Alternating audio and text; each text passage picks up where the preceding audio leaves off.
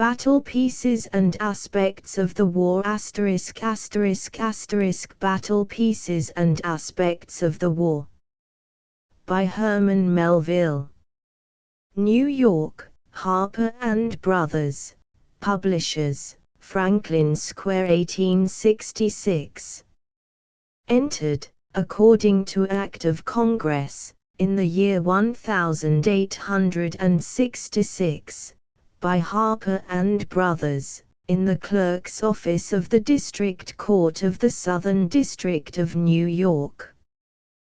The battle pieces in this volume are dedicated to the memory of the 300,000 who in the war for the maintenance of the Union fell devotedly under the flag of their fathers. With few exceptions, the pieces in this volume originated in an impulse imparted by the fall of Richmond. They were composed without reference to collective arrangement, but being brought together in review, naturally fall into the order assumed. The events and incidents of the conflict, making up a whole, in varied amplitude, corresponding with the geographical area covered by the war, from these but a few themes have been taken, such as for any cause chanced to imprint themselves upon the mind.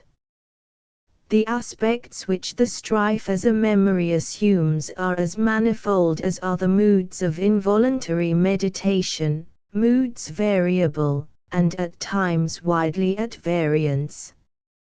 Yielding instinctively, one after another, to feelings not inspired from any one source exclusively, and unmindful, without purposing to be, of consistency, I seem, in most of these verses, to have but placed a harp in a window, and noted the contrasted airs which wayward wilds have played upon the strings.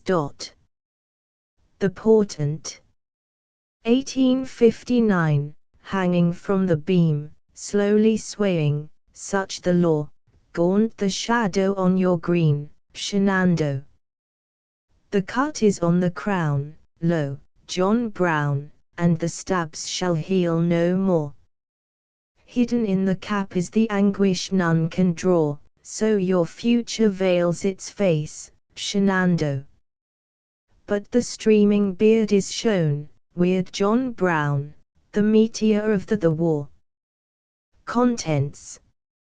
Misgivings, the conflict of convictions, apathy and enthusiasm, the march into Virginia, Lee on Ball's Bluff, DuPont's round fight, the Stone Fleet, Donelson, the Cumberland in the turret, the Temeraire, utilitarian view of the Monitor's fight, Shiloh, the battle for the Mississippi, Malvern Hill, the victor of Antietam, battle of Stone River, running the batteries, Stonewall Jackson, ascribed to a Virginian, Gettysburg, the housetop lookout mountain, Chattanooga, the armies of the wilderness. On the photograph of a corps commander, the Swamp Angel, the battle for the Bay, Sheridan at Cedar Creek in the prison pen, the college colonel, the Eagle of the Blue, a dirge for McPherson at the cannon's mouth, the march to the sea, the frenzy in the wake, the fall of Richmond, the surrender at Appomattox, a canticle, the martyr, the coming storm, rebel color bearers at Shiloh, the muster, Aurora Borealis, the released rebel prisoner, a grave near Petersburg, Virginia, formerly a slave. The apparition, magnanimity baffled on the slain collegians, America versus inscriptive and memorial on the home guards who perished in the defense of Lexington, Missouri, inscription for graves at Pea Ridge, Arkansas, the fortitude of the North under the disaster of the Second Manassas, on the men of Maine killed in the victory of Baton Rouge, Louisiana, an epitaph inscription for Mary's Heights, Fredericksburg, the mound by the lake on the slain at Chickamauga, an uninscribed monument on one of the battlefields of the Wilderness on Sherman's men who fell in the assault of Kennesaw Mountain, Georgia, on the grave of a young cavalry officer killed in the Valley of Virginia, a requiem for soldiers lost in ocean transports on a natural monument in a field of Georgia commemorative of a naval victory, presentation to the authorities, by privates, of colors captured in battles ending in the surrender of Lee, the returned volunteer to his rifle, the scout toward Oldie Lee in the Capitol, a meditation.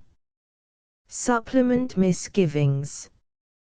1860, when ocean clouds over inland hills sweep storming in late autumn brown, and horror the sodden valley fills, and the spire falls crashing in the town, I muse upon my country's ills, the tempest bursting from the waste of time on the world's fairest hope linked with man's foulest crime. Nature's dark side is heeded now, optimist cheer disheartened flown, a child may read the moody brow of yon black mountain lone. With shouts the torrents down the gorges go, and storms are formed behind the storm we feel. The hemlock shakes in the rafter, the oak in the driving keel. The conflict of convictions. 1. 1860-1. 1.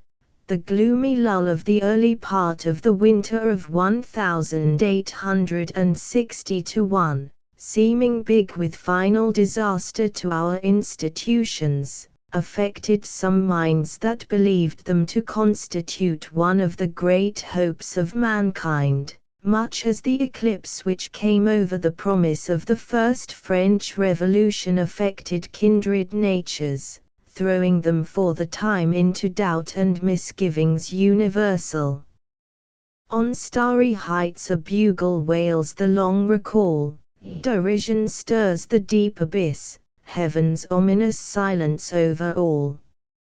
Return, return, O eager hope, and face man's latter fall. Events, they make the dreamers quail, Satan's old age is strong and hale, a disciplined captain, grey in skill, and Raphael a white enthusiast still, dashed aims, at which Christ's martyrs pale, shall Mammon's slaves fulfill. Dismantle the fort, cut down the fleet, battle no more shall be. While the fields for fight in eons to come congeal beneath the sea. The terrors of truth and dart of death to faith alike are vain, though comets, gone 1,000 years, return again. Patient she stands, she can no more, and waits, nor heeds she waxes hoar. At a stony gate, a statue of stone, weed overgrown, long 'twill wait. But God his former mind retains, confirms his old decree, the generations are inured to pains, and strong necessity surges, and heaps time's strand with wrecks. The people spread like a weedy grass, the thing they will they bring to pass, and prosper to the apoplex. The rout it herds around the heart, the ghost is yielded in the gloom, kings wag their heads, now save thyself who wouldst rebuild the world in bloom. Tide mark and top of the ages strike, verge where they called the world to come, the last advance of life, ha ha, the rust on the iron dome. Nay, but revere the hid event, in the cloud a sword is girded on, I mark a twinkling in the tent of Michael the warrior one.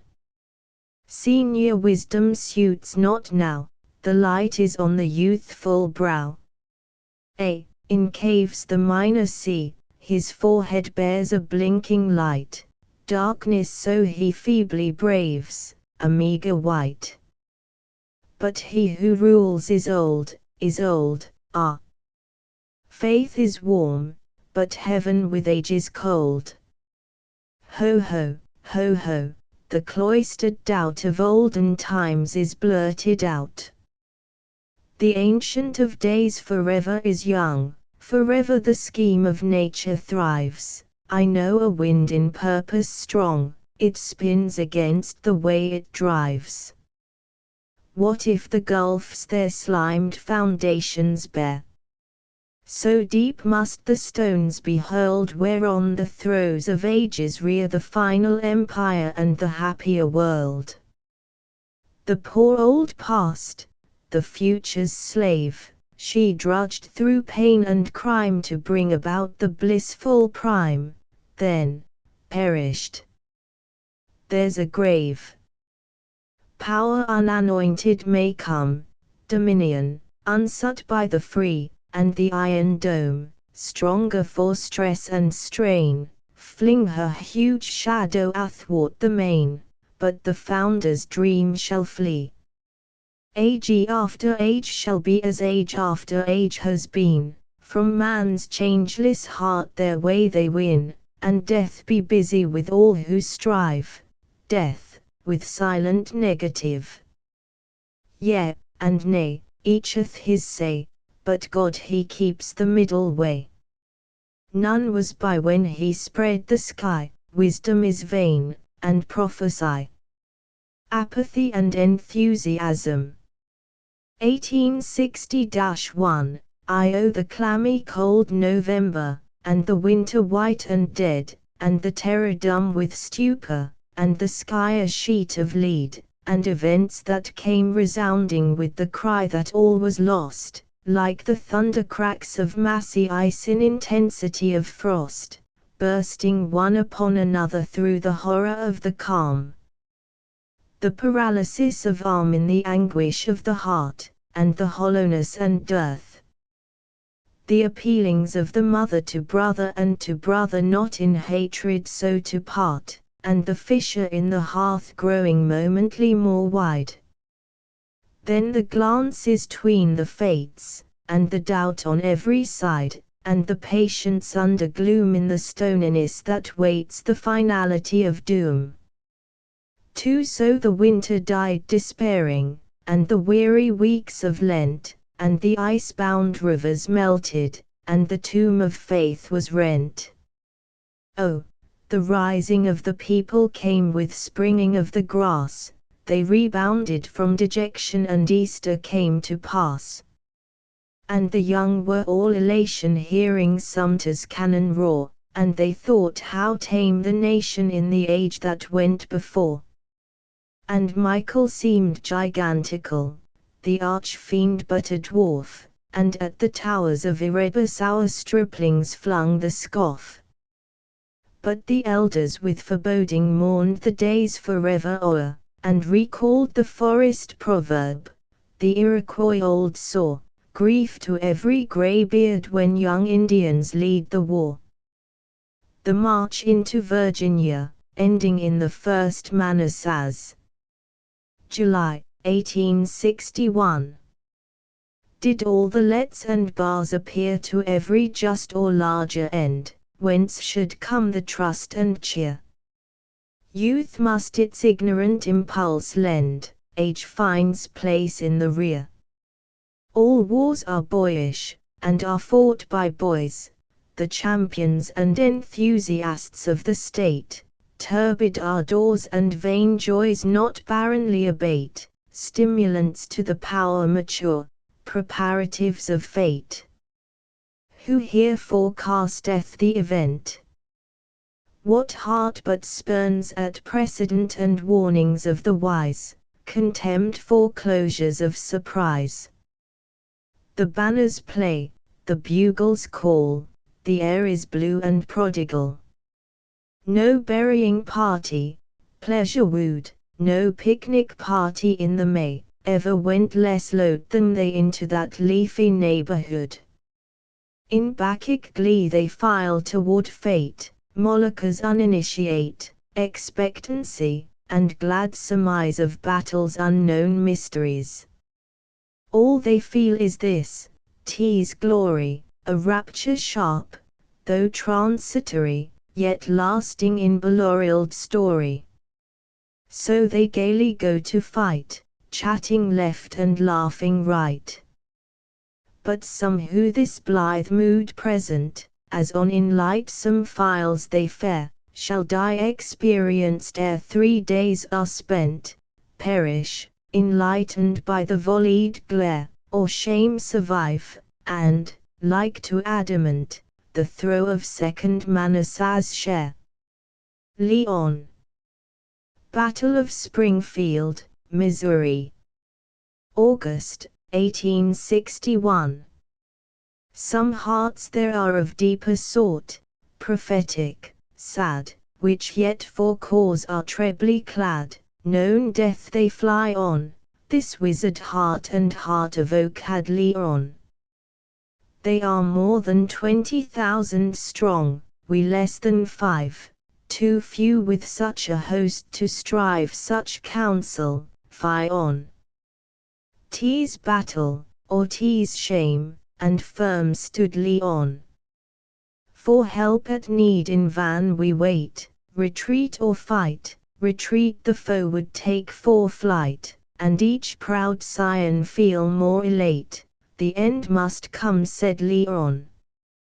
By candlelight he wrote the will, and left his all to her for whom 'twas not enough to fall, loud neigh to Ryan without the tent, drums beat, we marched with Leon. The night tramp done, we spied the vale with guard fires lit, day broke, but trooping clouds made gloom of it, a field to die on presaged in his unfaltering heart, brave Leon. We fought on the grass, we bled in the corn, fate seemed malign, his horse the leader led along the line, star-browed Orion, bitterly fearless, he rallied us there, brave Leon. There came a sound like the slitting of air by a swift sharp sword, a rush of the sound, and the sleek chest broad of black Orion heaved, and was fixed, the dead mane waved toward Leon. General, you're hurt, this sleet of balls. He seemed half spent, with moody and bloody brow, he lowly bent, the field to die on, but not yet, the day is long breathed Leon. For a time becharmed there fell a lull in the heart of the fight, the tree-tops nod, the slain sleep light, warm noon winds sigh on, and thoughts which he never spake had Leon. Texans and Indians trim for a charge, stand ready, men. Let them come close, right up, and then after the lead, the iron, fire, and charge back. So strength returned to Leon. The Iowa men who held the van, half drilled, were new to battle, some one lead us, then we'll do said Corporal Tryon, men. I will lead and a light glared in Leon. On they came, they yelped, and fired, his spirit sped, we levelled right in, and the half-breeds fled, nor stayed the iron, nor captured the crimson course of Leon. This seer foresaw his soldier doom, yet willed the fight. He never turned, his only flight was up to Zion, where prophets now and armies greet brave Leon. Ball's Bluff. A Reverie. October, 1861. One noonday, at my window in the town, I saw a sight, saddest that eyes can see, young soldiers marching lustily unto the wars, with fifes and flags in mocked pageantry, while all the porches, walks, and doors were rich with ladies cheering royally. They moved like Juny morning on the wave, their hearts were fresh as clover in its prime, it was the breezy summer time, life throbbed so strong, how should they dream that death in a rosy clime would come to thin their shining throng? Youth feels immortal, like the gods sublime. Weeks passed, and at my window, leaving bed, by night I mused, of ease full sleep bereft, on those brave boys, our war, thy theft. Some marching feet found pause at last by cliffs Potomac cleft, wakeful I mused, while in the street far footfalls died away till none were left. DuPont's Round Fight. November, 1861. In time and measure perfect moves all art whose aim is sure, evolving rim and stars divine have rules, and they endure. Nor less the fleet that warred for right, and, warring so, prevailed, in geometric beauty curved, and in an orbit sailed. The rebel at Port Royal felt the unity overawe, and rued the spell. A type was here, and victory of law. The Stone Fleet. 2. An old sailor's lament. December, 1861. 2. The terrible Stone Fleet, on a mission as pitiless as the granite that freights it, sailed this morning from Port Royal, and before 2 days are past will have made Charleston an inland city. The ships are all old whalers, and cost the government from $2,500 to $5,000 each. Some of them were once famous ships. From newspaper correspondences of the day. 16 vessels were accordingly sunk on the bar at the river entrance. Their names were as follows: Amazon, America, American, Archer, Courier, Fortune, Herald, Kensington, Leonidas, Maria Theresa, Potomac, Rebecca Sims, Elsie Richmond, Robin Hood, Tenedos, William Lee. All accounts seem to agree that the object proposed was not accomplished. The channel is even said to have become ultimately benefited by the means employed to obstruct it. I have a feeling for those ships, each worn and ancient one, with great bluff bows, and broad in the beam, it was unkindly done. But so they serve the obsolete, even so, Stone Fleet. You'll say I'm doting, do but think I scudded round the Horn in one, the Tenedos, a glorious good old craft as ever run, sunk, how all unmeet, with the old Stone Fleet. An India ship of fame was she, spices and shawls and funds she bore, a whaler when her wrinkles came, turned off, till, spent and poor, her bones were sold, as cheat. Stone Fleet. 4 worst patrician keels, names attest what families be, the Kensington, and Richmond too, Leonidas, and Lee, but now they have their seat with the old Stone Fleet.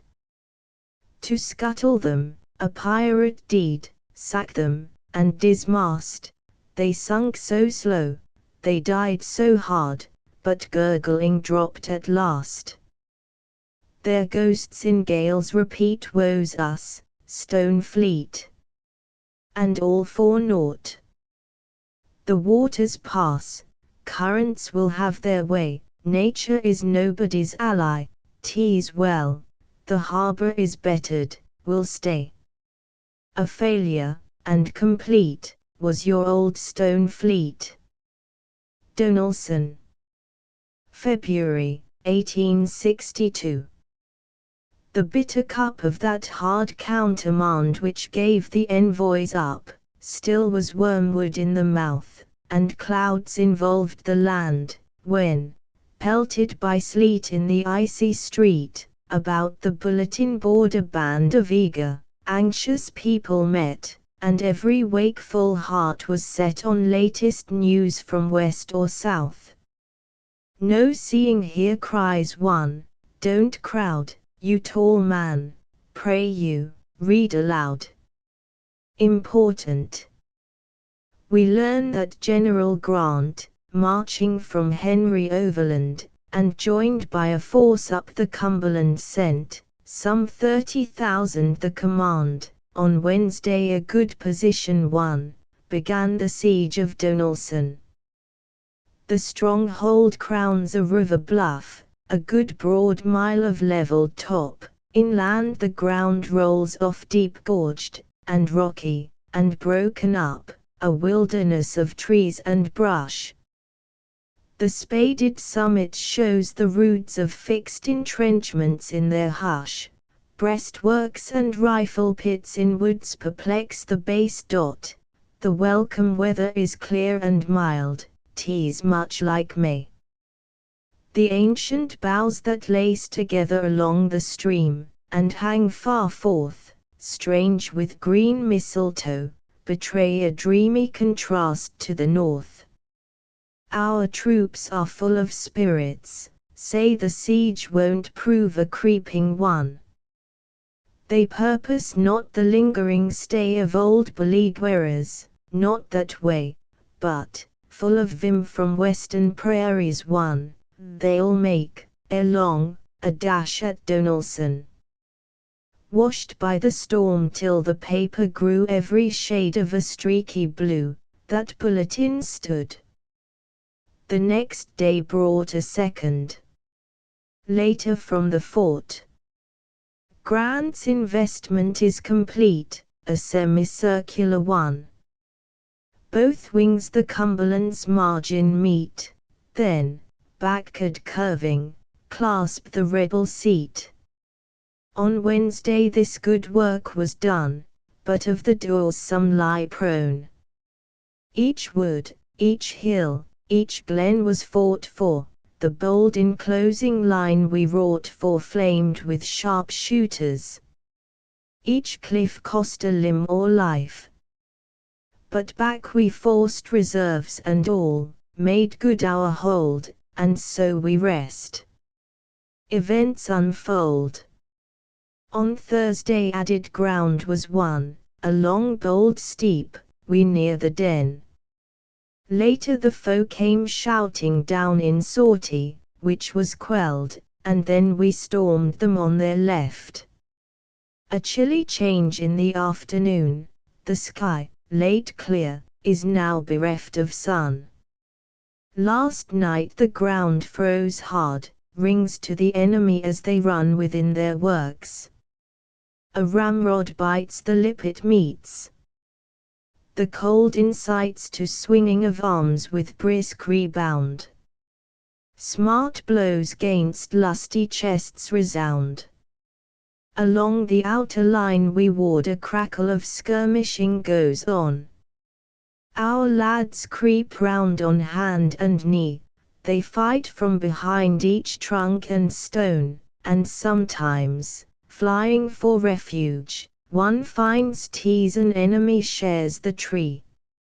Some scores are maimed by boughs shot off in the glades by the fort's big gun.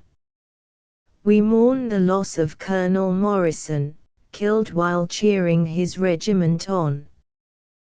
Their far sharp shooters try our stuff, and ours return them puff for puff, 'tis diamond cutting diamond work. Woe on the rebel cannoneer who shows his head. Our fellows lurk like Indians that waylay the deer by the wild salt spring dot. The sky is done, foredooming the fall of Donelson. Stern weather is all unwanted here. The people of the country own we brought it. Yet, the earnest North has elementally issued forth to storm this Donelson. Further, a yelling rout of ragamuffins broke profuse today from out the fort.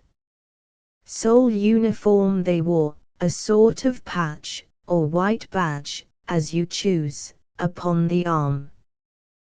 But leading these, or mingling, were men of face and bearing of patrician race, splendid in courage and gold lace, the officers. Before the breeze made by their charge, down went our line, but, rallying, charged back in force, and broke the sally, yet with loss. This on the left. Upon the right meanwhile there was an answering fight, assailants and assailed reversed. The charge too upward, and not down, up a steep ridge side, toward its crown, a strong redoubt. But they who first gained the fort's base, and marked the trees felled, heaped in horned perplexities, and shagged with brush, and swarming their fierce wasps whose sting was present death, they faltered, drawing bated breath, and felt it was in vain to dare, yet still, perforce, returned the ball, firing into the tangled wall till ordered to come down. They came, but left some comrades in their fame, red on the ridge in icy wreath and hanging gardens of cold death. But not quite unavenged these fell, our ranks once out of range, a blast of shrapnel and quick shell burst on the rebel horde, still massed, scattering them pell-mell. This fighting, judging what we read, both charge and countercharge, would seem but Thursdays told at large, before in brief reported. Ed. Night closed in about the den murky and lowering.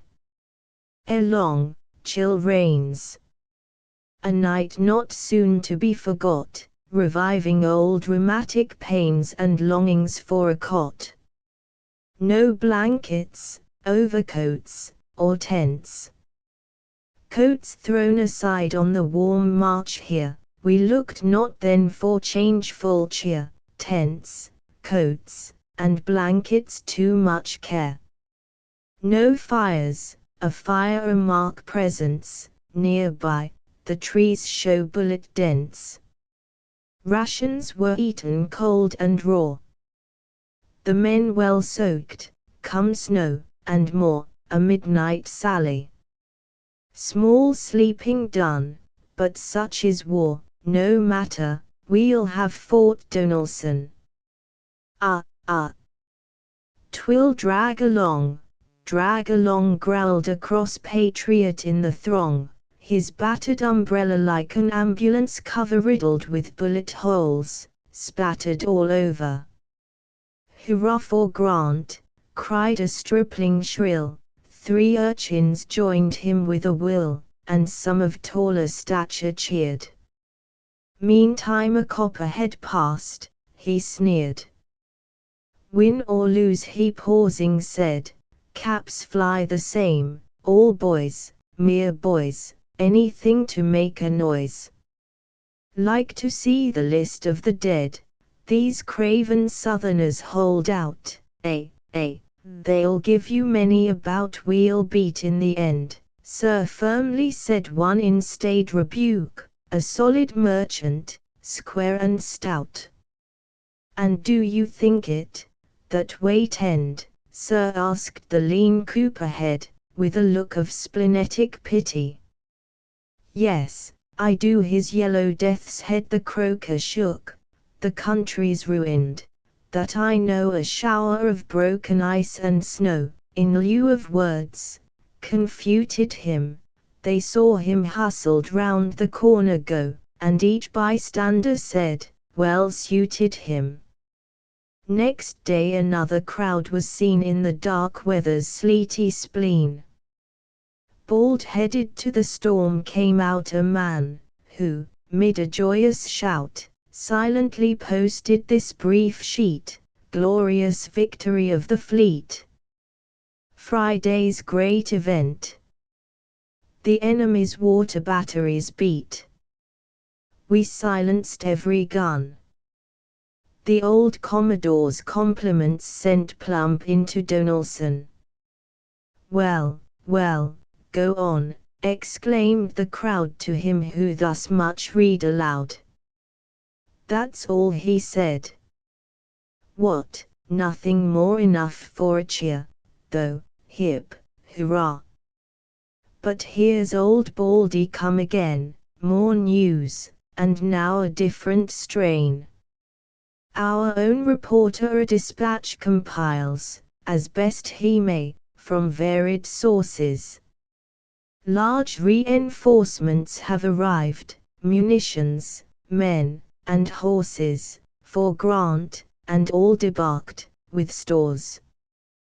The enemy's field works extend 6 miles, the gate still hid, so well contrived. Yesterday stung us, frozen shores snow-clad, and through the drear defiles and over the desolate ridges blew a Lapland wind. The main affair was a good 2 hours' steady fight between our gunboats and the fort. The Louisville's wheel was smashed outright. A 128-pound ball came planet-like through a starboard port, killing 3 men, and wounding all the rest of that gun's crew. The captain of the gun was cut in 2, then splintering and ripping went, nothing could be its continent. In the narrow stream the Louisville, unhelmed, grew lawless, swung around, and would have thumped and drifted, till all the fleet was driven aground, but for the timely order to retire. Some damage from our fire, Tease thought, was done the water batteries of the fort. Little else took place that day, except the field artillery in line would now and then, for love, they say, exchange a valentine. The old sharpshooting going on. Some plan afoot as yet unknown, so Friday closed round Donelson. Later. Great suffering through the night, a stinging one. Our heedless boys were nipped like blossoms. Some dozen hapless wounded men were frozen.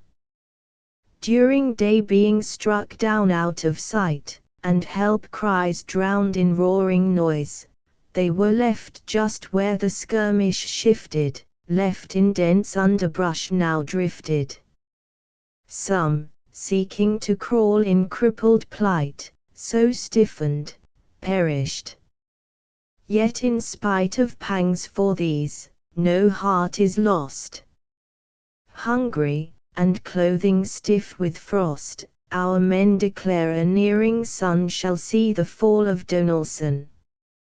And this they say, yet not disown the dark redoubts round Donelson, and ice-glazed corpses, each a stone, a sacrifice to Donelson. They swear it, and swerve not, gazing on a flag, deemed black, flying from Donelson. Some of the wounded in the wood were cared for by the foe last night, though he could do them little needed good, himself being all in shivering plight. The rebel is wrong, but human yet, he's got a heart, and thrusts a bayonet. He gives us battle with wondrous will, the bluff's a perverted Bunker Hill. The stillness stealing through the throng the silent thought and dismal fear revealed, they turned and went, musing on right and wrong and mysteries dimly sealed, breasting the storm in daring discontent, the storm, whose black flag showed in heaven, as if to say no quarter there was given to wounded men in wood, or true hearts yearning for the good. All fatherless seemed the human soul. But next day brought a bitterer bowl. On the bulletin board this stood, Saturday morning at 3 a.m. A stir within the fort betrayed that the rebels were getting under arms, some plot these early birds had laid. But a lancing sleet cut him who stared into the storm.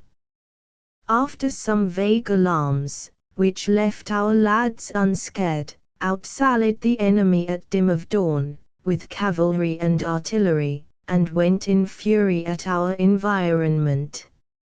Under cover of shot and shell 3 columns of infantry rolled on, vomited out of Donelson, rolled down the slopes like rivers of hell, surged at our line, and swelled and poured like breaking surf. But unsubmerged our men stood up, except where roared the enemy through one gap. We urged our all of manhood to the stress, but still showed shattered in our desperateness. Back set the tide, but soon afresh rolled in, and so it swayed from side to side, far batteries joining in the din, though sharing in another fray, till all became an Indian fight, intricate, dusky, stretching far away, yet not without spontaneous plan however tangled showed the plight. Duels all over 'tween man and man, duels on cliff side, and down in ravine, duels at long range, and bone to bone, duels everywhere flitting and half unseen. Only by courage good as their own, and strength outlasting theirs, did our boys at last drive the rebels off. Yet they went not back to their distant lairs in stronghold, but loud in scoff maintained themselves on conquered ground, uplands, built works, or stalked around. Our right wing bore this onset.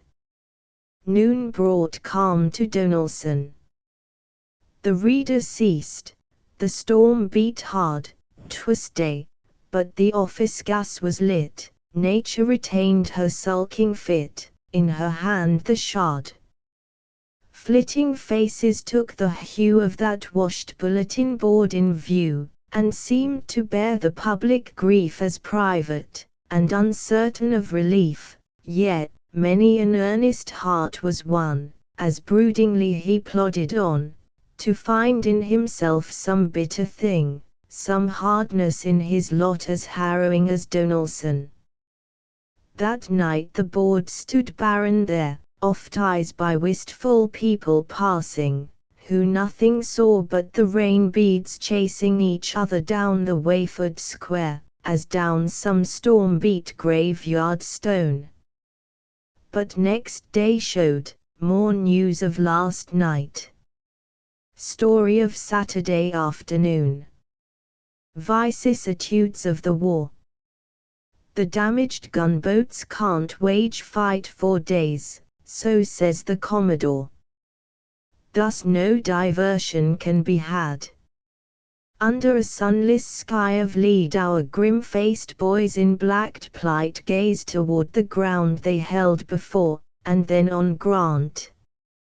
He marks their mood, and hails it, and will turn the same to good. Spite all that they have undergone, their desperate hearts are set upon this winter fort, this stubborn fort, this castle of the last resort, this Donelson. 1 p.m. An order given requires withdrawal from the front of regiments that bore the brunt of morning's fray. Their ranks all riven are being replaced by fresh, strong men. Great vigilance in the foeman's den, he snuffs the stormers. Need it is that for that fell assault of his, that rout inflicted, and self-scorn, immoderate in noble natures, torn by sense of being through slackness overborne, the rebel be given a quick return, the kindest face looks now half stern. Balked of their prey in airs that freeze, some fierce ones glare like savages. And yet, strange moments are, well, blood, and tears, and anguished war. The morning's battleground is seen in lifted glades, like meadows rare, the blood drops on the snow crust there like clover in the white week show, flushed fields of death, that call again, call to our men, and not in vain, for that way must the stormers go. 3 p.m. the work begins. Light drifts of men thrown forward, fade in skirmish line along the slope, where some dislodgements must be made ere the stormer with the stronghold cope. Lew Wallace, moving to retake the heights late lost, here with a break. Storms at the west derange the wires. Doubtless, ere morning, we shall hear the end. We look for news to cheer, let hope fan all her fires. Next day in large bold hand was seen the closing bulletin, victory. Our troops have retrieved the day by one grand surge along the line, the spirit that urged them was divine. The first works flooded, naught could stay the stormers, on. Still on. Bayonets for Donelson. Over the ground that morning lost rolled the blue billows, tempest tossed, following a hat on the point of a sword. Spite shell and round shot, grape and canister, up they climbed without rail or banister, up the steep hillsides long and broad, driving the rebel deep within his works. 'Tis nightfall, not an enemy lurks in sight. The chafing men fret for more fight. Tonight let us take the den, but night is treacherous. Grant is wary, of brave blood be a little chary. Patience. The fort is good as won, tomorrow, and into Donelson. Later and last. The fort is ours. A flag came out at early morn bringing surrender. From their towers floats out the banner late their scorn. In Dover, hut and house are full of rebels dead or dying. The national flag is flying from the crammed courthouse pinnacle. Great boatloads of our wounded go today to Nashville. The sleet winds blow, but all is right, the fight is won, the winter fight for Donelson. Hurrah! The spell of old defeat is broke, the habit of victory begun. Grant strikes the war's first sounding stroke at Donelson. 4 lists of killed and wounded, see the morrow's dispatch, today 'tis victory. The man who read this to the crowd shouted as the end he gained, and though the unflagging tempest reigned, they answered him aloud. And hand grasped hand, and glances met in happy triumph, eyes grew wet. Oh, to the punches brewed that night went little water. Windows bright beamed rosy on the sleet without, and from the deep street came the frequent shout, while some in prayer, as these in glee, blessed heaven for the winter victory. But others were who wakeful laid in midnight beds, and early rose, and, feverish in the foggy snows, snatched the damp paper, wife and maid. The death list like a river flows down the pale sheet, and there the whelming waters meet. Our God! May time with happy haste bring wail and triumph to a waste, and war be done. The battle flagstaff fall athwart the Cursed ravine, and with naught be left of trench or gun. The bastion, let it ebb away, washed with the river bed, and day in vain seek Donelson. The Cumberland. March, 1862. Some names there are of telling sound, whose vowelled syllables free our pledge that they shall ever live renowned. Such seem to be a frigate's name, by present glory spanned, the Cumberland. Sounding name as e'er was sung, flowing, rolling on the tongue, Cumberland. Cumberland. She warped and sunk. There's no denying that she was ended, quelled, and yet her flag above her fate is flying, as when it swelled once aloud by the swallowing sea, so grand, the Cumberland. Goodly name as e'er was sung, roundly rolling on the tongue, Cumberland. Cumberland. What need to tell how she was fought, the sinking flaming gun, the gunner leaping out the port, washed back, undone. Her dead unconquerably manned the Cumberland. Noble name as e'er was sung, slowly roll it on the tongue, Cumberland. Cumberland. Long as hearts shall share the flame which burned in that brave crew, her fame shall live, outlive the victor's name, for this is due. Your flag and flagstaff shall in story stand, Cumberland. Sounding name as e'er was sung, long they'll roll it on the tongue, Cumberland. Cumberland. In the Turret. March, 1862. Your honest heart of duty, Worden, so helped you that in fame you dwell, you bore the first iron battle's burden sealed as in a diving bell. Alcides, groping into haunted hell to bring forth King Admetus' bride, braved naught more vaguely direful and untried. What poet shall uplift his charm, bold sailor, to your height of daring, and interbold there with the calm, and build a goodly style upon your bearing?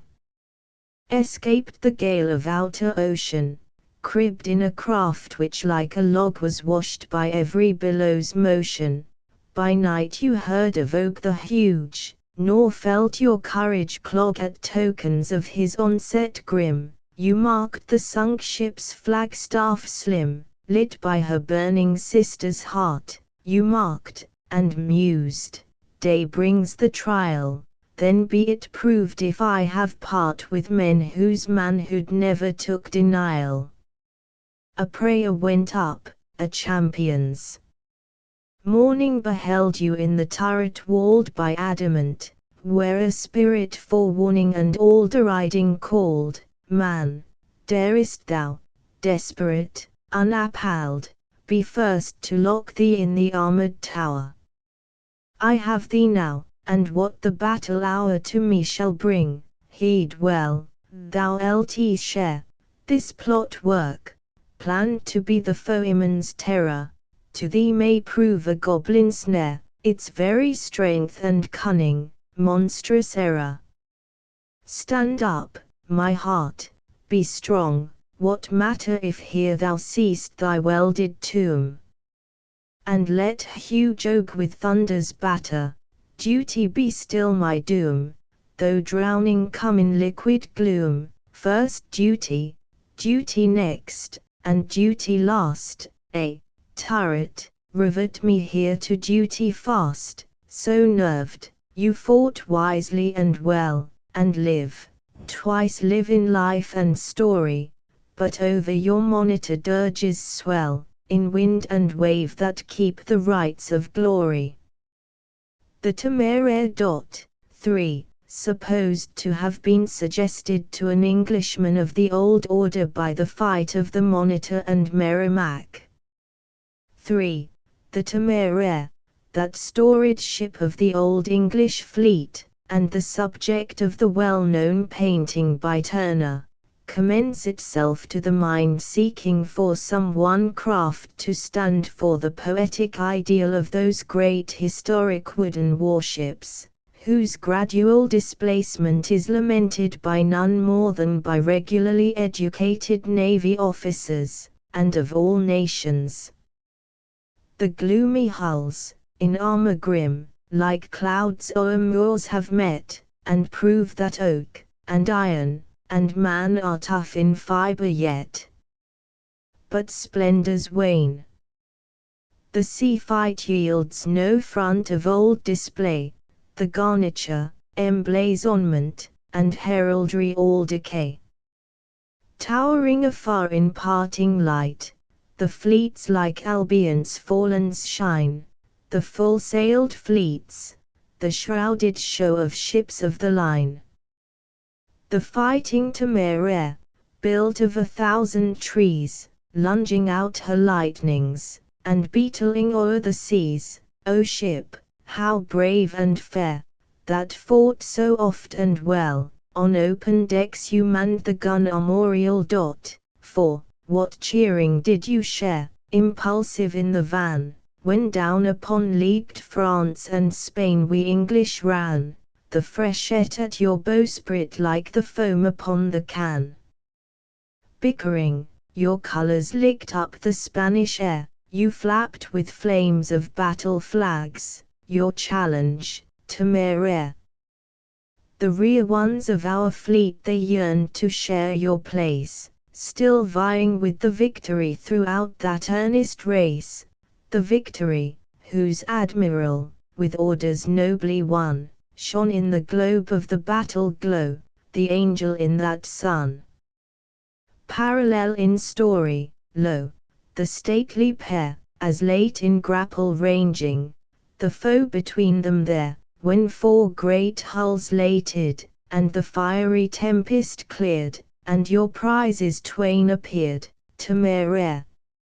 For, some of the cannon of old times, especially the brass ones, unlike the more effective ordnance of the present day, were cast in shapes which Cellini might have designed, were gracefully enchased, generally with the arms of the country. A few of them, field pieces, captured in our earlier wars, are preserved in arsenals and navy yards. But Trafalgar is over now, the quarter-deck undone, the carved and castled navies fire their evening gun. Oh, title Temeraire, your stern lights fade away, your bulwarks to the years must yield, and heart of oak decay. A pygmy steam tug tows you, gigantic, to the shore, dismantled of your guns and spars, and sweeping wings of war. The rivets clinch the ironclads, men learn a deadlier law, but fame has nailed your battle flags, your ghost it sails before, oh, the navies old and oaken, oh, the Temeraire no more. A utilitarian view of the monitor's fight. Plain be the phrase, yet apt the verse, more ponderous than nimble, for since grimed war here laid aside his orient pomp, 'twould ill befit overmuch to ply the rhyme's barbaric symbol. Hail to victory without the gaud of glory, zeal that needs no fans of banners, plain mechanic power plied cogently in war now placed, where war belongs, among the trades and artisans. Yet this was battle, and intense, beyond the strife of fleets heroic, deadlier, closer, calm mid-storm, no passion, all went on by crank, pivot, and screw, and calculations of caloric. Needless to dwell, the story's known. The ringing of those plates on plates still ringeth round the world, the clangor of that blacksmith's fray. The anvil din resounds this message from the fates, war shall yet be, and to the end, but war paint shows the streaks of weather, war yet shall be, but warriors are now but operatives, war's made less grand than peace, and a singe runs through lace and feather. Shiloh. A Requiem. April, 1862. Skimming lightly, wheeling still, the swallows fly low over the field in clouded days, the forest field of Shiloh, over the field where April rain solaced the parched ones stretched in pain through the pause of night that followed the Sunday fight around the church of Shiloh, the church so lone, the log-built one, that echoed to many a parting groan and natural prayer of dying foemen mingled there, foemen at morn, but friends at eve, fame or country least their care, what like a bullet can undeceive. But now they lie low, while over them the swallows skim, and all is hushed at Shiloh. The Battle for the Mississippi.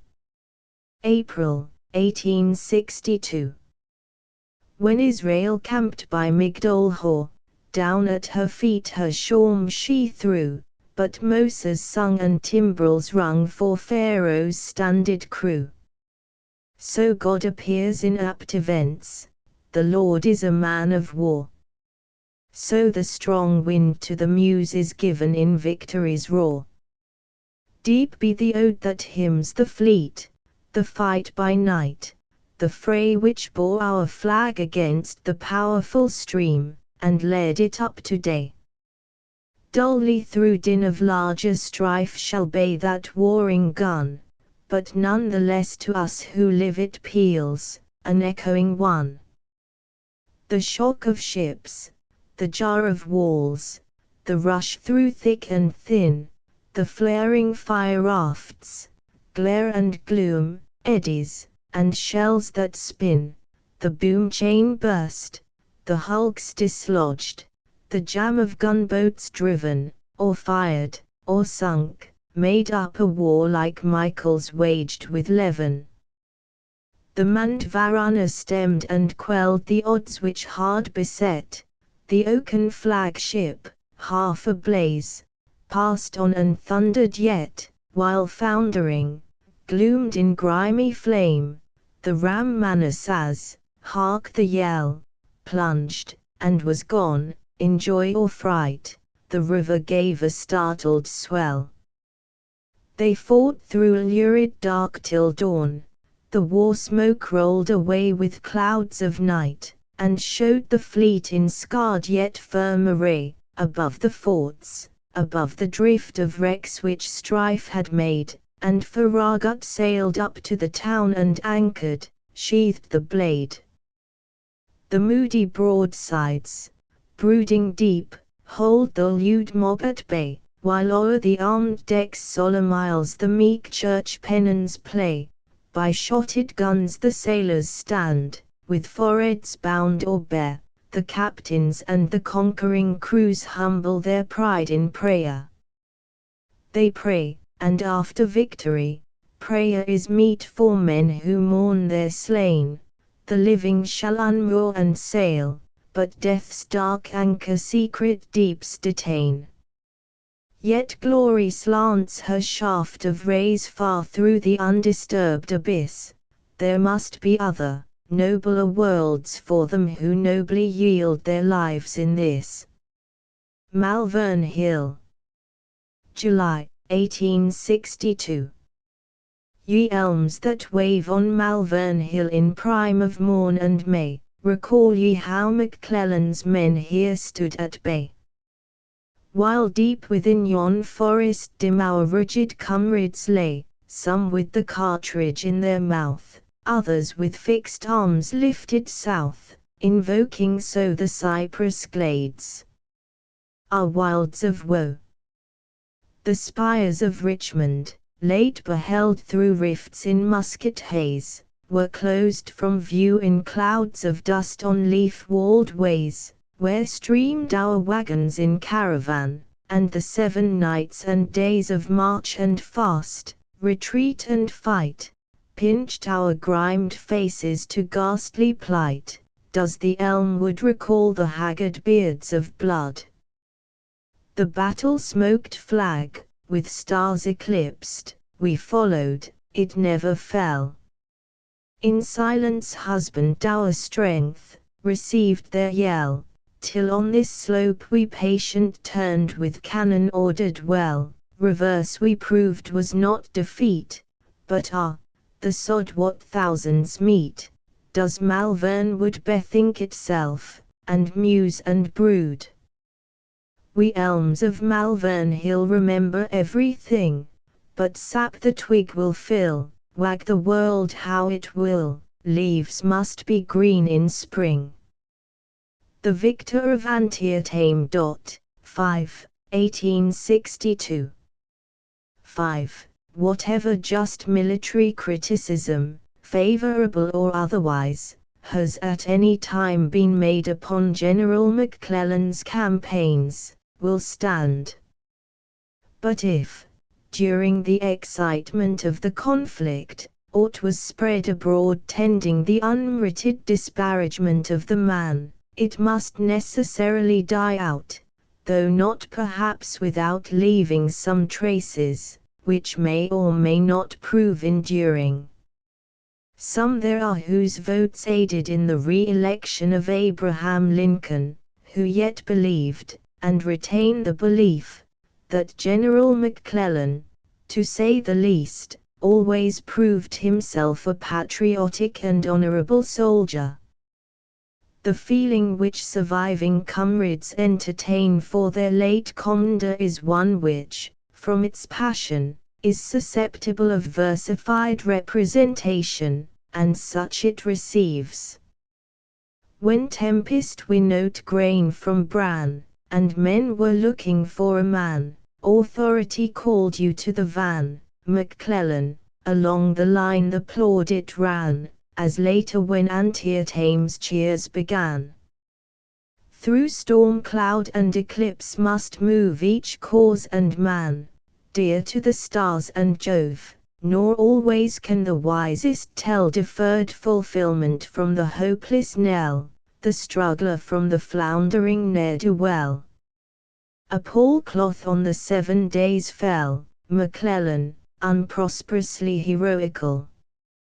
Who could Antietam's wreath foretell?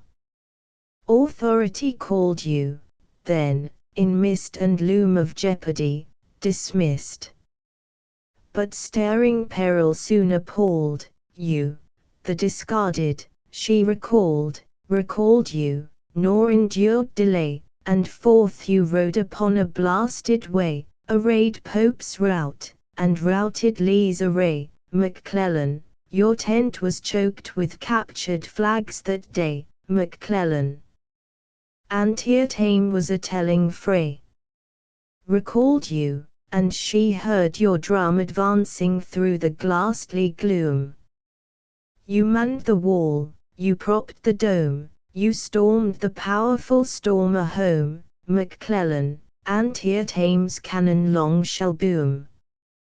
At Alexandria, left alone, McClellan, your veterans sent from you, and thrown to fields and fortunes all unknown, what thoughts were yours, revealed to none, while faithful still you labored on, hearing the farm Manasseh's gun. McClellan, only Antietam could atone. You fought in the front, an evil day, McClellan, the forefront of the first assay, the cause went sounding, groped its way, the leadsmen quarreled in the bay, quills thwarted swords, divided sway, the rebel flushed in his lusty May, you did your best, as in you lay, McClellan. Antietam's sunburst sheds a ray. Your medalled soldiers love you well, McClellan, name your name, their true hearts swell, with you they shook dread Stonewall's spell. 6. With you they braved the blended yell of rebel and maligner fell, with you in shame or fame they dwell, McClellan. Antietam braves a brave can tell. 6. At Antietam Stonewall Jackson led one wing of Lee's army, consequently sharing that day in whatever may be deemed to have been the fortunes of his superior. And when your comrades, now so few, McClellan, such ravage in deep files they rue, meet round the board, and sadly view the empty places, tribute due they render to the dead, and you, absent and silent o'er the blue, the one-armed lift the wine to you, McClellan, and great Antietam's cheers renew. Battle of Stone River, Tennessee. A view from Oxford Cloisters. January, 1863.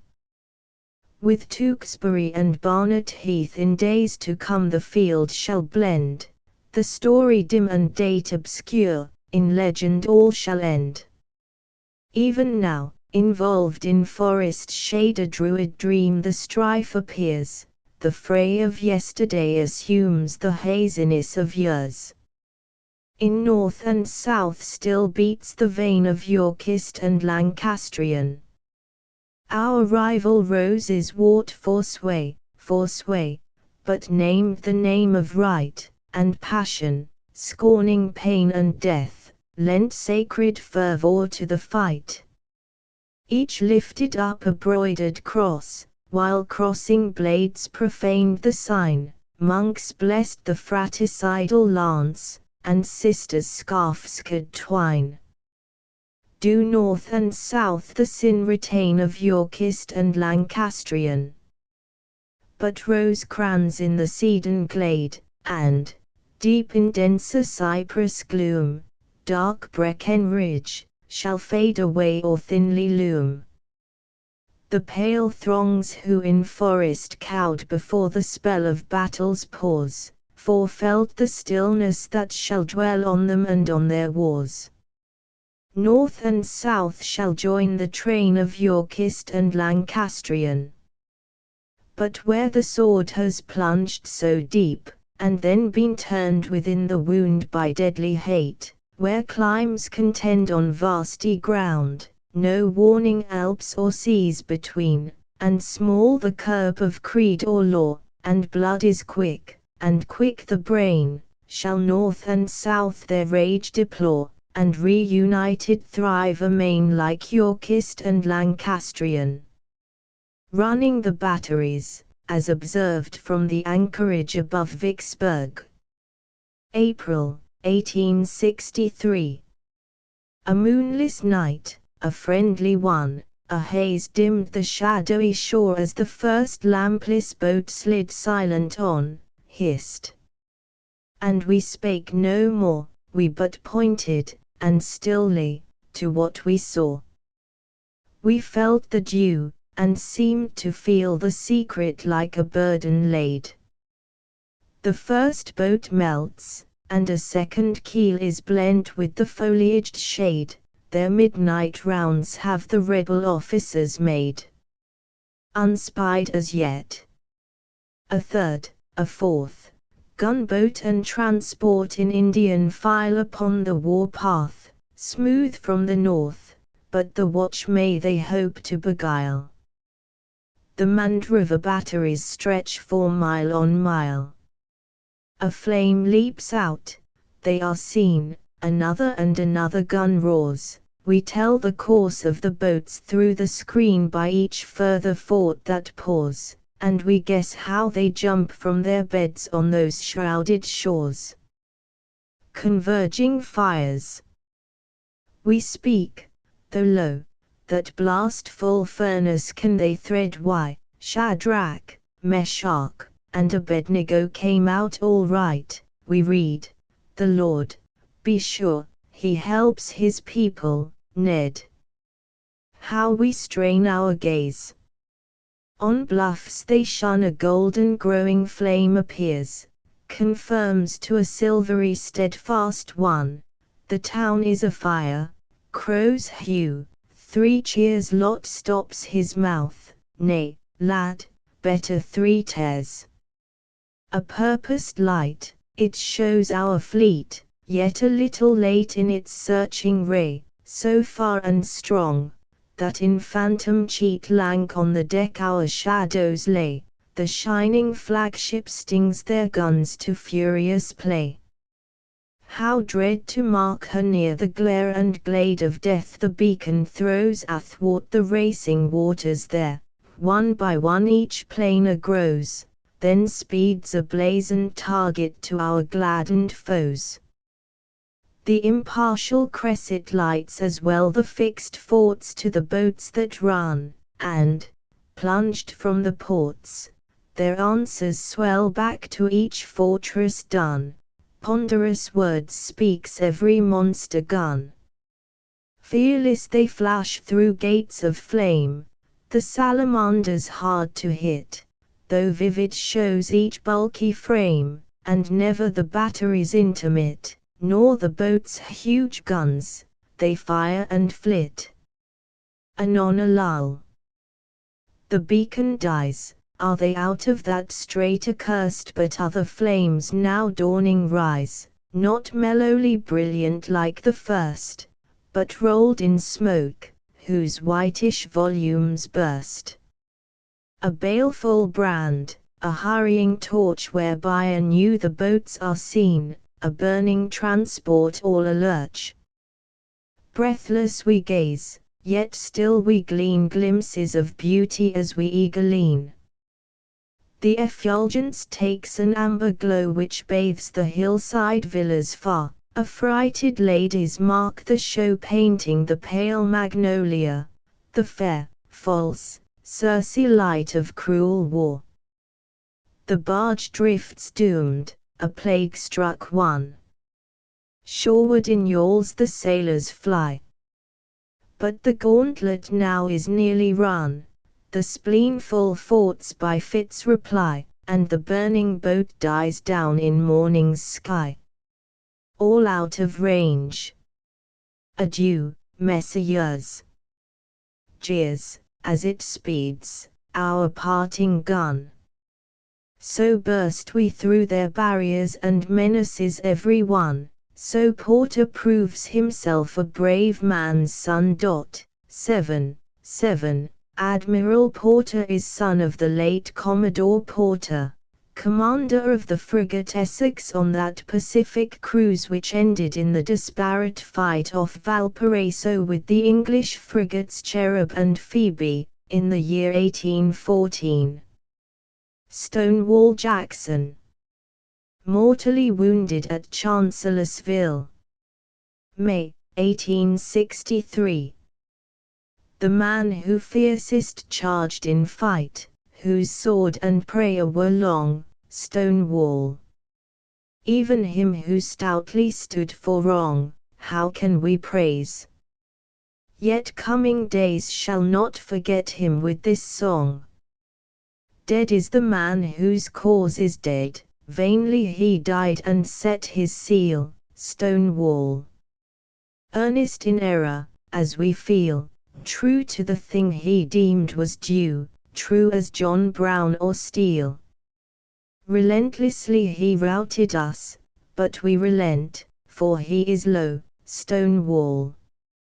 Justly his fame we outlaw, so we drop a tear on the bold Virginian's bier, because no wreath we owe. Stonewall Jackson, ascribed to a Virginian. One man we claim of wrought renown which not the North shall care to slur, a modern lived who sleeps in death, calm as the marble ancients are, 'tis he whose life, though a vapor's wreath, was charged with the lightning's burning breath, Stonewall, stormer of the war. But who shall hymn the Roman heart? A stoic he, but even more, the iron will and lion thew were strong to inflict as to endure, who like him could stand, or pursue. His fate the fatalist followed through, in all his great soul found to do. Stonewall followed his star. He followed his star on the Romney march through the sleet to the wintry war, and he followed it on when he bowed the grain, the wind of the Shenandoah, at Gaines's mill in the giant's strain, on the fierce forced stride to Manassas plain, where his sword with thunder was clothed again. Stonewall followed his star. His star he followed athwart the flood to Potomac's northern shore, when midway wading, his host of braves my Maryland, loud did roar, to red Antietam's field of graves, through mountain passes, woods and waves, they followed their pagod with hymns and glaives, for Stonewall followed a star. Back it led him to Mary's slope, where the shock and the fame he bore, and to green Moss Neck it guided him, brief respite from throes of war, to the laurel glade by the wilderness grim, through climaxed victory naught shall dim, even unto death it piloted him, Stonewall followed his star. Its lead he followed in gentle ways which never the valiant mar, a cap we sent him, bestarred, to replace the sun-scorched helm of war, a fillet he made of the shining lace childhood's laughing brow to grace, not his was a goldsmith's star. Oh, much of doubt in after days shall cling, as now, to the war, of the right and the wrong they'll still debate, puzzled by Stonewall's star, fortune went with the North elate, but the South had Stonewall's weight, and he fell in the South's vain war. Gettysburg. The Check. July, 1863. O pride of the days in prime of the months now trebled in great renown, when before the ark of our holy cause fell Dagon down, Dagon foredoomed, who, armed and targed, never his impious heart enlarged beyond that hour, God walled his power, and there the last invader charged. He charged, and in that charge condensed his all of hate and all of fire, he sought to blast us in his scorn, and wither us in his ire. Before him went the shriek of shells, aerial screamings, taunts and yells, then the three waves in flashed advance surged, but were met, and back they set. Pride was repelled by sterner pride, and right is a stronghold yet. Before our lines it seemed a beach which wild September gales have strewn with havoc on wreck, and dashed there with pale crews unknown, men, arms, and steeds. The evening sun died on the face of each lifeless one, and died along the winding marge of fight and searching parties lone. Sloped on the hill the mounds were green, our center held that place of graves, and some still hold it in their swoon, and over these a glory waves. The warrior monument, crashed in fight, 8, shall soar transfigured in loftier light, a meaning ampler bear. Soldier and priest with hymn and prayer have laid the stone, and every bone shall rest in honor there. 8. Among numerous headstones or monuments on Cemetery Hill, marred or destroyed by the enemy's concentrated fire, was one, somewhat conspicuous, of a Federal officer killed before Richmond in 1862. On the 4th of July, 1865, the Gettysburg National Cemetery, on the same height with the original burial ground, was consecrated, and the cornerstone laid of a commemorative pile. The House Top. A Night Piece. July, 1863. No sleep. The sultriness pervades the air and binds the brain, a dense oppression, such as tawny tigers feel in matted shades, vexing their blood and making apt for ravage. Beneath the stars the roofy desert spreads vacant as Libya. All is hushed nearby. Yet fitfully from far breaks a mixed surf of muffled sound, the atheist roar of riot. Yonder, where parching Sirius set in drought, balefully glares red arson, there and there.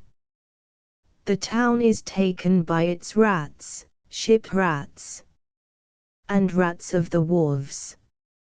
All civil charms and priestly spells which late held hearts in awe, fear-bound, subjected to a better sway than sway of self, these like a dream dissolve, and man rebounds whole eons back in nature.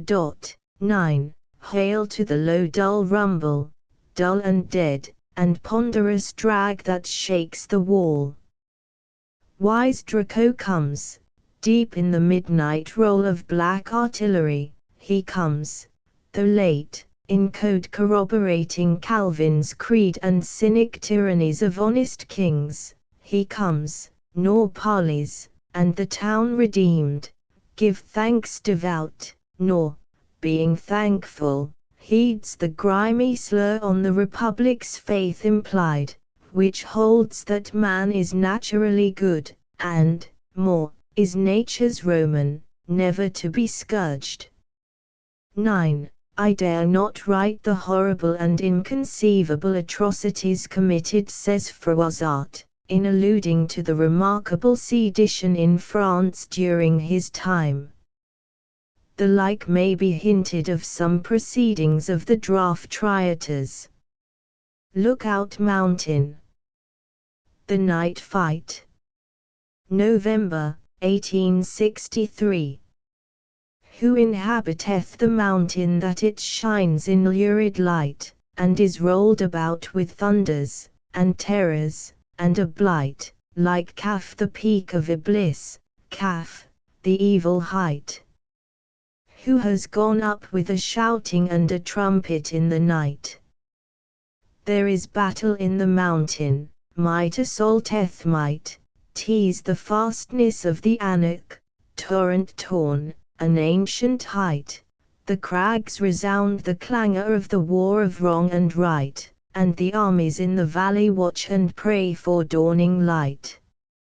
Joy, joy, the day is breaking, and the cloud is rolled from sight, there is triumph in the morning for the Anarcha's plunging flight, God has glorified the mountain where a banner burneth bright, and the armies in the valley they are fortified in right.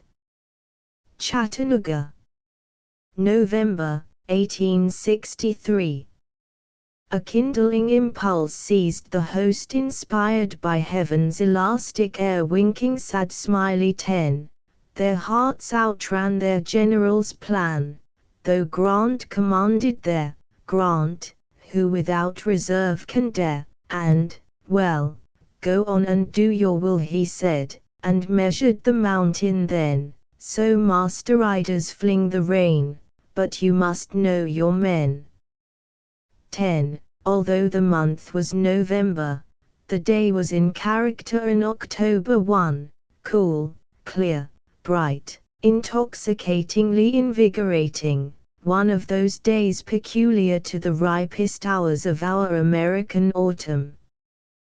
This weather must have had much to do with the spontaneous enthusiasm which seized the troops, and enthusiasm aided, doubtless, by glad thoughts of the victory of Lookout Mountain won the day previous, and also by the elation attending the capture, after a fierce struggle, of the long ranges of rifle pits at the mountain's base, where orders for the time should have stopped the advance.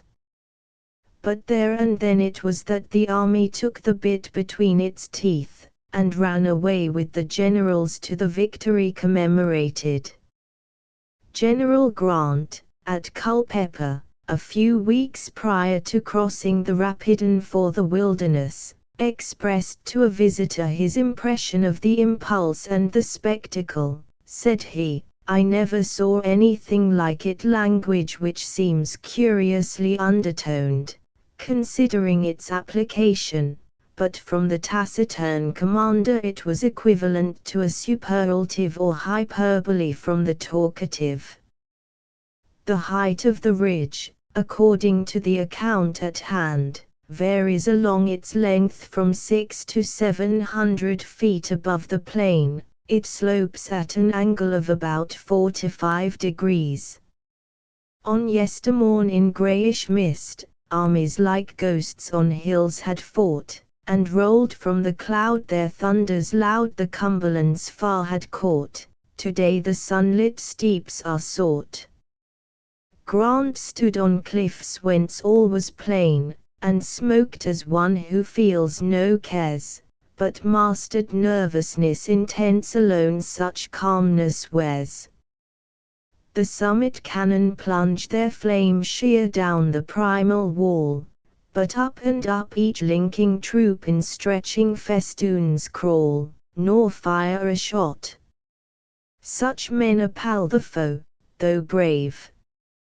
He, from the brink, looks far along the breadth of slope, and sees 2 miles of dark dots creep, and knows they mean the cope. He sees them creep. Yet here and there half hid mid leafless groves they go, as men who ply through traceries high of turreted marbles show, so dwindle these to eyes below. But fronting shot and flanking shell sliver and rive the inwoven ways, high tops of oaks and high hearts fall, but never the climbing stays. From right to left, from left to right they roll the rallying cheer, vie with each other, brother with brother, who shall the first appear, what colour-bearer with colours clear in sharp relief, like sky-drawn Grant, whose cigar must now be near the stump, while in solicitude his back heaps slowly to a hump. Near and more near, till now the flags run like a catching flame, and one flares highest, to peril nighest, he means to make a name, salvos. They give him his fame. The staff is caught, and next the rush, and then the leap where death has laid, flag answered flag along the crest, and swarms of rebels fled. But some who gained the envied Alp, and, eager, ardent, earnest there, dropped into death's wide open arms, quelled on the wing like eagles struck in air, forever they slumber young and fair, the smile upon them as they died, their end attained, that end a height, life was to these a dream fulfilled, and death a starry night. The armies of the wilderness. 1683-64 I. Like snows the camps on southern hills lay all the winter long, our levies there in patience stood, they stood in patience strong. On fronting slopes gleamed other camps where faith as firmly clung, our froward king. So brave miss, the zealots of the wrong. In this strife of brothers, God, hear their country call, however it be, whatever betide, let not the just one fall. Through the pointed glass our soldiers saw the baseball bounding scent, they could have joined them in their sport but for the veil's deep rent. And others turned the reddish soil, like diggers of graves they bent, the reddish soil and tranching toil begat presentiment. Did the fathers feel mistrust? Can no final good be wrought? Over and over, again and again must the fight for the right be fought. They lead a grey back to the crag, your earthworks yonder, tell us, man a prisoner, no deserter, nor one of the telltale clan his rags they mark, true blue like you should wear the colour, your country's, man he grinds his teeth, however that be, yon earthworks have their plan. Such brave ones, foully snared by Belial's wily plea, were faithful unto the evil end, feudal fidelity. Well, then, your camps, come, tell the names freely he levelled his finger then, yonder, see, are our Georgians, on the crest, the Carolinians, lower, past the glen, Virginians, Alabamians, Mississippians, Kentuckians, follow my finger, Tennesseans, and the 10 camps there, ask your grave pits, they'll tell. Hullo! I see the picket hut, the den where I last night lay. Where's Lee in the hearts and bayonets of all yon men? The tribes swarm up to war as in ages long ago, ere the palm of promise leaved and the lily of Christ did blow. Their mounted pickets for miles are spied dotting the lowland plain, the nearer ones in their veteran rags, loutish they loll in lazy disdain. But ours in perilous places bide with rifles ready and eyes that strain deep through the dim suspected wood where the Rapidan rolls amain.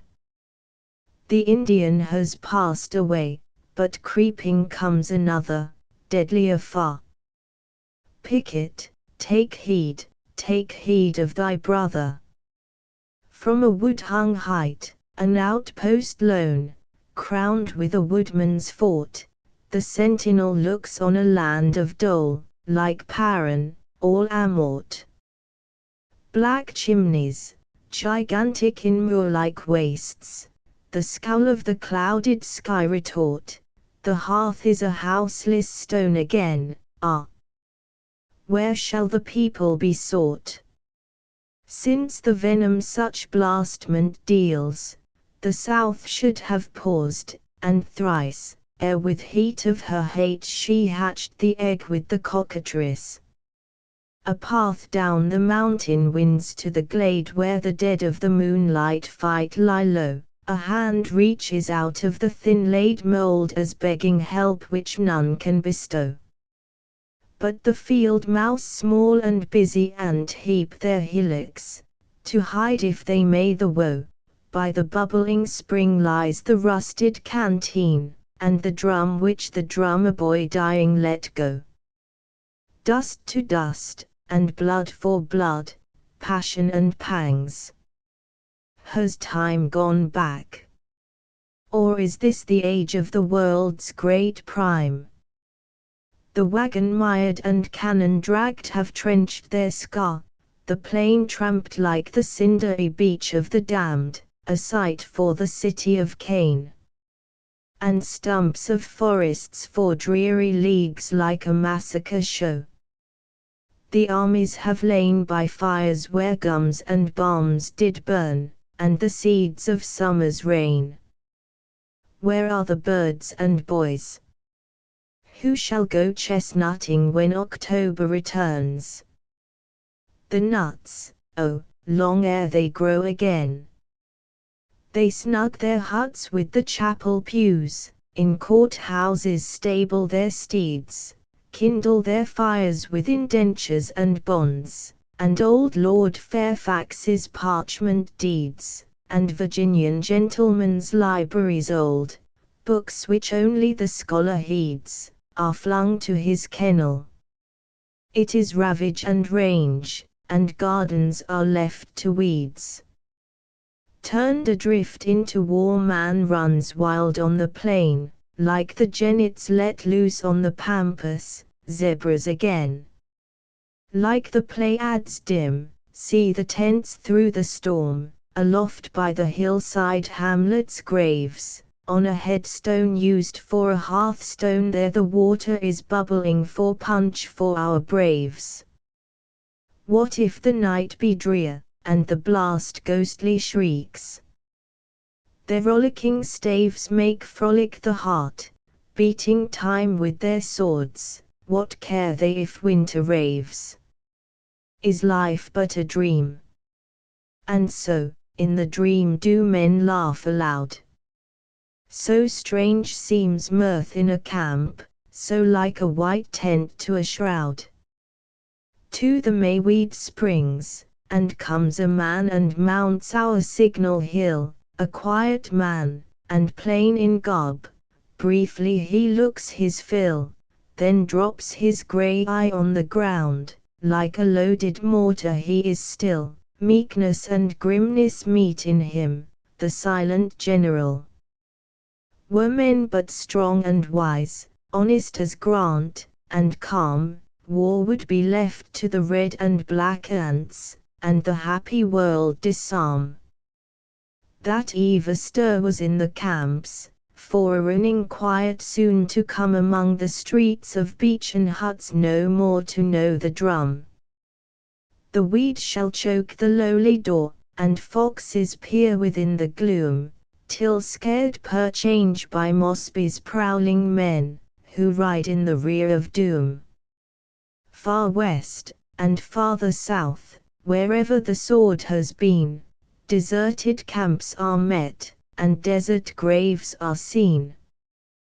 The livelong night they ford the flood, with guns held high they silent press, till shimmers the grass in their bayonets' sheen, on morning's banks their ranks they dress, then by the forest's lightly wind, whose waving boughs the pennons seem to bless, borne by the cavalry scouting on, sounding the wilderness.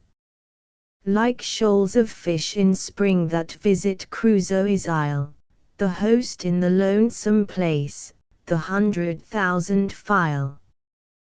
The foe that held his guarded hills must speed to woods afar, for the scheme that was nursed by the Culpeper hearth with the slowly smoked cigar, the scheme that smouldered through winter long now bursts into act, into war, the resolute scheme of a heart as calm as the cyclone's core. The fight for the city is fought in nature's old domain, man goes out to the wilds, and Orpheus' charm is vain. In glades they meet skull after skull where pine cones lay, the rusted gun, green shoes full of bones, the mouldering coat and cuddled up skeleton, and scores of such. Some start as in dreams, and comrades lost bemoan, by the edge of those wilds Stonewall had charged, but the year and the man were gone. At the height of their madness the night winds pause, recollecting themselves, but no lull in these wars. A gleam, a volley. And who shall go storming the swarmers in jungles dread? No cannonball answers, no proxies are sent, they rush in the shrapnel's stead. Plume and sash are vanities now, let them deck the pall of the dead, they go where the shade is, perhaps into Hades, where the brave of all times have laid. There's a dust of hurrying feet, bitten lips and bated breath, and drums that challenge to the grave, and faces fixed, forefelling death. What husky huzzas in the hazy groves, what flying encounters fell, pursue and pursued like ghosts disappear in gloomed shade, their end who shall tell? The crippled, a ragged barked stick for a crutch, limp to some elfin dell, hobble from the sight of dead faces, white as pebbles in a well. Few burial rites shall be, no priest with book and band shall come to the secret place of the corpse in the foeman's land. Watch and fast, march and fight, clutch your gun. Day fights and night fights, sore is the streeze, look, through the pines what line comes on. Longstreet slants through the hauntedness. Tease charge for charge, and shout for yell, such battles on battles oppress, but heaven lent strength, the right strove well, and emerged from the wilderness. Emerged, for the way was won, but the pillar of smoke that led was brand-like with ghosts that went up ashy and red. None can narrate that strife in the pines, a seal is on it, Sabaean law. Obscure as the wood, the entangled rhyme but hints at the maze of war, vivid glimpses or livid through peopled gloom, and fires which creep and char, a riddle of death, of which the slain soul solvers are. Long they withhold the roll of the shroudless dead. It is right, not yet can we bear the flare of the funeral light. On the photograph of a corps commander, a man is manly. Here you see the warrior carriage of the head, and brave dilation of the frame, and lighting all, the soul that led in Spot Zylvinia's charge to victory, which justifies his fame. A cheering picture. It is good to look upon a chief like this, in whom the spirit molds the form. Here favouring nature, oft remiss, with eagle mien expressive has endued a man to kindle strains that warm. Trace back his lineage, and his sires, yeoman or noble, you shall find enrolled with men of Agincourt, heroes who shared great Harry's mind. Down to us come the knightly Norman fires, and front the Templars bore. Nothing can lift the heart of man like manhood in a fellow man. The thought of heaven's great King afar but humbles us, too weak to scan, but manly greatness men can span, and feel the bonds that draw.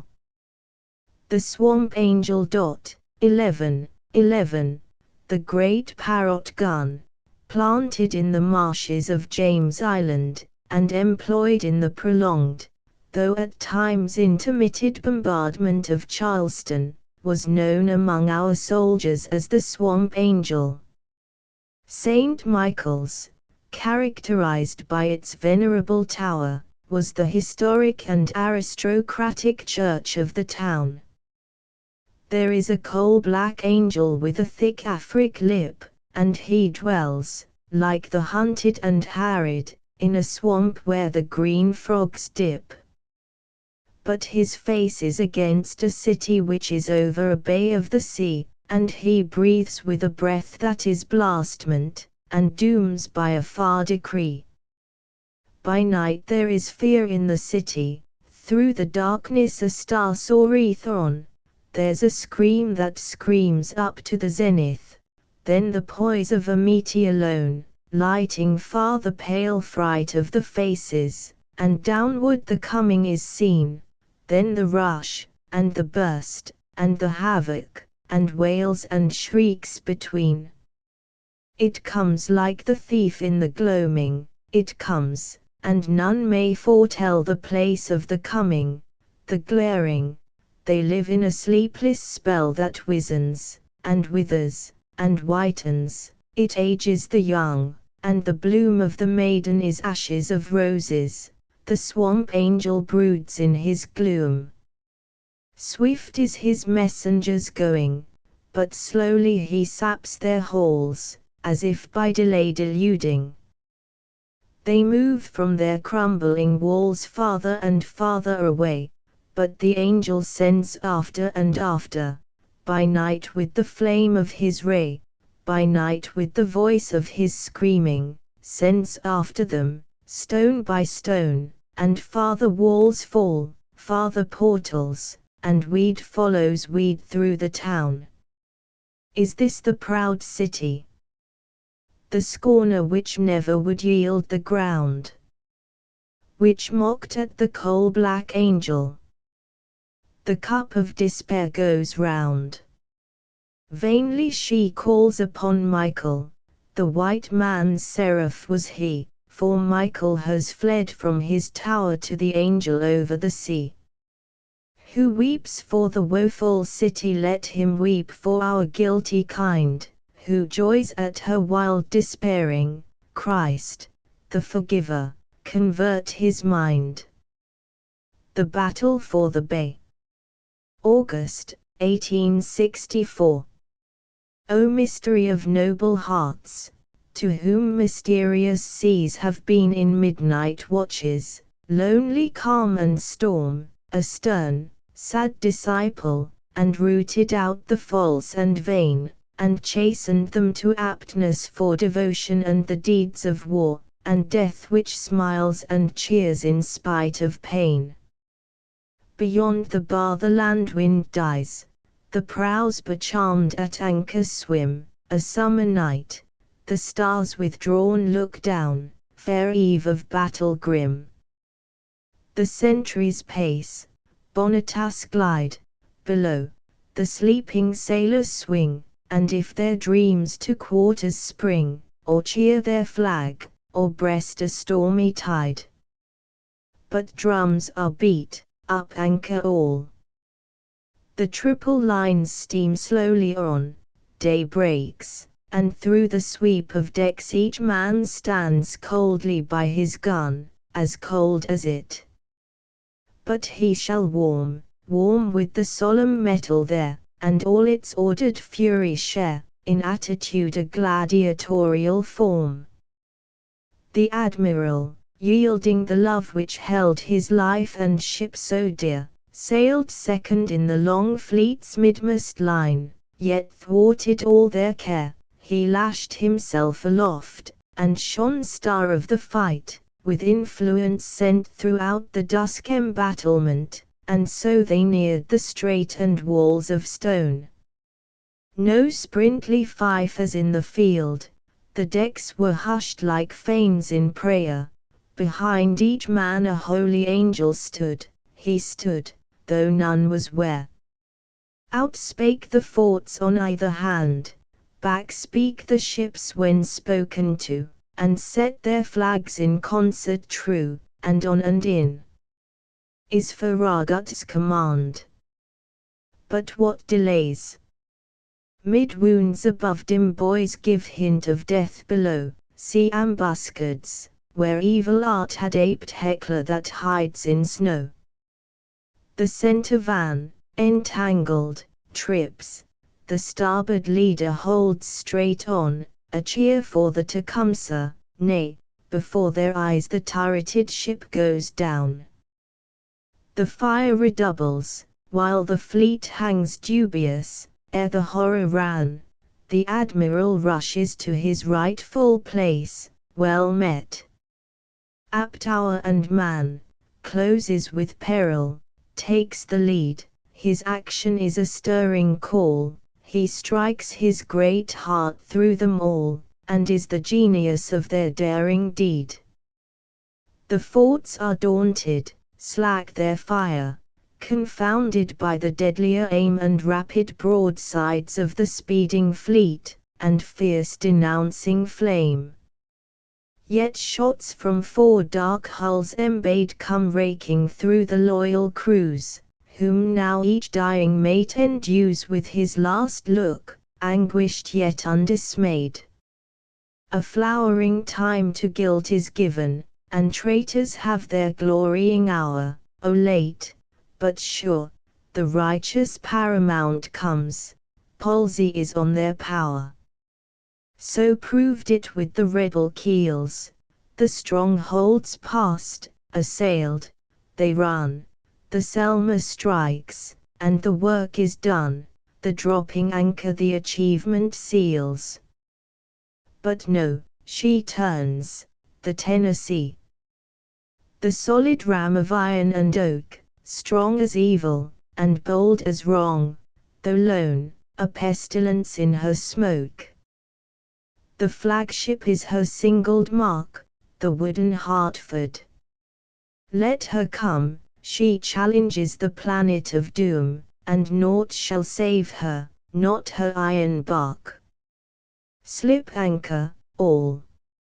And at her, all. Bear down with rushing beaks, and now.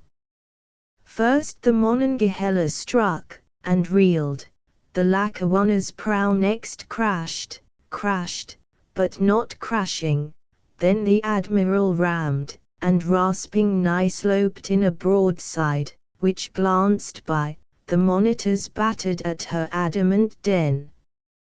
The Chickasaw plunged beneath the stern and pounded there, a huge wrought orb from the Manhattan pierced one wall, but dropped, others the seas absorb.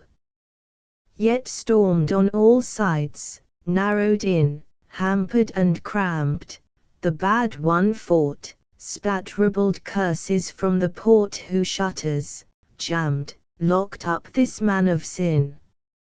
No pause or stay. They made a din like hammers round a boiler forged, now straining strength tangled itself with strength, till hate her will disgorged. The white flag showed, the fight was won, Mad shouts went up that shook the bay, but pale on the scarred fleet's decks there lay a silent man for every silenced gun. And quiet far below the wave, where never cheers shall move their sleep, some who did boldly, nobly earn them, lie, charmed children of the deep. But decks that now are in the seed, and cannon yet within the mine, shall thrill the deeper, gun and pine, because of the Tecumseh's glorious deed. Sheridan at Cedar Creek. October, 1864. Shoe the steed with silver that bore him to the fray, when he heard the guns at dawning, miles away, when he heard them calling, calling, mount. Nor stay, quick, or all is lost. They've surprised and stormed the post, they push your routed host, gallop. Retrieve the day. House the horse in ermine, for the foam flake blew white through the red October, he thundered into view, they cheered him in the looming, horseman and horse they knew. The turn of the tide began, the rally of bugles ran, he swung his hat in the van, the electric hoof spark flew. Read the steed and lead him, for the charge he led touched and turned the cypress into amaranths for the head of Philip, king of riders, who raised them from the dead. The camp, at dawning lost, by eve, recovered, forced, rang with laughter of the host at belated early fled. Shroud the horse in sable, for the mounds they heap. There is firing in the valley, and yet no strife they keep, it is the parting volley, it is the pathos deep. There is glory for the brave who lead, and no bliss are they, but no knowledge in the grave where the nameless followers sleep. In the prison pen. 1864, listless he eyes the palisades and sentries in the glare, tees barren as a pelican beach, but his world is ended there. Nothing to do, and vacant hands bring on the idiot pain, he tries to think, to recollect, but the blur is on his brain. Around him swarm the plaining ghosts like those on Virgil's shore, a wilderness of faces dim, and pale ones gashed and hoar. A smiting sun. No shed, no tree, he totters to his lair, a den that sick hands dug in earth ere famine wasted there, or, dropping in his place, he swoons, walled in by throngs that press, till forth from the throngs they bear him dead, dead in his meagerness. The college colonel. He rides at their head, a crutch by his saddle just slants in view, one slung arm is in splints, you see, yet he guides his strong steed, how coldly too. He brings his regiment home, not as they filed 2 years before, but a remnant half tattered, and battered, and worn, like castaway sailors, who, stunned by the surf's loud roar, their mates dragged back and seen no more, again and again breast the surge, and at last crawl, spent, to shore. A still rigidity and pale, an Indian aloofness loans his brow, he has lived 1,000 years compressed in battle's pains and prayers, marches and watches slow. There are welcoming shouts, and flags, old men off-hat to the boy, wreaths from gay balconies fall at his feet, but to him, there comes alloy. It is not that a leg is lost, it is not that an arm is maimed. It is not that the fever has racked, self he has long disclaimed. But all through the 7 days' fight, and deep in the wilderness grim, and in the field hospital tent, and Petersburg crater, and dim lean brooding in Libby, there came, our heaven, what truth to him. The eagle of the blue dot, 12, 12. Among the northwestern regiments there would seem to have been more than one which carried a living eagle as an added ensign. The bird commemorated here was, according to the account, borne aloft on a perch beside the standard, went through successive battles and campaigns, was more than once under the surgeon's hands, and at the close of the contest found honorable repose in the capital of Wisconsin, from which state he had gone to the wars. Aloft he guards the starry folds, who is the brother of the star, the bird whose joy is in the wind exulteth in the war. No painted plume, a sober hue, his beauty is his power, that eager calm of gaze intent foresees the Sibyl's hour. Austere, he crowns the swaying perch, flapped by the angry flag, the hurricane from the battery sings, but his claw has known the crag. Amid the scream of shells, his scream runs shrilling, and the glare of eyes that brave the blinding sun the volleyed flame can bear. The pride of quenchless strength is his, strength which, though chained, avails, the very rebel looks and thrills, the anchored emblem hails. Though scarred in many a furious fray, no deadly hurt he knew, well may we think his years are charmed, the eagle of the blue. A dirge for McPherson, 13, killed in front of Atlanta. July, 1864. 13.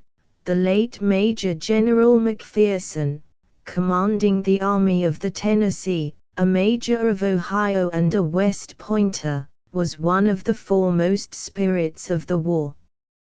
Young, though a veteran, hardy, intrepid, sensitive in honor, full of engaging qualities, with manly beauty, possessed of genius, a favorite with the army, and with Grant and Sherman. Both generals have generously acknowledged their professional obligations to the able engineer and admirable soldier, their subordinate and junior.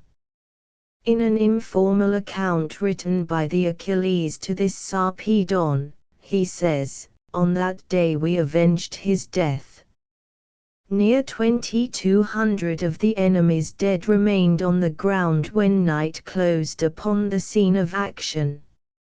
It is significant of the scale on which the war was waged, that the engagement thus written of goes solely, so far as can be learned, under the vague designation of one of the battles before Atlanta.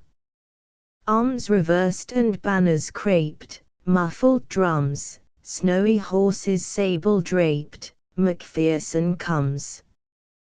But, tell us, shall we know him more, Lost Mountain and lone Kennesaw? Brave the sword upon the pall, a gleam in gloom, so a bright name lighteth all McPherson's doom. Bear him through the chapel door, let priest in stole pace before the warrior who led. Bell, toll.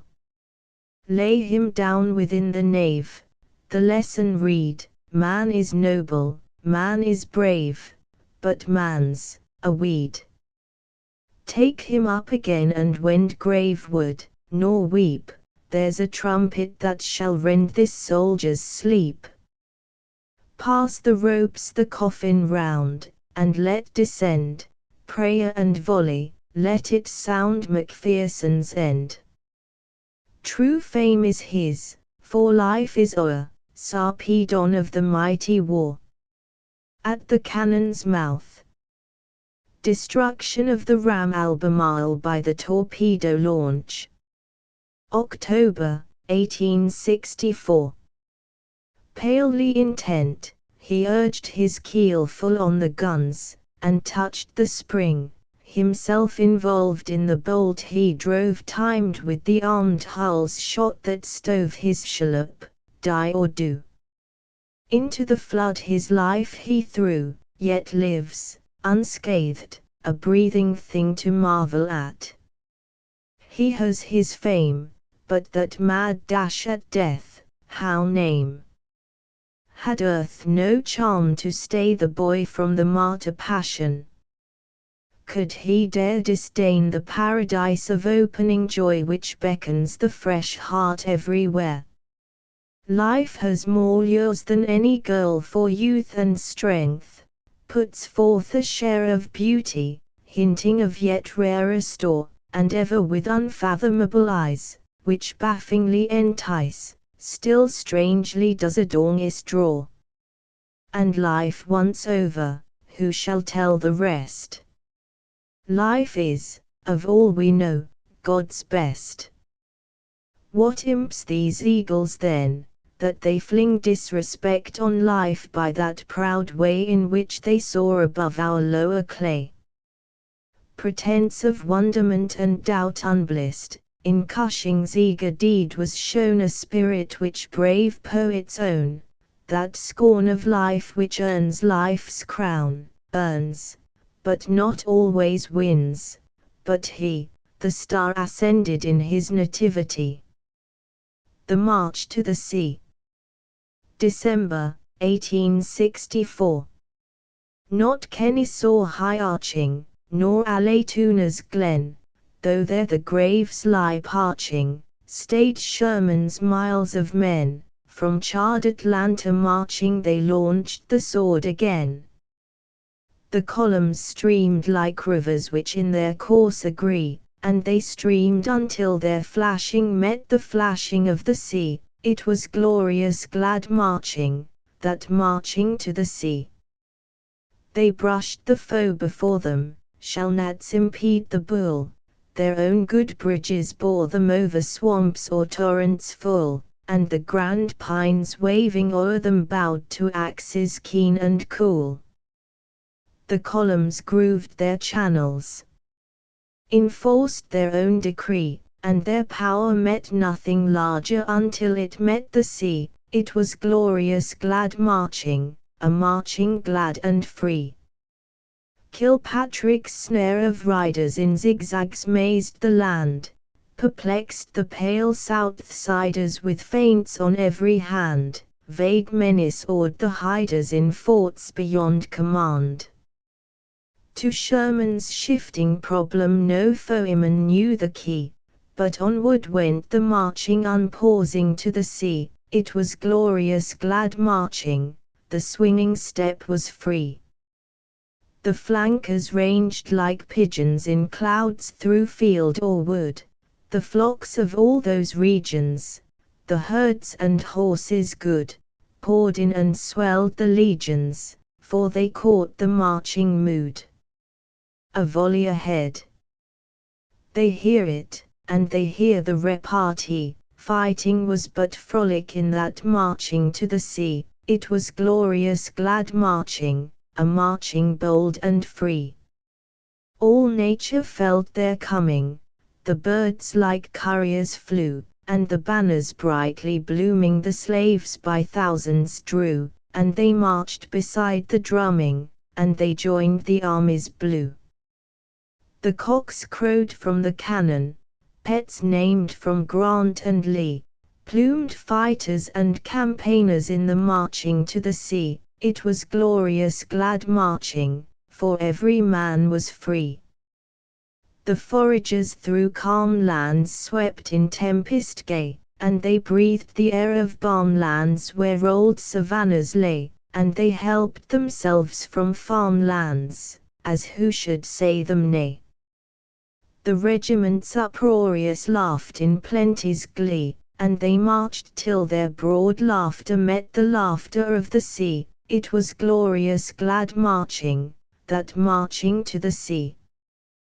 The grain of endless acres was threshed, as in the east, by the trampling of the takers, strong march of man and beast. The flails of those earth shakers left a famine where they ceased. The arsenals were yielded, the sword, that was to be, arrested in the forging, rude that marching to the sea, it was glorious glad marching, but the stern decree. For behind they left a wailing, a terror and a ban, and blazing cinders sailing, and houseless households wan, wide zones of counties paling, and towns where maniacs ran. Was it treason's retribution, necessity the plea? They will long remember Sherman and his streaming columns free, they will long remember Sherman marching to the sea. The frenzy in the wake. 14. Sherman's advance through the Carolinas. February, 1865. 14. The piece was written while yet the reports were coming north of Sherman's homeward advance from Savannah. It is needless to point out its purely dramatic character. Though the sentiment ascribed in the beginning of the second stanza must, in the present reading, suggest the historic tragedy of the 14th of April, nevertheless, as intimated, it was written prior to that event, and without any distinct application in the writer's mind. After consideration, it is allowed to remain. Few need be reminded that, by the less intelligent classes of the South, Abraham Lincoln, by nature the most kindly of men, was regarded as a monster wantonly warring upon liberty. He stood for the personification of tyrannic power. Each Union soldier was called a Lincolnite. Undoubtedly Sherman, in the desolation he inflicted after leaving Atlanta, acted not in contravention of orders, and all, in a military point of view, if by military judged deemed to have been expedient, and nothing can abate General Sherman's shining renown, his claims to it rest on no single campaign. Still, there are those who cannot but contrast some of the scenes enacted in Georgia and the Carolinas, and also in the Shenandoah, with a circumstance in a great civil war of heathen antiquity. Plutarch relates that in a military council held by Pompey and the chiefs of that party which stood for the Commonwealth, it was decided that under no plea should any city be sacked that was subject to the people of Rome.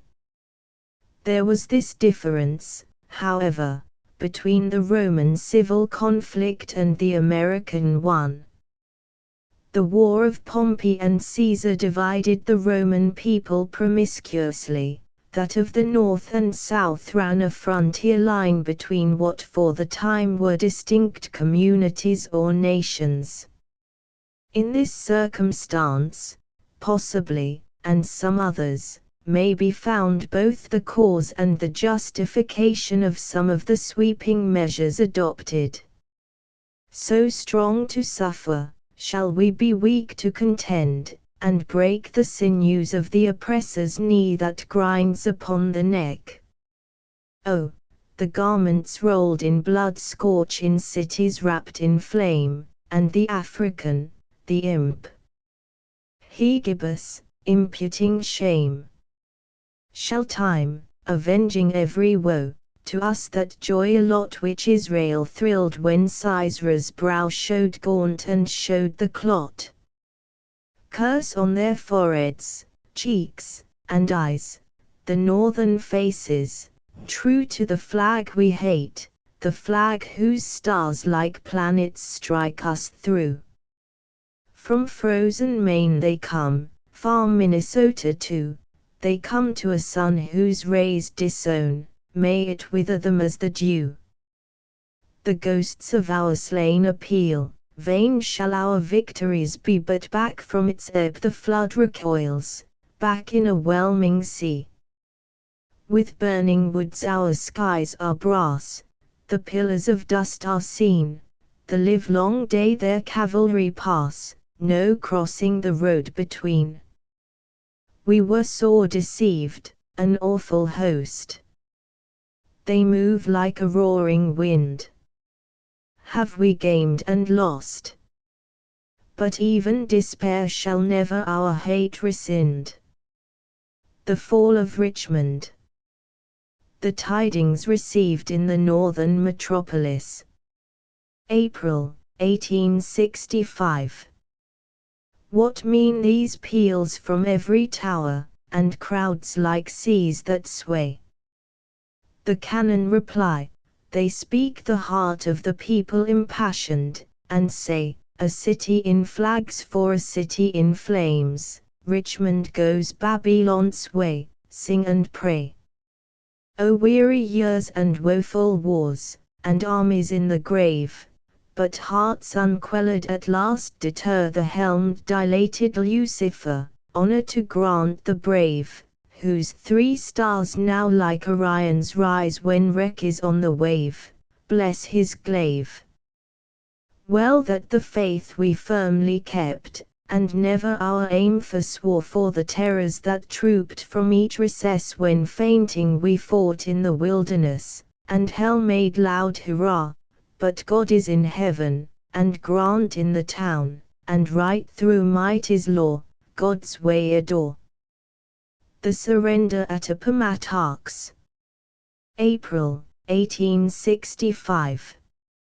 As billows upon billows roll, on victory victory breaks, ere yet 7 days from Richmond's fall and crowning triumph wakes the loud joy gun, whose thunders run by seashore, streams, and lakes.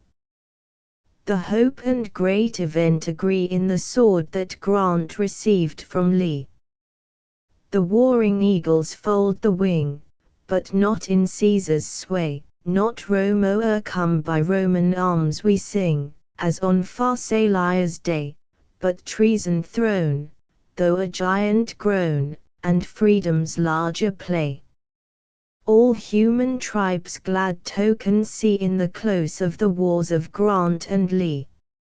A canticle, significant of the national exaltation of enthusiasm at the close of the war. O the precipice titanic of the congregated fall, and the angle oceanic where the deepening thunders call, and the gorge so grim, and the firmamental rim. Multitudinously thronging the waters all converge, then they sweep adown in sloping solidity of surge. The nation, in her impulse mysterious as the tide, in emotion like an ocean moves in power, not in pride, and is deep in her devotion as humanity is wide. Thou Lord of hosts victorious, the confluence thou hast twined, by a wondrous way and glorious a passage thou dost find, a passage thou dost find, Hosanna to the Lord of hosts, the hosts of humankind. Stable in its baselessness when calm is in the air, the iris half in tracelessness hovers faintly fair.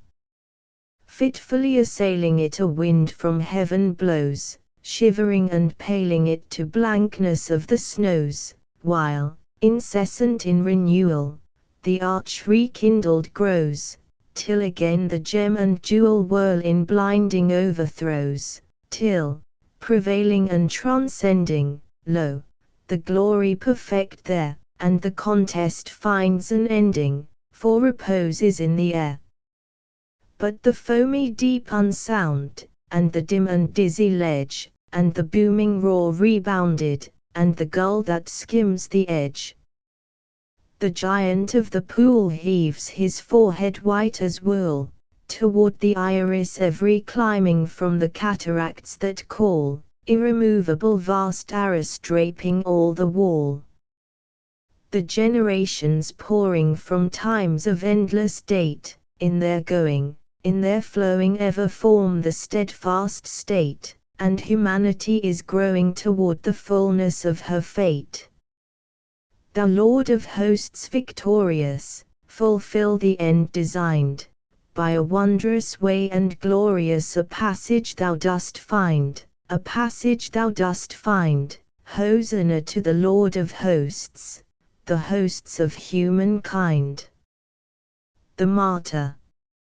Indicative of the passion of the people on the 15th of April, 1865. Good Friday was the day of the prodigy and crime, when they killed him in his pity, when they killed him in his prime of clemency and calm, when with yearning he was filled to redeem the evil-willed, and, though conqueror, be kind. But they killed him in his kindness, in their madness and their blindness, and they killed him from behind. There is sobbing of the strong, and a pall upon the land, but the people in their weeping bear the iron hand. Beware the people weeping when they bear the iron hand. He lieth in his blood, the Father in his face, they have killed him, the forgiver, the avenger takes his place. 15. The avenger wisely stern, who in righteousness shall do what the heavens call him to, and the parricides remand, for they killed him in his kindness, in their madness and their blindness, and his blood is on their hand. 15. At this period of excitement the thought was by some passionately welcomed that the presidential successor had been raised up by heaven to wreak vengeance on the South. The idea originated in the remembrance that Andrew Johnson by birth belonged to that class of Southern whites who never cherished love for the dominant, that he was a citizen of Tennessee, where the contest at times and in places had been close and bitter as a middle-age feud, the himself and family had been hardly treated by the secessionists. But the expectations built on, if, indeed, ever soberly entertained, happily for the country, have not been verified. Likely the feeling which would have held the entire South chargeable with the crime of one exceptional assassin, this too has died away with the natural excitement of the hour. There is sobbing of the strong, and a pall upon the land, but the people in their weeping bear the iron hand. Beware the people weeping when they bear the iron hand. The Coming Storm, a picture by S. R. Gifford, and owned by E. B. included in the N.A. exhibition, April, 1865. All feeling hearts must feel for him who felt this picture. Presage dim inklings from the shadowy sphere fixed him and fascinated here. A demon cloud like the mountain one burst on a spirit as mild as this urned lake, the home of shades. But Shakespeare's pensive child never the lines had lightly scanned, steeped in fable, steeped in fate, the Hamlet in his heart was where such hearts can antedate. No utter surprise can come to him who reaches Shakespeare's core. That which we seek and shun is there, man's final law. Rebel color-bearers at Shiloh sad smiley 16, a plea against the vindictive cry raised by civilians shortly after the surrender at Appomattox. 16. The incident on which this piece is based is narrated in a newspaper account of the battle to be found in the Rebellion Record. During the disaster to the national forces on the first day, a brigade on the extreme left found itself isolated. The perils it encountered are given in detail. Among others, the following sentences occur: under cover of the fire from the bluffs, the rebels rushed down, crossed the ford, and in a moment were seen forming this side the creek in open fields, and within close musket range. Their color-bearers stepped defiantly to the front as the engagement opened furiously, the rebels pouring in sharp, quick volleys of musketry, and their batteries above continuing to support them with a destructive fire. Our sharpshooters wanted to pick off the audacious rebel color-bearers, but Colonel Stewart interposed, "No, no, they are too brave fellows to be killed." The color-bearers, facing death white in the whirling sulphurous wreath, stand boldly out before the line, right and left their glances go, proud of each other, glorying in their show, their battle flags about them blow, and fold them as in flame divine. Such living robes are only seen round martyrs burning on the green, and martyrs for the wrong have been. Perish their cause. But mark the men, mark the planted statues, then draw trigger on them if you can. The leader of a patriot band even so could view rebels who so could stand, and this when peril pressed him sore, left aidless in the shivered front of war, skulkers behind, defiant foes before, and fighting with a broken brand. The challenge in that courage rare, courage defenseless, proudly bare, never could tempt him, he could dare strike up the leveled rifle there. Sunday at Shiloh, and the day when Stonewall charged, McClellan's crimson May, and Chickamauga's wave of death, and of the wilderness the cypress wreath, all these have passed away. The life in the veins of treason lags, her daring color-bearers drop their flags, and yield. Now shall we fire? Can poor spite be? Shall nobleness in victory less aspire than in reverse? Spare spleen her ire, and think how Grant met Lee. The muster sad smiley 17, suggested by the 2 Days Review at Washington, May, 1865. 17. According to a report of the Secretary of War, there were on the first day of March, 1865, 965,000 men on the Army payrolls. Of these, some 200,000, artillery, cavalry, and infantry, made up from the larger portion of the veterans of Grant and Sherman, marched by the President. The total number of Union troops enlisted during the war was 2,668,000. The Abrahamic River, patriarch of floods, calls the roll of all his streams and watery multitudes. Torrent cries to torrent, the rapids hail the fall, with shouts the inland freshets gather to the call. The quotas of the nation, like the watershed of waves, muster into union, eastern warriors, western braves. Martial strains are mingling, though distant far the bands, and the wheeling of the squadrons is like surf upon the sands. The bladed guns are gleaming, drift in length and trim, files on files for hazy miles, nebulously dim.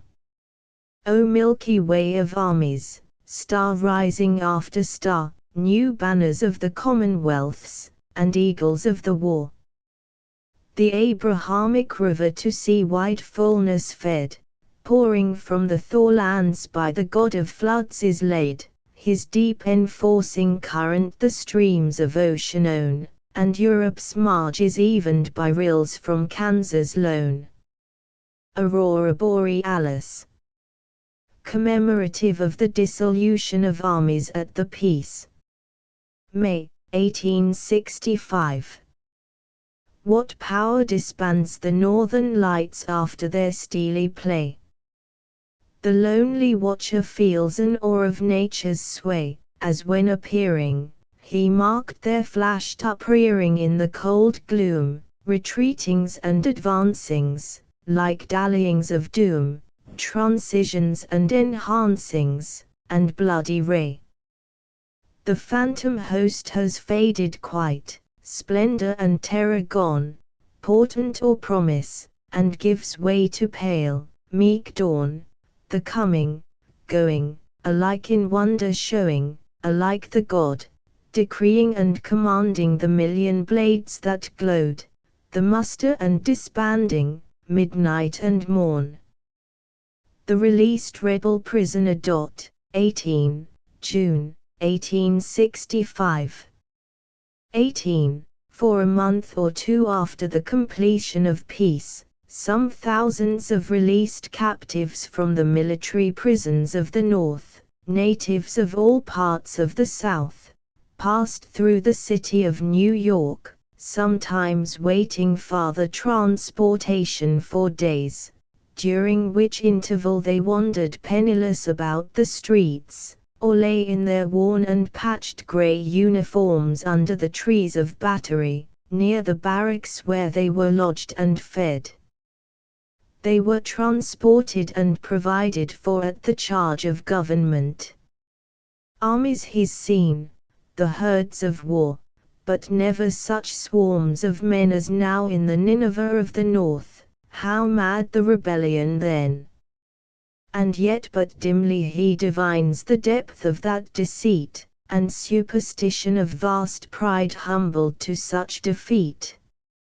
Seductive shone the chiefs in arms, his steel the nearest magnet drew, wreathed with its kind, the gulf weed drives, tease nature's wrong they rue.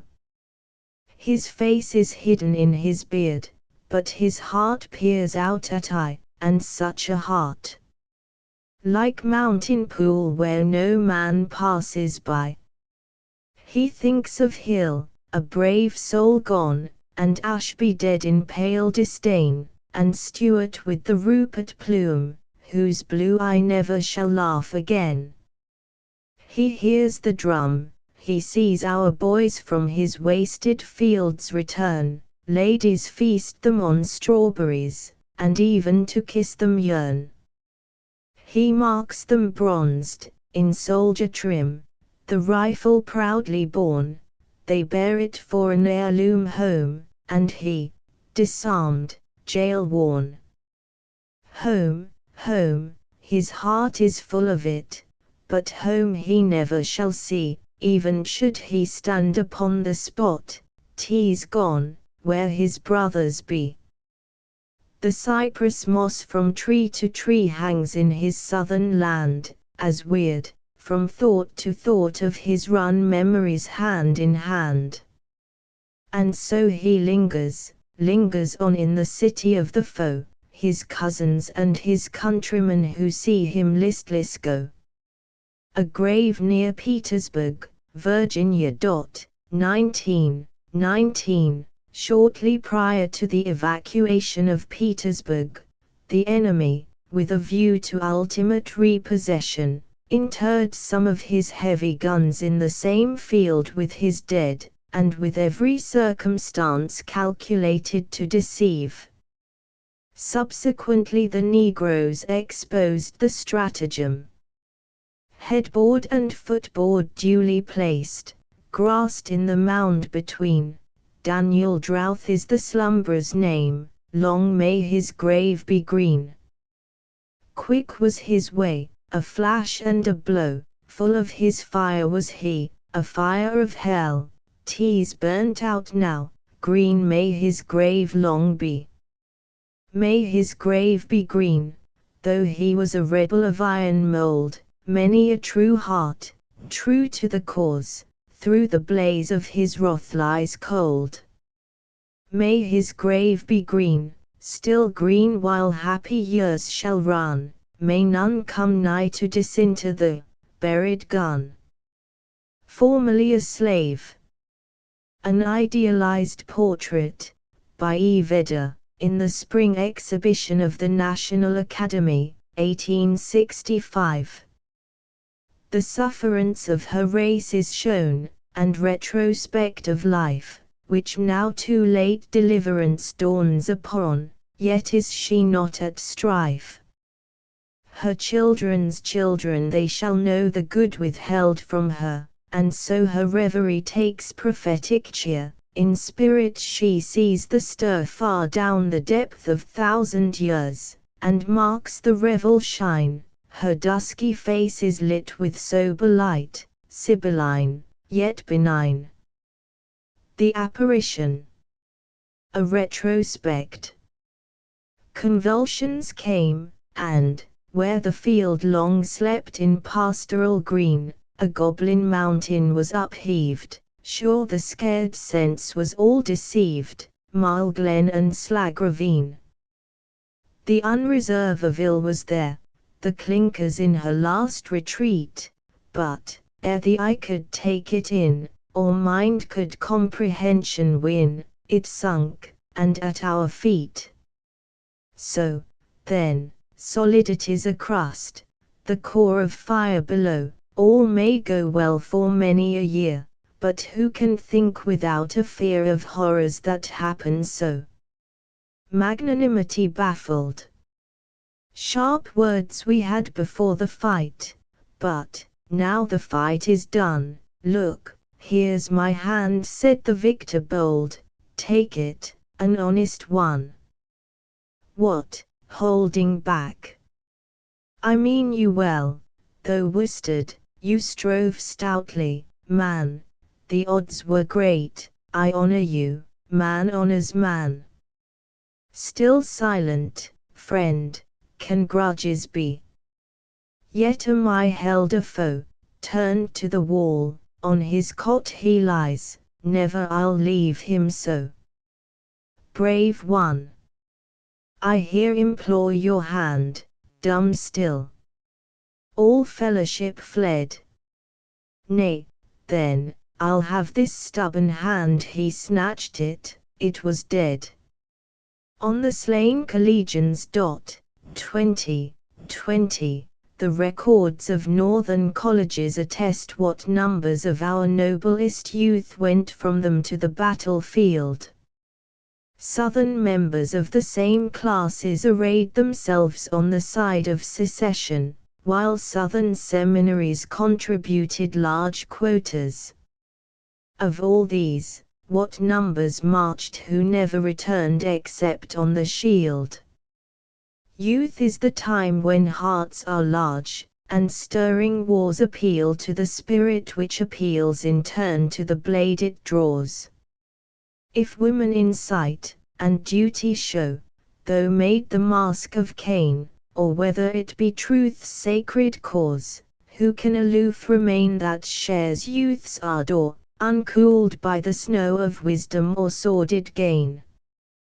The liberal arts and nurture sweet which give his gentleness to man, train him to honor, lend him grace through bright examples meet, that culture which makes never one with underminings deep, but holds the surface still, its fitting place, and so gives sunniness to the face and bravery to the heart. What troops of generous boys in happiness thus bred, Saturnians through life's temp led, went from the north and came from the south, with golden mots in the mouth, to lie down midway on a bloody bed.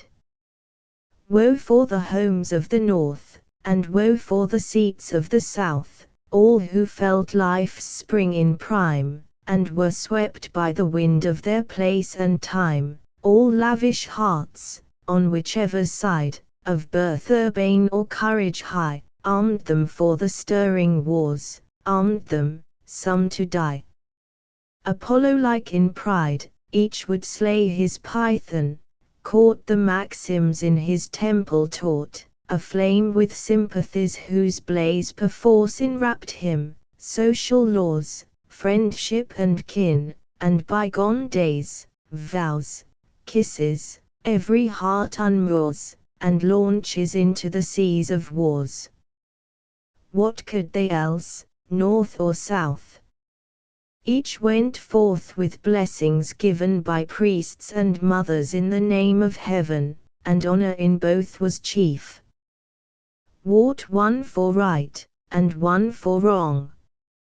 So be it, but they both were young, each grape to his cluster clung, all their elegies are sung. The anguish of maternal hearts must search for balm divine, but well the striplings bore their fated parts, the heavens all parts assign, never felt life's care or cloy. Each bloomed and died an unabated boy, nor dreamed what death was, thought it mere sliding into some vernal sphere. They knew the joy, but leaped the grief, like plants that flower ere comes the leaf, which storms lay low in kindly doom, and kill them in their flush of bloom. America. I wear the wings of a sunny dome expand. I saw a banner in gladsome air, starry, like Berenice's hair, afloat in broadened bravery there, with undulating long-drawn flow, as rolled Brazilian billows go voluminously o'er the line. The land reposed in peace below, the children in their glee were folded to the exulting heart of young maternity. Too later, and it streamed in fight when tempest mingled with the fray, and over the spear point of the shaft I saw the ambiguous lightning play. Valor with valor strove, and died, fierce was despair, and cruel was pride, and the lorn mother speechless stood, pale at the fury of her brood. 3 yet later, and the silk did wind her fair cold form, little availed the shining shroud, the ruddy in hue, to cheer or warm. A watcher looked upon her low, and said, she sleeps, but sleeps, she is not dead. But in that sleep contortion showed the terror of the vision there, a silent vision unavowed, revealing earth's foundation bare, and Gorgon in her hidden place. It was a thing of fear to see so foul a dream upon so fair a face, and the dreamer lying in that starry shroud. For but from the trance she sudden broke, the trance, or death into promoted life, at her feet a shivered yoke, and in her aspect turned to heaven no trace of passion or of strife, a clear calm look. It spake of pain, but such as purifies from stain, sharp pangs that never come again, and triumph repressed by knowledge meet, power dedicate, and hope grown wise, and youth matured for age's seat, law on her brow and empire in her eyes. So she, with graver air and lifted flag, while the shadow, chased by light, fled along the far-drawn height, and left her on the crag. Verses inscriptive and memorial on the home guards who perished in the defense of Lexington, Missouri. The men who here in harness died fell not in vain, though in defeat. They by their end well fortified the cause, and built retreat, with memory of their valor tried, for emulous hearts in many an after fray, hearts sore beset, which died at bay. Inscription for graves at Pea Ridge, Arkansas. Let none misgive we died amiss when here we strove in furious fight, furious it was, nathless was this better than tranquil plight, and tame surrender of the cause hallowed by hearts and by the laws. We here who wrought for man and right, the choice of warring never laid with us. There we were ruled by the traitor's choice. Nor long we stood to trim and poise, but marched, and fell, victorious. The fortitude of the North under the disaster of the Second Manassas.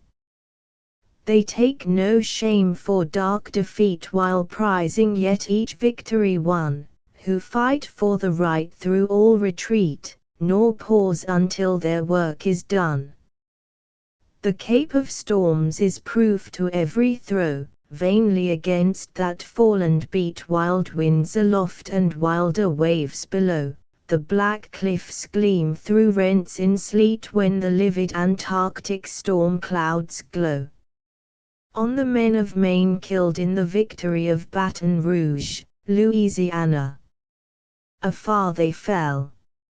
It was the zone of fig and orange, cane and lime, a land how all unlike their own, with the cold pine grove overgrown, but still their country's clime. And there in youth they died for her, the volunteers, for her went up their dying prayers, so vast the nation, yet so strong the tie. What doubt shall come, then, to deter the Republic's earnest faith and courage high? An epitaph. When Sunday tidings from the front made pale the priest and people, and heavily the blessing went, and bells were dumb in the steeple, the soldier's widow, summering sweetly here, in shade by waving beeches leant, felt deep at heart her faith content, and priest and people borrowed of her cheer. Inscription for Mary's Heights, Fredericksburg.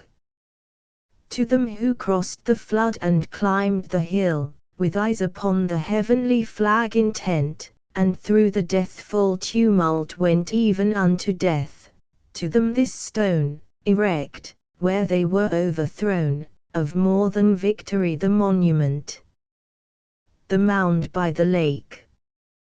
The grass shall never forget this grave.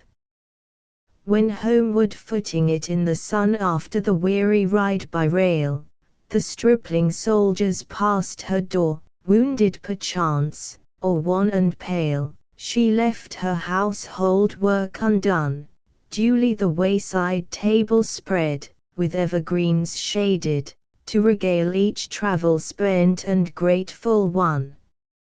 So warm her heart, childless, unwed, who like a mother comforted on the slain at Chickamauga.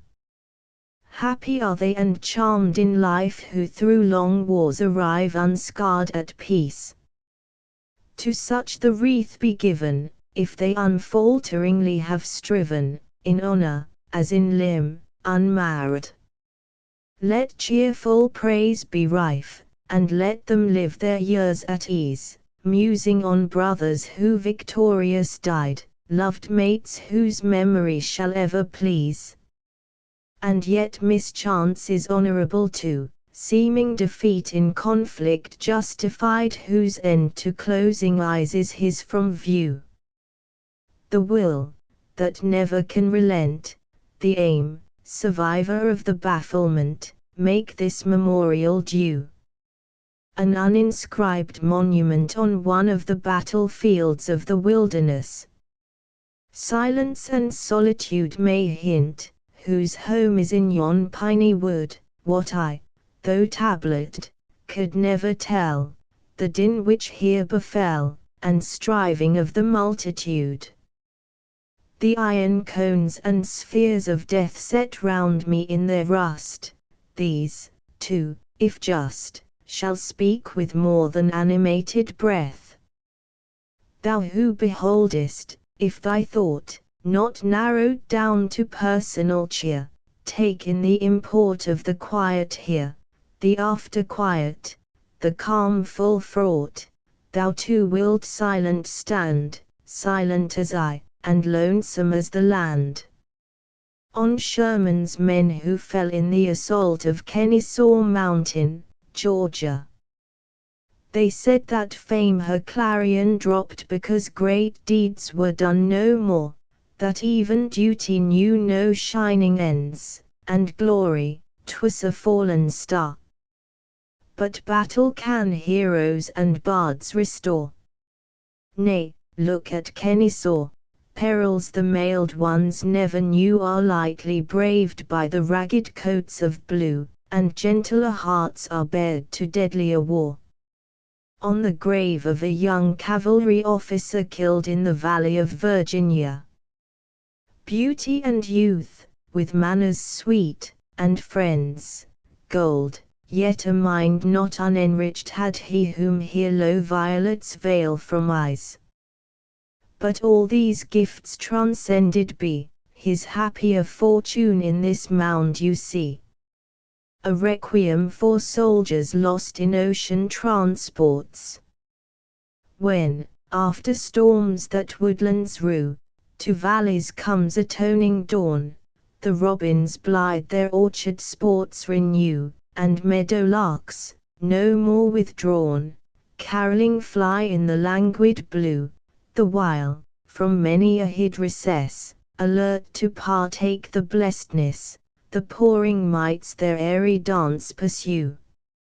So, after ocean's ghastly gales, when laughing light of hoyden morning breaks, every finny hider wakes, from vaults profound swims up with glittering scales, through the delightsome sea he sails, with shoals of shining tiny things frolic on every wave that flings against the prow its showery spray, all creatures joying in the morn, save them forever from joyance torn, whose bark was lost where now the dolphins play, save them that by the fabled shore, down the pale stream are washed away, far to the reef of bones are borne, and never revisits them the light, nor sight of long-sought land and pilot more, nor heed they now the lone bird's flight round the lone spar where mid-sea surges pour. On a natural monument in a field of Georgia. 21, written prior to the founding of the National Cemetery at Andersonville, where 15,000 of the reinterred captives now sleep, each beneath his personal headboard, inscribed from records found in the prison hospital. Some hundreds rest apart and without name. A glance at the published pamphlet containing the list of the buried at Andersonville conveys a feeling mournfully impressive. 74 large double-columned page in fine print. Looking through them is like getting lost among the old turbaned headstones and cypresses in the interminable black forest of Scutari, over against Constantinople. No trophy this, a stone unhewn, and stands where here the field immures the nameless brave whose palms are won. Outcast they sleep, yet fame is nigh, pure fame of deeds, not doors, nor deeds of men who bleeding die in cheer of hymns that round them float, in happy dreams such close the eye. But withering famine slowly wore, and slowly fell disease did gloat. Even nature's self did aid deny, they choked in horror the pensive sigh. Yea, oft from home sad memory bore, though anguished yearning heaved that way, lest wreck of reason might befall. As men in gales shun the lee shore, though there the homestead be, and call, and thitherward winds and waters sway, as such lorn mariners, so fared they. But naught shall now their peace molest. Their fame is this, they did endure, when fortitude was vain to kindle any approving strain which they might hear. To these who rest, this healing sleep alone was sure, commemorative of a naval victory. Sailors there are of gentlest breed, yet strong, like every goodly thing, the discipline of arms refines, and the wave gives tempering. The damasked blade its beam can fling, it lends the last grave grace, the hawk, the hound, and sword nobleman in Titian's picture for a king, are of hunter or warrior race. In social halls a favored guest in years that follow victory won, how sweet to feel your festal fame, in woman's glance instinctive thrown, repose is yours, your deed is known, it musks the amber wine, it lives, and sheds a little from storied days rich as October sunsets brown, which make the barren place to shine. But seldom the laurel wreath is seen unmixed with pensive pansies dark, there's a light and a shadow on every man who at last attains his lifted mark, nursing through night the ethereal spark. Elate he never can be, he feels that spirits which glad had hailed his worth, sleep in oblivion. The shark glides white through the prosperous sea. Presentation to the authorities, by privates, of colors captured in battles ending in the surrender of Lee. These flags of armies overthrown, flags fallen beneath the sovereign one in end foredoomed which closes war, we hear, the captors, lay before the altar which of right claims all, our country. And as freely we, revering ever her sacred call, could lay our lives down, though life be thrice loved and precious to the sense of such as reap the recompense of life imperiled for just cause, imperiled, and yet preserved, while comrades, whom duty as strongly nerved, whose wives were all as dear, lie low. But these flags given, glad we go to waiting homes with vindicated laws. The returned volunteer to his rifle. Over the hearth, my father's seat, repose, to patriot memory dear, thou tried companion, whom at last I greet by steepy banks of Hudson here. How oft I told thee of this scene, the highlands blue, the river's narrowing sheen. Little at Gettysburg we thought to find such haven, but God kept it green. Long rest. With belt, and bayonet, and canteen. The scout toward Aldie. The cavalry camp lies on the slope of what was late a vernal hill, but now like a pavement bare, an outpost in the perilous wilds which ever are lone and still. But Mosby's men are there, of Mosby best beware. Great trees the troopers felled, and leaned in antlered walls about their tents, strict watch they kept, 'twas hark and mark. Unarmed none cared to stir abroad for berries beyond their forest fence, as glides in seas the shark, rides Mosby through green dark. All spake of him, but few had seen except the maimed ones or the low, yet rumor made him everything, a farmer, woodman, refugee, the man who crossed the field but now, a spell about his life did cling, who to the ground shall Mosby bring. The morning bugles lonely play, lonely the evening bugle calls, unanswered voices in the wild. The settled hush of birds in nest but charms, and all the wood enthralls. Memory's self is so beguiled that Mosby seems a satyr's child. They lived as in the eerie land, the fireflies showed with fairy gleam, and yet from pine tops one might ken the Capitol dome, hazy, sublime, a vision breaking on a dream. So strange it was that Mosby's men should dare to prowl where the dome was seen. A scout toward Aldie broke the spell. The leader lies before his tent gazing at heaven's all-cheering lamp through blandness of a morning rare. His thoughts on bitter sweets are bent, his sunny bride is in the camp, but Mosby, graves are beds of damp. The trumpet calls, he goes within, but none the prayer and sob may know, her hero he, but bridegroom too. Ah, love in a tent is a queenly thing, and fame, be sure, refines the vow, but fame fond wives have lived to rue, and Mosby's men fell deeds can do. Tantara, Tantara, Tantara.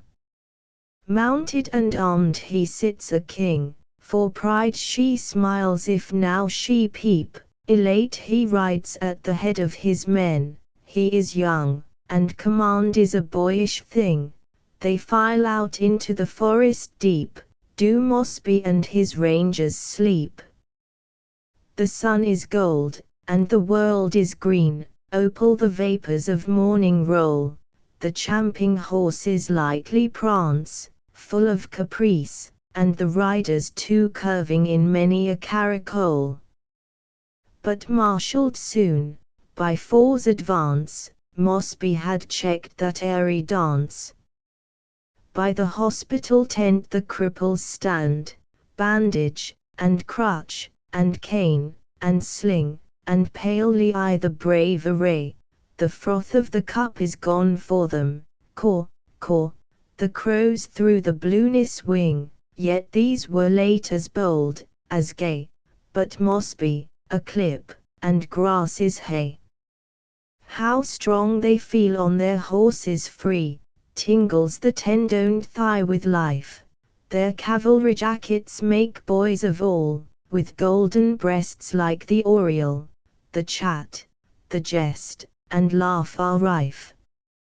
But word is passed from the front, a call for order, the wood is Mosby's hall. To which behest one rider sly, spurred, but unarmed, gave little heed, of dexterous fun not slow or spare, he teased his neighbors of touchy mood, into plungings he pricked his steed, a black-eyed man on a coal-black mare, alive as Mosby in mountain air. His limbs were long, and large and round, he whispered, winked, did all but shout, a healthy man for the sick to view, the taste in his mouth was sweet at morn, little of care he cared about. And yet of pains and pangs he knew, in others, maimed by Mosby's crew. The hospital steward, even he, sacred in person as a priest, and on his coat sleeve broidered nice wore the caduceus, black and green. No wonder he sat so light on his beast, this cheery man in suit of price not even Mosby dared to slice. They pass the picket by the pine and hollow log, a lonesome place, his horse a droop, and pistol clean, tees cocked, kept leveled toward the wood, strained vigilance ages his childish face.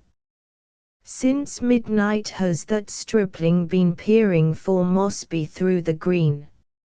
Splashing they cross the freshet flood, and up the muddy bank they strain, a horse at the spectral white ash shies, one of the span of the ambulance, black as a hearse.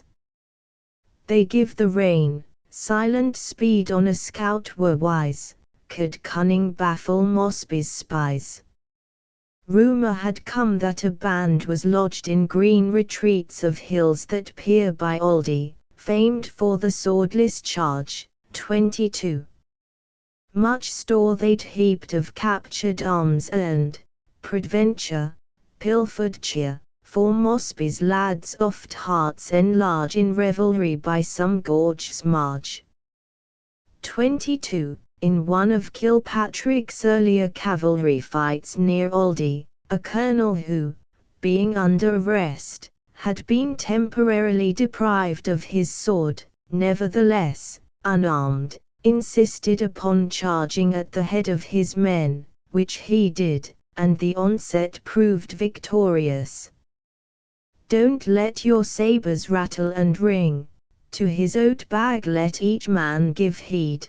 There now, that fellow's bag's untied, sowing the road with the precious grain. Your carbines swing at hand, you need look to yourselves, and your nags beside, men who after Mosby ride. Picked lads and keen went sharp before, a god, though scarce against surprise, and rearmest rode an answering troop, but flankers none to right or left. No bugle peals, no pennon flies, silent they sweep, and fail would swoop on Mosby with an Indian whoop. On, right on through the forest land, nor man, nor maid, nor child was seen, not even a dog. The air was still, the blackened hut they turned to see, and spied charred benches on the green. A skirrel sprang from the rotting mill whence Mosby sallied late, brave blood to spill. By worn-out fields they cantered on, drear fields amid the woodlands wide, by crossroads of some olden time, in which grew groves, by gate stones down, grassed ruins of secluded pride, a strange lone land, long past the prime, fit land for Mosby or for crime. The brook in the dell they pass. One peers between the leaves, there's the place, there, on the oozy ledge, 'twas there we found the body, Blake's you know, such whirlings, gurglings round the face, shot drinking. Well, in war all's fair, so Mosby says. The bow, take care. Hard by, a chapel. Flower pot mold danked and decayed the shaded roof, the porch was punk, the clapboards spanned with ruffled lichens grey or green, red coral moss was not aloof, and mid dry leaves green dead man's hand groped toward that chapel in Mosbyland. They leave the road and take the wood, and mark the trace of ridges there, a wood where once had slept the farm, a wood where once tobacco grew drowsily in the hazy air, and wrought in all kind things a calm, such influence, Mosby bids disarm. To ease even yet the place did woo, to ease which pines unstirring share, for ease the weary horses sighed, halting, and slackening girths, they feed, their pipes they light, they loiter there, then up, and urging still the guide, on, and after Mosby ride. This guide in frowsy coat of brown, and beard of ancient growth and mould, bestrode a bony steed and strong, as suited well with bulk he bore, a wheezy man with depth of hold who jouncing went. A staff he swung, a wight whom Mosby's wasp had stung. Burnt out and homeless, hunted long. That wheeze he caught in autumn wood crouching, a fat man, for his life, and spied his lean son 'mong the crew that probed the covert. Ah! Black blood was his gainst even child and wife, fast friends to Mosby. Such the strife. A lad, unhorsed by sliding girths, strains hard to readjust his seat ere the main body show the gap twixt them and the reed guard. Scrub oaks near he sidelong eyes, while hands move fleet, then mounts and spurs. One drop his cap, let Mosby fine, nor heeds mishap. A gable time-stained peeps through trees, you mind the fight in the haunted house. That's it, we clenched them in the room, an ambuscade of ghosts, we thought, but proved sly rebels on a bouse. Luke lies in the yard. The chimneys loom, some muse on Mosby, some on doom. Less nimbly now through breaks they wind, and ford wild creeks where men have drowned. They skirt the pool, avoid the fen, and so till night, when down they lie, they steeds still saddled, in wooded ground, rein in hand they slumber then, dreaming of Mosby's cedarn den. but Colonel and Major Friendly sat where boughs deformed low made a seat. The young man talked, all sword and spurred, of the partisan's blade he longed to win, and phrase in which he meant to beat. The grizzled major smoked, and heard, but what's that, Mosby? No, a bird. A contrast here like sire and son, hope and experience sage did meet. The youth was brave, the senior too, but through the 7 days one had served, and gasped with the rear guard in retreat, so he smoked, and the wreath he blew, any sure news of Mosby's crew. He smoked, eyeing the while a huge tree hydra-like in growth, moon-tinged, with crookedy boughs rent or lopped, itself a haggard forest. Come, the colonel cried, to talk you're loath, d'ye hear? I say he must be stopped, this Mosby, caged, and hair close cropped. Of course, but what's that dangling there where? From the tree, that gallows bough, a bit of frayed bark, is it not or a rope, did we hang last? Don't like my neckerchief anyhow he loosened it, oh we'll stop this Mosby, but that vile jerk and drop. 23, certain of Mosby's followers, on the charge of being unlicensed foragers or fighters, being hung by order of a Union cavalry commander, the partisan promptly retaliated in the woods. In turn, this also was retaliated, it is said. To what extent such deplorable proceedings were carried, it is not easy to learn. South of the Potomac in Virginia, and within a gallop of the Long Bridge at Washington, is the confine of a country, in some places wild, which throughout the war it was unsafe for a Union man to traverse except with an armed escort. This was the chase of Mosby, the scene of many of his exploits or those of his men. In the heart of this region at least one fortified camp was maintained by our cavalry, and from time to time expeditions ended disastrously. Such results were helped by the exceeding cunning of the enemy, born of his woodcraft, and, in some instances, by undue confidence on the part of our men. A body of cavalry, starting from camp with the view of breaking up a nest of rangers, and absent say 3 days, would return with a number of their own forces killed and wounded, ambushed, without being able to retaliate farther than by foraging on the country, destroying a house or two reported to be haunts of the guerrillas, or capturing non-combatants accused of being secretly active in their behalf. In the verse the name of Mosby is invested with some of those associations with which the popular mind is familiar. But facts do not warrant the belief that every clandestine attack of men who passed for Mosby's was made under his eye or even by his knowledge. In partisan warfare he proved himself shrewd, able, and enterprising, and always a wary fighter.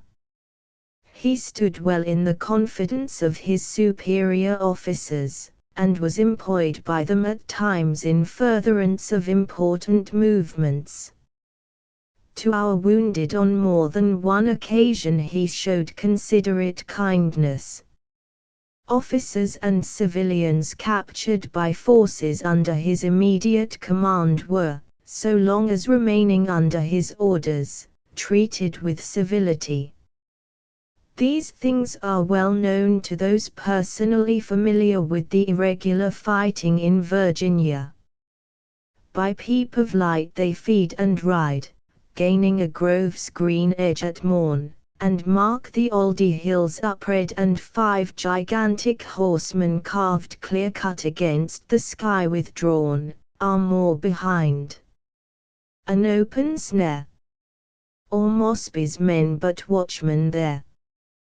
The ravaged land was miles behind, and Loudon spread her landscape rare, orchards in pleasant lowlands stood, cows were feeding, a cock loud crew, but not a friend at need was there, the valor folk were only good to Mosby and his wandering brood.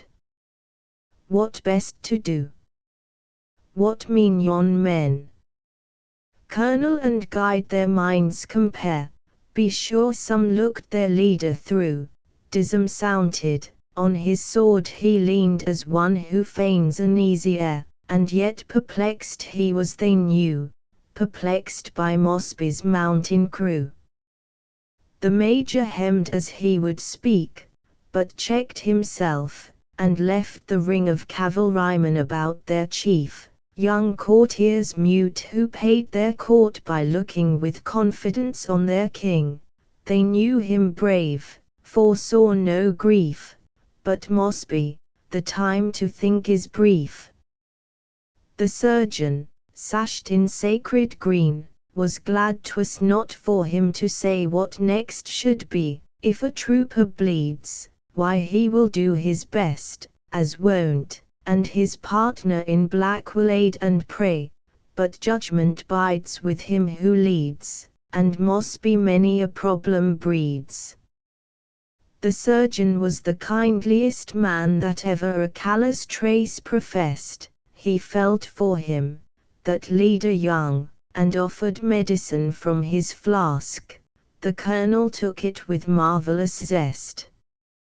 For such fine medicine good and strong, oft Mosby and his foresters long. A charm of proof. Ho, Major, come, pounce on yon men. Take half your troop, through the thickets wind, pray speedy be, and gain their reed. And, Captain Morn, picket these roads, all travellers stop, the rest to the edge of this crest with me, that Mosby and his scouts may see. Commanded and done. Ere the sun stood steep, back came the Blues, with a troop of greys, 10 riding double, luckless 10, 5 horses gone, and looped hats lost, and lovelocks dancing in a maze, certes, but sophomores from the glen of Mosby, not his veteran men. Colonel, said the major, touching his cap, we've had our ride, and here they are well done. How many found you there? As many as I bring you here, and no one hurt. There'll be no scar, one fool was battered. Find their lair, why, Mosby's brood camp everywhere. He sighed, and slid down from his horse, and limping went to a spring head nigh. Why, bless me, Major, not hurt, I hope. Battered my knee against a bar when the rush was made. All right by and by. Hello, they gave you too much rope. Go back to Mosby, elope.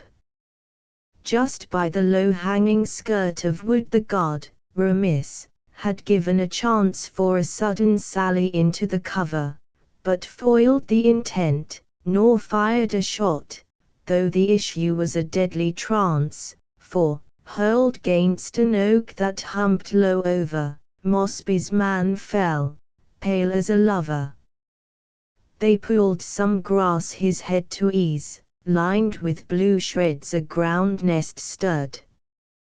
The surgeon came. Here's a to-do, cried the major, darting a glance.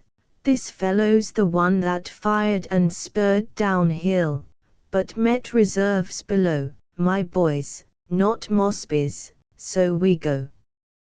The surgeon, bluff, red, goodly man, kneeled by the hurt one, like a bee he toiled.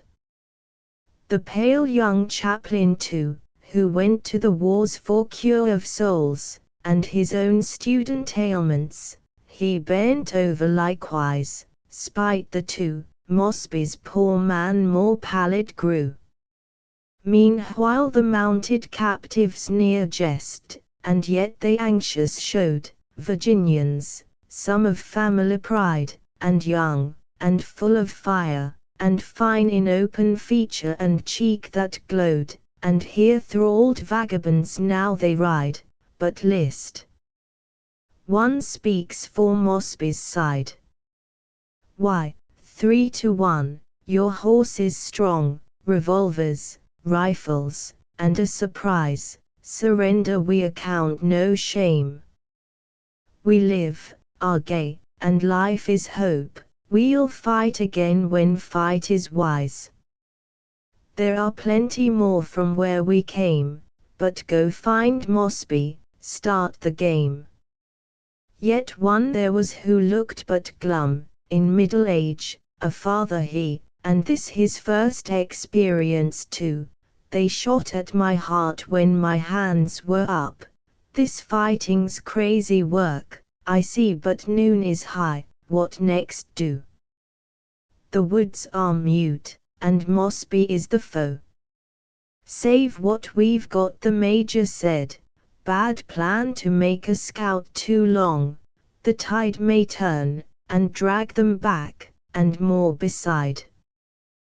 These rides I've been, and every time a mine was sprung. To rescue, mind, they won't be slack, look out for Mosby's rifle crack. We'll welcome it, give crack for crack.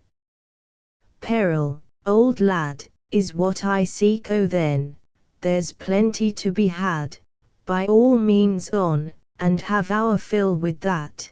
Grotesque, he writhed his neck, showing a scar by buckshot made. Kind Mosby's Christmas gift, he said. But, Colonel, my prisoners, let a guard make sure of them, and lead to camp. That done, we're free for a darkroom fight if so you say. The other laughed. Trust me, Major, nor throw a damp. But first to try a little slate, sure news of Mosby would suit me quite. Herewith he turned, Reb, have a dram, holding the surgeon's flask with a smile to a young scapegrace from the glen. Oh yes, he eagerly replied, and thank you, Colonel, but, any guile? For if you think we'll blab, why, then you don't know Mosby or his men. The leader's genial air relaxed. Best give it up, a whisperer said. By heaven, I'll range their rebel den, they'll treat you well, the captive cried. They are all like us, handsome, well-bred, in wood or town, with sword or pen. Polite is Mosby, bland his men. Where were you, lads, last night? Come, tell we. At a wedding in the Vale, the bridegroom our comrade, by his side Belizent, my cousin, oh, so proud of her young love with old wounds pale, a Virginian girl.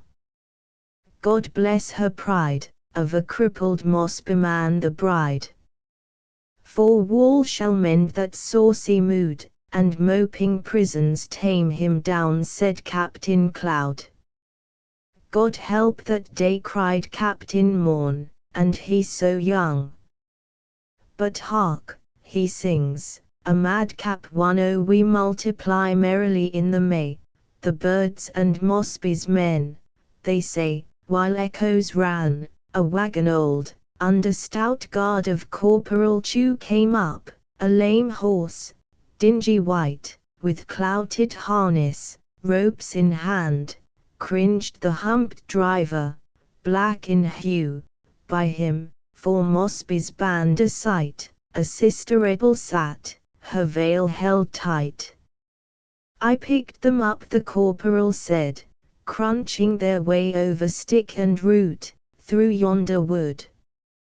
The man here, Cuff, says they are going to Leesburg town. The colonel's eye took in the group, the veiled one's hand he spied, enough.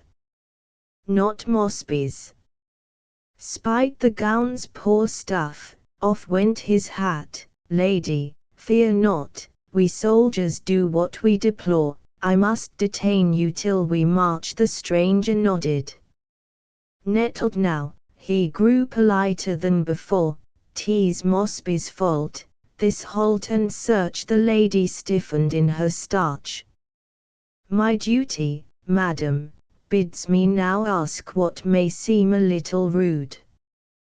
Pardon, that veil, withdraw it, please, corporal, make every man fall back, pray. Now I do but what I should, bethink you, 'tis in masks like these that Mosby haunts the villages. Slowly the stranger drew her veil, and looked the soldier in the eye, a glance of mingled foul and fair, sad patience in a proud disdain, and more than quietude. A sigh she heaved, and if all unaware, and far seemed Mosby from her care. She came from Eaton Place, her home, so ravaged by the war's wild play, campings, and foragings, and fires, that now she sought an aunt's abode. Her kinsmen in Lee's army, they. The black, a servant, late her sire's. And Mosby, vainly he inquires. He gazed, and sad she met his eye. In the wood yonder were you lost? No, at the forks they left the road because of hoof prints. Thick they were, thick as the words in notes thrice crossed, and fearful, made that episode. In fear of Mosby, none she showed. Her poor attire again he scanned. Lady, once more, I grieve to jar on all sweet usage, but must plead to have what peeps there from your dress. That letter, 'tis justly prize of war she started, gave it, she must need. 'Tis not from Mosby. May I read? And straight such matter he perused that with the guide he went apart. The hospital steward's turn began. Must squeeze this darky, every tap of knowledge we are bound to start. Gary, she said, tell all you can of Colonel Mosby, that brave man. Done no much, Saria, and Mrs. here no less than me. But dis I know, well, what? I done know what I know. A knowing answer. The humpback coughed, rubbing his yellowish wool-like toe. Come, Mosby, tell. Oh, done look so. My gal nursed Mrs., let we go. Go where? Demanded Captain Cloud. Back into bondage. Man, you're free, well, let we free. The captain's brow lowered. The colonel came, had heard. Pooh, pooh, his simple heart I see, a faithful servant. Lady, a bow, Mosby's abroad, with us you'll go. God, look to your prisoners, back to camp. The man in the grass, can he mount and away? Why, how he groans. Bad inward bruise, might lug him along in the ambulance coals to Newcastle, let him stay. Boots and saddles, our pains we lose, nor care I if Mosby hear the news. But word was sent to a house at hand, and a flask was left by the hurt one's side. They seized in that same house a man, neutral by day, by night a foe, so charged his neighbor late, the guide. A grudge. Hate will do what it can, along he went for a Mosby man. No secrets now, the bugle calls, the open road they take, nor shun the hill, retrace the weary way. But one there was who whispered low, "This is a feint, wheel back and on, young harebrains don't retreat, they say, a brush with Mosby is the play." They rode till eve. Then on a farm that lay along a hillside green, bivouacked.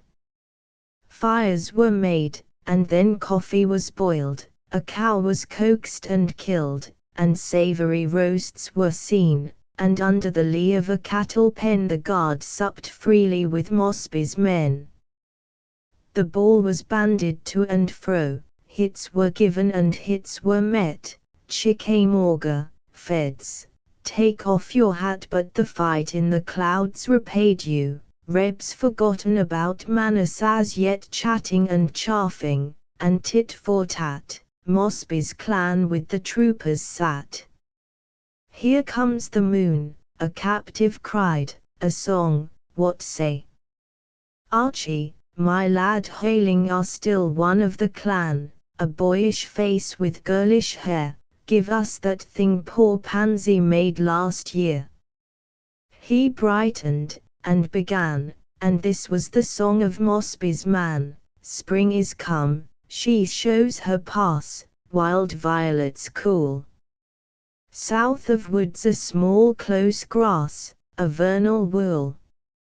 Leaves are a bud on the sassafras, they'll soon be full, blessings on the friendly screen, I'm for the south. Says the leafage green. Robins, fly, and take your fill of out of doors, garden, orchard, meadow, hill, barns and bowers, take your fill, and have your will, Virginia's yours. But, bluebirds, keep away, and fear the ambuscade in bushes here. A green song that a sergeant said, but where's poor Pansy, gone, I fear mustered out at Ashby's Gap I see, now for a live man's song, ditty for ditty, prepare to cheer. My bluebirds, you can fling a cap. You barehead Mosby boys, why, clap. 9 bluecoats went a-nutting slyly in Tennessee, not for chestnuts, better than that, Hugh, you bumblebee. Nutting, nutting, all through the year there's nutting. A tree they spied so yellow, rustling in motion queer, in they fired, and down they dropped, butternuts, my dear. Nutting, nutting, who'll list to go a-nutting? Ah! Why should good fellows foemen be? And who would dream that foes they were, larking and singing so friendly then, a family likeness in every face? But Captain Cloud made sour demur, God, keep your prisoners in the pen, and let none talk with Mosby's men. That captain was a valorous one, no irony, but honest truth, yet down from his brain cold drops distilled, making stalactites in his heart, a conscientious soul, forsooth, and with a formal hate was filled of Mosby's band, and some he'd killed. Meantime the Lady Rueful sat, watching the flicker of a fire where the colonel played the outdoor host in brave old hall of ancient night. But ever the dame grew shyer and shyer, seeming with private grief engrossed, grief far from Mosby, housed or lost. The ruddy embers showed her pale.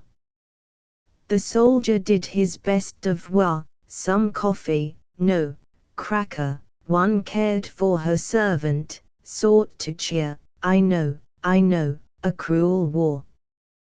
But wait, even Mosby'll eat his bun, the old hearth, back to it anon. but cordial words no balm could bring. She sighed, and kept her inward chafe, and seemed to hate the voice of glee, joyless and tearless. Soon he called an escort. See this lady safe in yonder house. Madam, you're free. And now for Mosby. Guide. With me. A night ride, eh? Tighten your girths.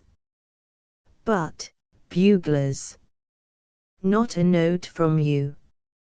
Fling more rails on the fires, a blaze, sergeant, a feint, I told you so, toward Oldie again. Bivouac, adieu.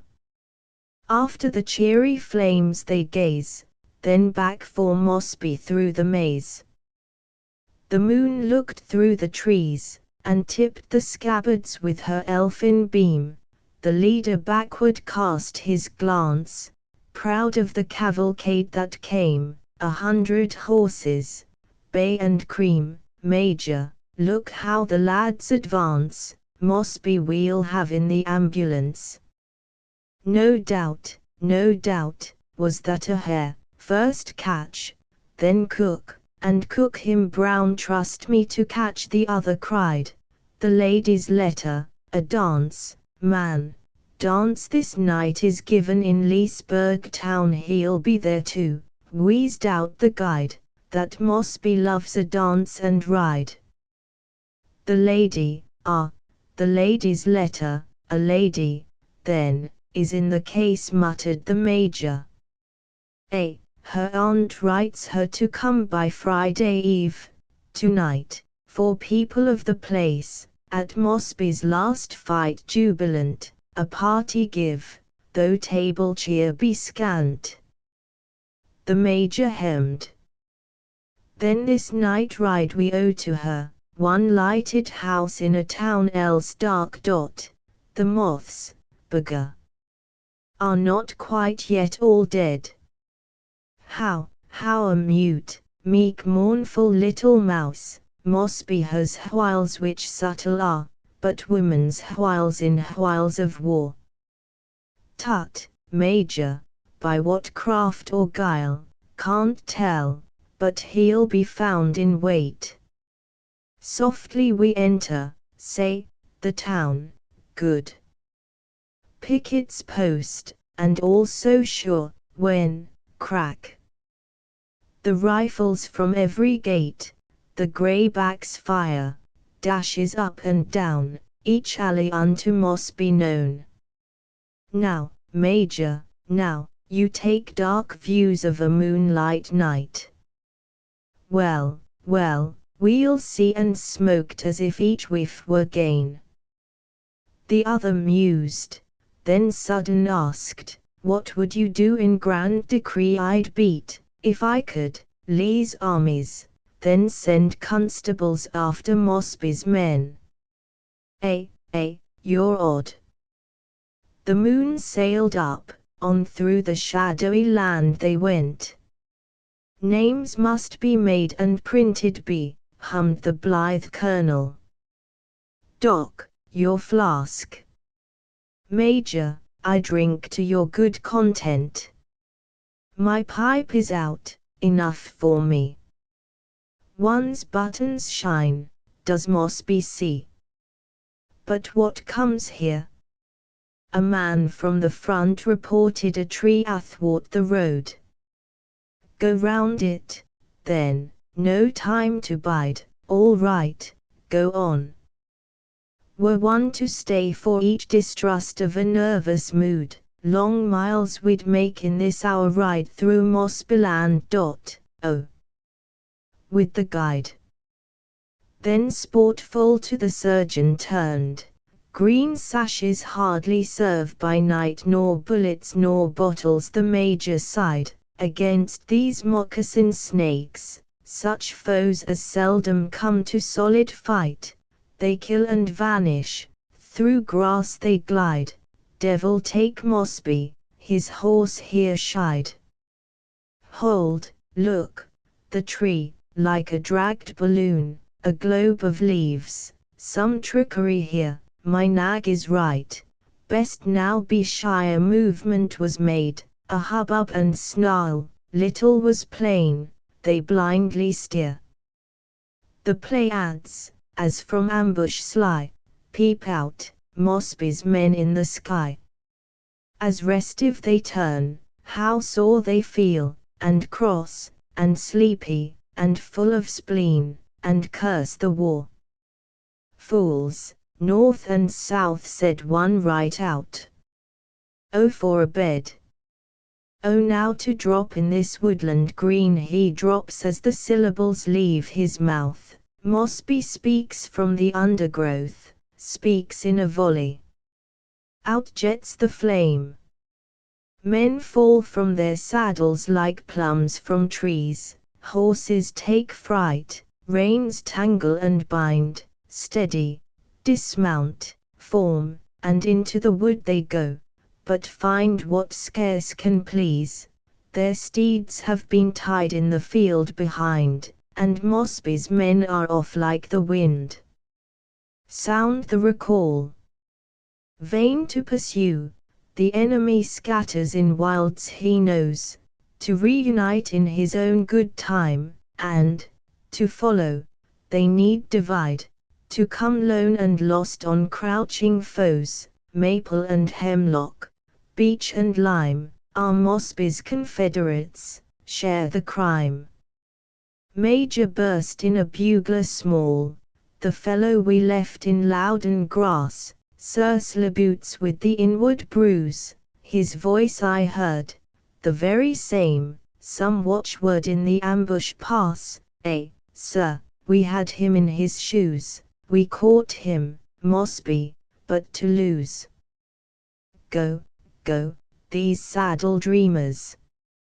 Well, and here's another dot, cool, sir, cool major, I saw them mount and sweep, and one was humped, or I mistake, and in the scurry dropped his woolly wig.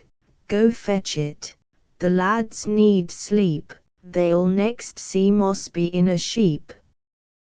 Come, come, fall back, reform yours ranks, all's Jack Straws here. Where's Captain Morn? We've parted like boats in a raging tide. But stay the colonel, did he charge? And comes he there? 'Tis streak of dawn, Mosby is off, the woods are wide, hissed. There's a groan, this crazy ride. As they searched for the fallen, the dawn grew chill, they lay in the dew, hurt much, Mink.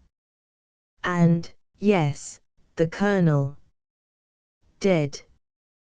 But so calm that death seemed nothing, even death, the thing we deem everything heart can think, amid wilding roses that shed their balm, careless of Mosby he lay, in a charm.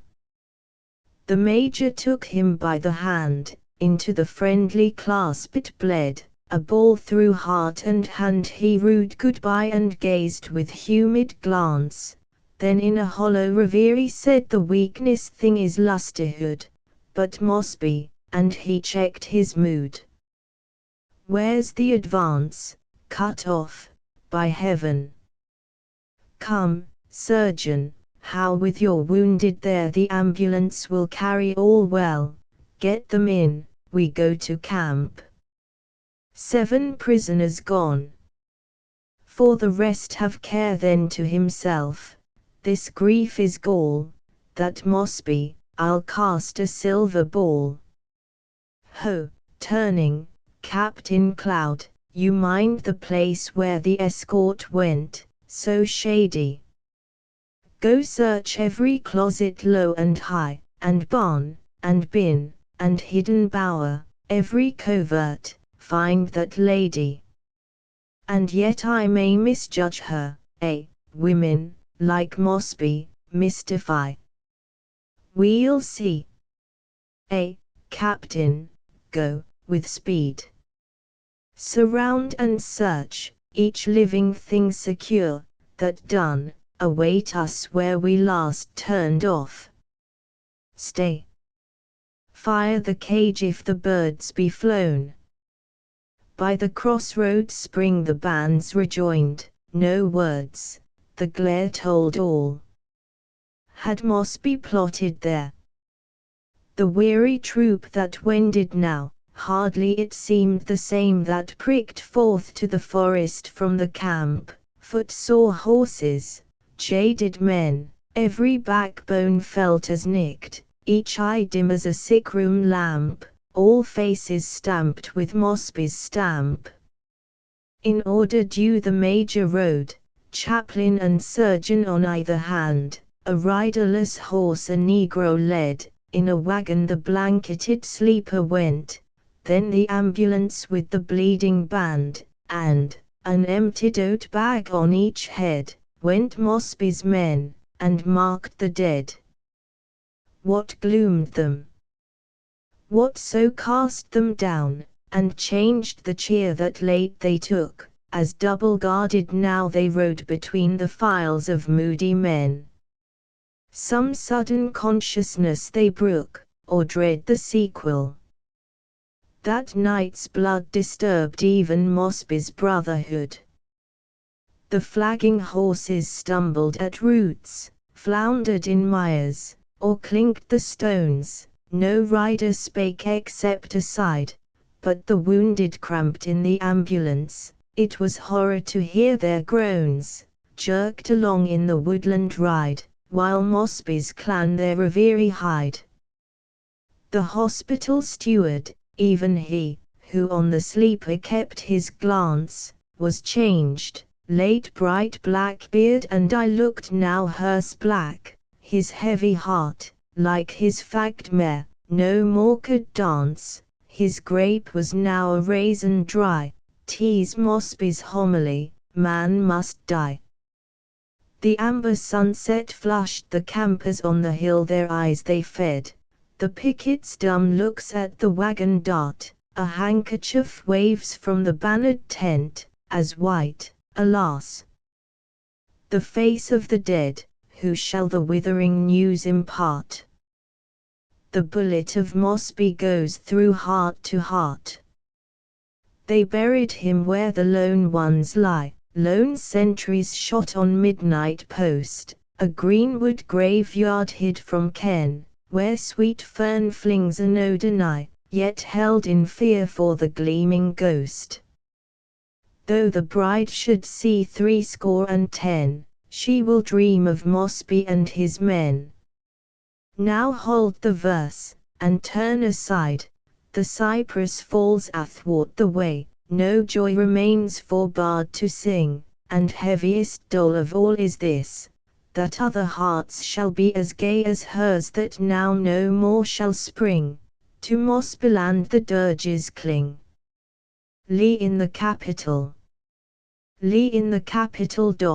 24 April, 1866. 24. Among those summoned during the spring just past to appear before the Reconstruction Committee of Congress was Robert E. Lee. His testimony is deeply interesting, both in itself and as coming from him. After various questions had been put and briefly answered, these words were addressed to him: "If there be any other matter about which you wish to speak on this occasions, do so freely." Waiving this invitation, he responded by a short personal explanation of some point in a previous answer, and after a few more brief questions and replies, the interview closed. In the verse a poetical liberty has been ventured. Lee is not only represented as responding to the invitation, but also as at last renouncing his cold reserve, doubtless the cloak to feelings more or less poignant. If for such freedom warrant be necessary, the speeches in ancient histories, not to speak of those in Shakespeare's historic plays, may not unfitly perhaps be cited. The character of the original measures proposed about time in the national legislature for the treatment of the, as yet, congressionally excluded South, and the spirit in which those measures were advocated. These are circumstances which it is fairly supposable would have deeply influenced the thoughts, whether spoken or withheld, of a Southerner placed in the position of Lee before the Reconstruction Committee. Hard pressed by numbers in his strait, rebellion's soldier chief no more contends, feels that the hour is come of fate, lays down one sword, and widened warfare ends. The captain who fierce armies led becomes a quiet seminary's head, poor as his privates, earns his bread. In studious cares and aims engrossed, strives to forget Stuart and Stonewall dead, comrades and cause, station and riches lost, and all the ills that flock when fortune's fled. No word he breathes of vain lament, mute to reproach, nor hears applause, his doom accepts, perforce content, and acquiesces in asserted laws, secluded now would pass his life, and leave to time the sequel of the strife. But missives from the senators ran, not that they now would gaze upon a swordless foe, and power made powerless and brought low, reasons of state, tease claimed, require the man. Demurring not, promptly he comes by ways which show the blackened homes, and, last, the seat no more his own, but honors. Patriot graveyards fill the forfeit slopes of that patrician hill, and fling a shroud on Arlington. The oaks ancestral all are low, no more from the porch his glance shall go ranging the varied landscape o'er, far as the looming dome, no more. One look he gives, then turns aside, solace he summons from his pride, so be it. They await me now who wrought this stinging overthrow, they wait me, not as on the day of Pope's impelled retreat in disarray, by me impelled, when toward yon dome the clouds of war came rolling home the burst, the bitterness was spent, the heart burst bitterly turbulent, and on he fed. In nearness now he marks the Capitol, a show lifted in amplitude, and set with standards flushed with a glow of Richmond yet, trees and green terraces sleep below. Through the clear air, in sunny light, the marble daisies, a temple white. Intrepid soldier! Had his blade been drawn for yon stirred flag, never as now bid to the Senate House had he gone, but freely, and in pageant borne, as when brave numbers without number, massed, plumed the broad way, and pouring past, bannered, beflowered, between the shores of faces, and the dindy huzzas, and balconies kindling at the sabre flash, mid roar of drums and guns, and cymbal crash, while Grant and Sherman shone in blue, close of the war and victory's long review. Yet pride at hand still aid full swelled, and up the hard ascent he held. The meeting follows. In his mien the victor and the vanquished both are seen, all that he is, and what he late had been. Awhile, with curious eyes they scan the chief who led invasion's van, allied by family to one, founder of the arch the invader warred upon, who looks at Lee must think of Washington, in pain must think, and hide the thought, so deep with grievous meaning it is fraught. Secession in her soldiers shows silent and patient, and they feel, developed even in just success, dim inklings of a hazy future steal, their thoughts their questions well express, does the sad South still cherish hate? Freely will Southern men with Northern mate. The blacks, should we our arm withdraw, would that betray them? Some distrust your law. And how if foreign fleets should come, would the South then drive her wedges home and moor her of? The Virginian sees, replies to such anxieties. Discreet his answers run, appear briefly straightforward, coldly clear. If now the senators, closing, say, aught else remain, speak out, we pray. Hereat he paused, his better heart strove strongly then, prompted a worthier part than coldly to endure his doom. Speak out.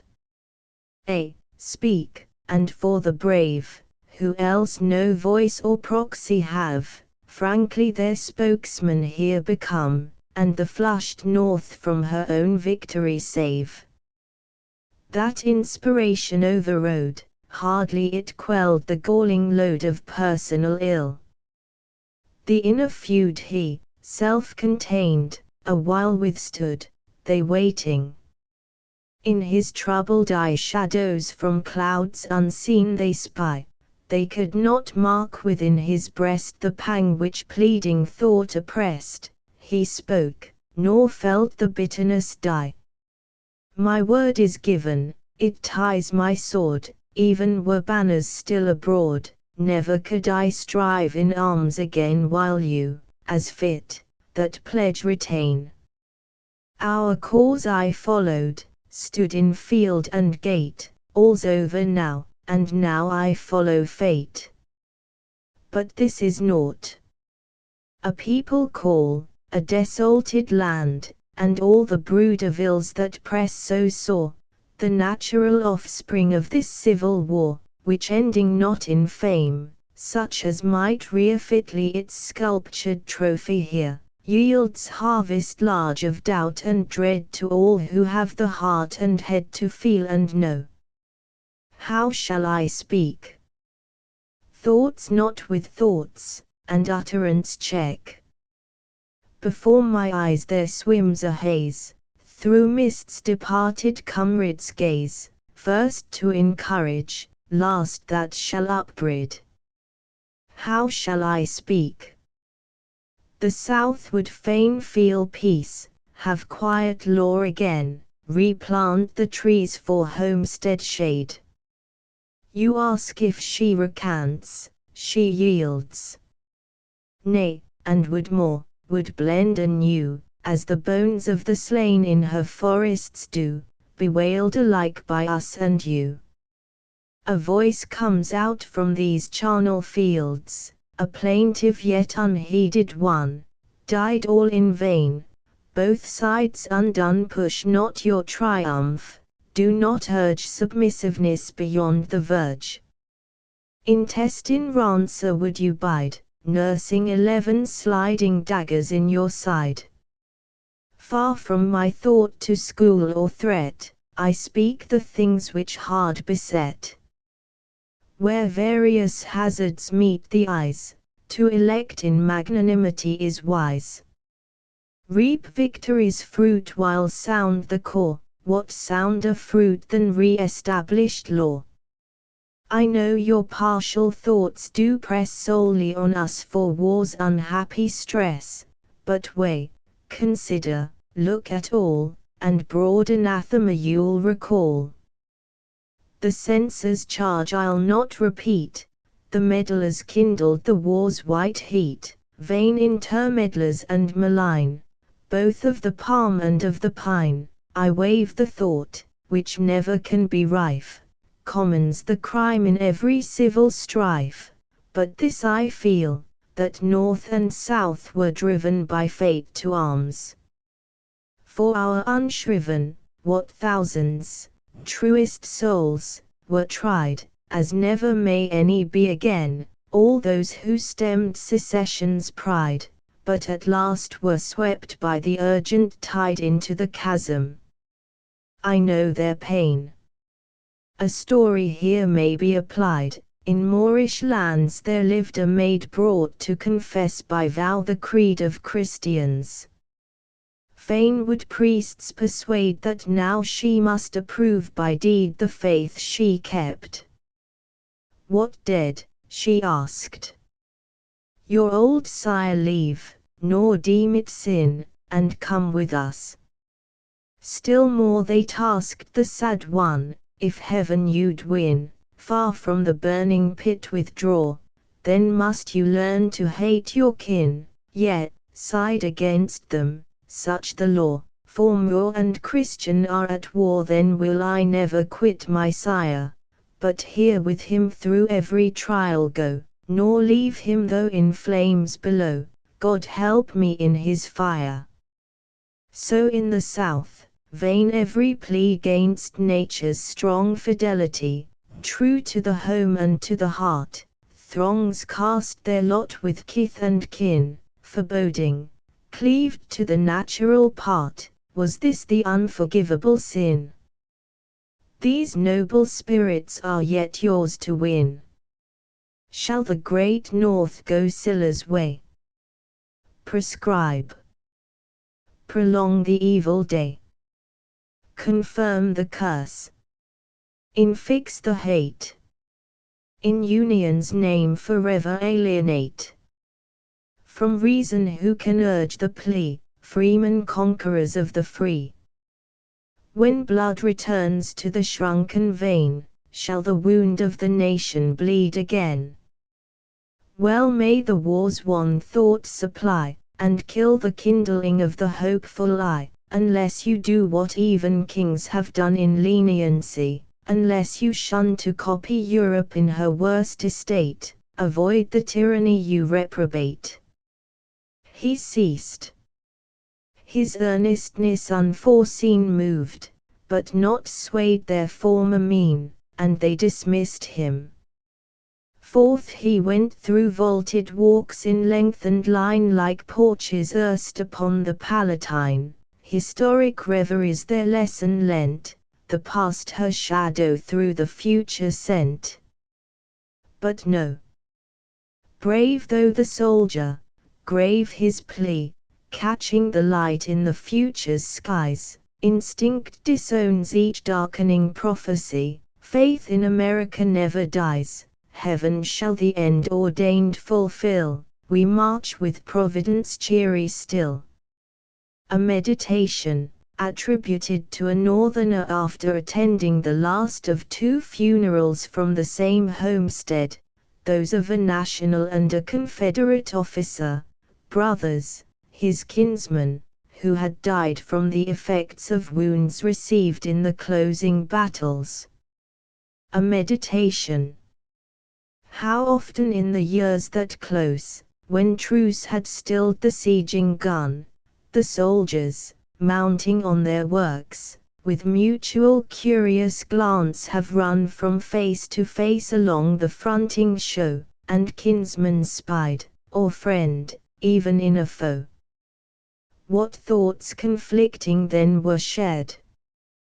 While sacred tenderness perforce welled from the heart and wet the eye, and something of a strange remorse rebelled against the sanctioned sin of blood, and Christian wars of natural brotherhood. Then stirred the God within the breast, the witness that is man's at birth, a deep misgiving undermined each plea and subterfuge of earth, the felt in that rapt pause, with warning rife, horror and anguish for the civil strife. Of north or south they recked not then, warm passion cursed the cause of war, can Africa pay back this blood spilt on Potomac's shore?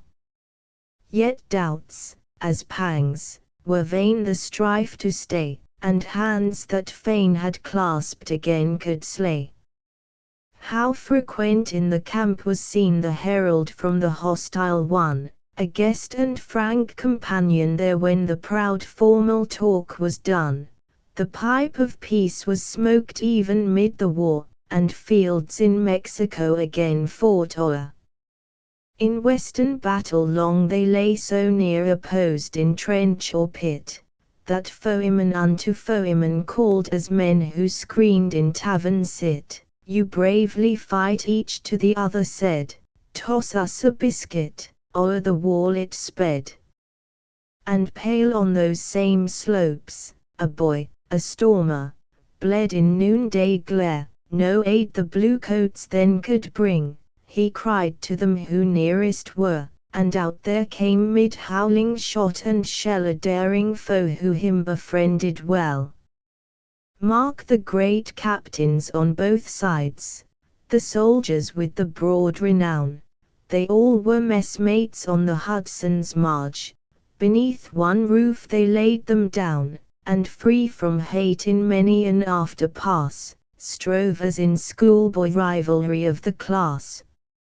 A darker side there is, but doubt in nature's charity hovers there, if men for new agreement yearn, then old upbreeding best forbear, the South's the sinner, well, so let it be, but shall the North sin worse, and stunned the Pharisee? Oh, now that brave men yield the sword, mine be the manful soldier view, by how much more they boldly wrought, by so much more is mercy due. When Vicksburg fell, and the moody files marched out, silent the victors stood, scorning to raise a shout. Supplement. Were I fastidiously anxious for the symmetry of this book, it would close with the notes.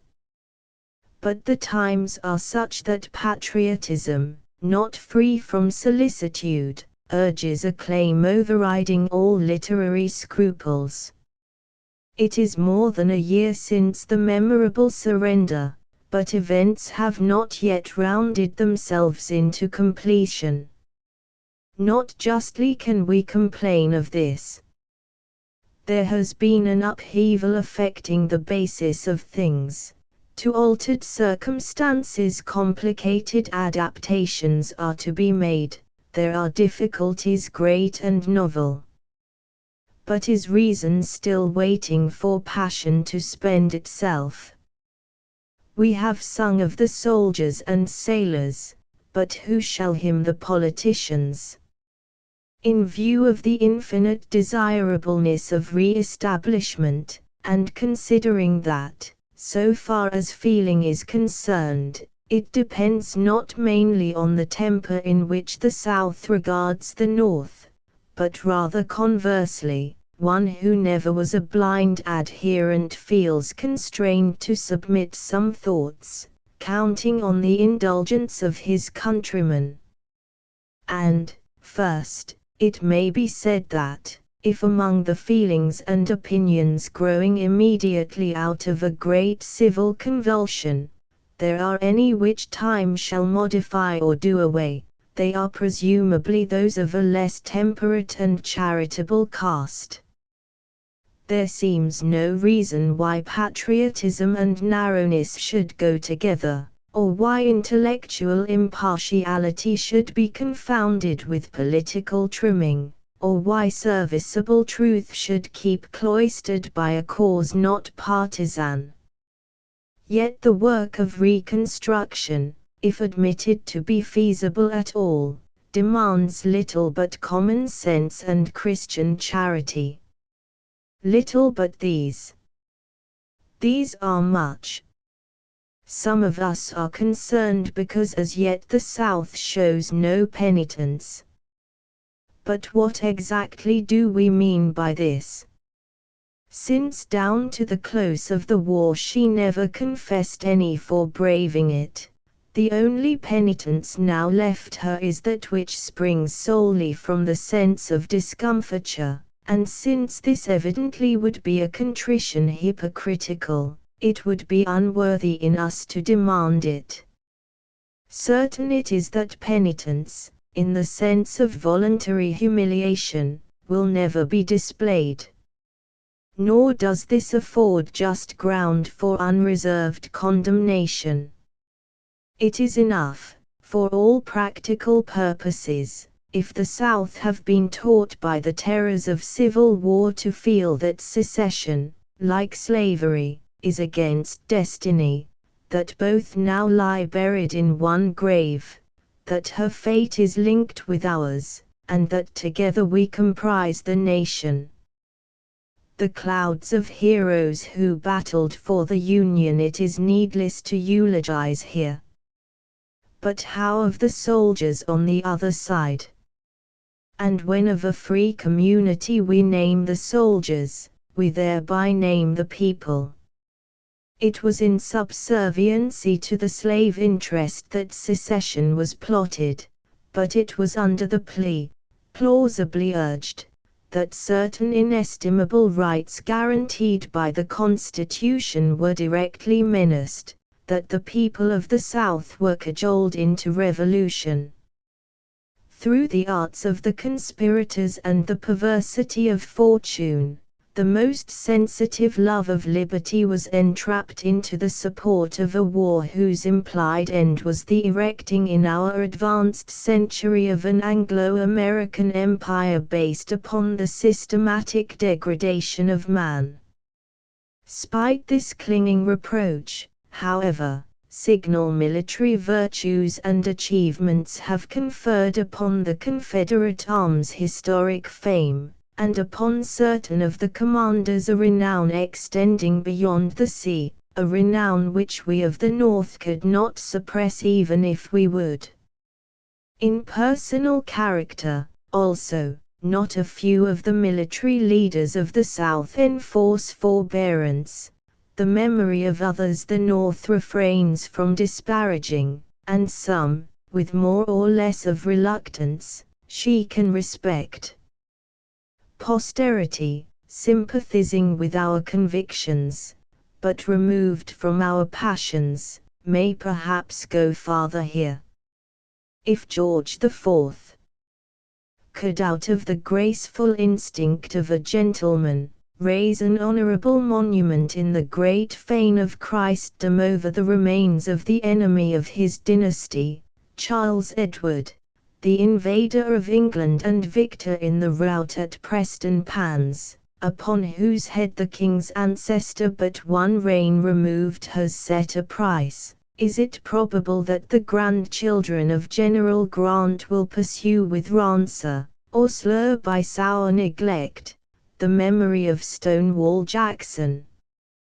But the South herself is not wanting in recent histories and biographies which record the deeds of her chieftains, writings freely published at the North by loyal houses, widely read here, and with a deep though saddened interest. By students of the war such works are hailed as welcome accessories, and tending to the completeness of the record. Supposing a happy issue out of present perplexities, then, in the generation next to come, Southerners there will be yielding allegiance to the Union, feeling all their interests bound up in it, and yet cherishing unrebuked that kind of feeling for the memory of the soldiers of the fallen Confederacy that Burns, Scott, and the Ettrick Shepherd felt for the memory of the gallant clansmen ruined through their fidelity to the Stuarts, a feeling whose passion was tempered by the poetry imbuing it, and which in no wise affected their loyalty to the Georges, and which, it may be added, indirectly contributed excellent things to literature. But, setting this view aside, dishonorable would it be in the South were she willing to abandon to shame the memory of brave men who with signal personal disinterestedness fought in her behalf, though from motives, as we believe, so deplorably astray. Patriotism is not baseness, neither is it inhumanity. The mourners who this summer bear flowers to the mounds of the Virginian and Georgian dead are, in their domestic bereavement and proud affection, as sacred in the eye of heaven as are those who go with similar offerings of tender grief and love into the cemeteries of our northern martyrs. And yet, in one aspect, how needless to point the contrast. Cherishing such sentiments, it will hardly occasion surprise that, in looking over the battle pieces in the foregoing collection, I have been tempted to withdraw or modify some of them, fearful lest in presenting, though but dramatically and by way of a poetic record, the passions and epithets of civil war, I might be contributing to a bitterness which every sensible American must wish at an end. So, too, with the emotion of victory as reproduced on some pages, and particularly toward the close. It should not be construed into an exultation misapplied, an exultation as ungenerous as unwise, and made to minister, however indirectly, to that kind of censoriousness too apt to be produced in certain natures by success after trying reverses. Zeal is not of necessity religion, neither is it always of the same essence with poetry or patriotism. There were excesses which marked the conflict, most of which are perhaps inseparable from a civil strife so intense and prolonged, and involving warfare in some border countries new and imperfectly civilized. Barbarities also there were, for which the Southern people collectively can hardly be held responsible, though perpetrated by ruffians in their name. But surely other qualities, exalted ones, courage and fortitude matchless, were likewise displayed, and largely, and justly may these be held the characteristic traits, and not the former. In this view, what Northern writer, however patriotic, but must revolt from acting on paper a part any way akin to that of the live dog to the dead lion, and yet it is right to rejoice for our triumph, so far as it may justly imply an advance for our whole country and for humanity. Let it be held no reproach to any one that he pleads for reasonable consideration for our late enemies, now stricken down and unavoidably debarred, for the time, from speaking through authorized agencies for themselves. Nothing has been urged here in the foolish hope of conciliating those men, few in number, we trust, who have resolved never to be reconciled to the Union. On such hearts everything is thrown away except it be religious commiseration, and the sincerest. Yet let them call to mind that unhappy secessionist, not a military man, who with impious alacrity fired the first shot of the Civil War at Sumter, and a little more than 4 years afterward fired the last one into his own heart at Richmond.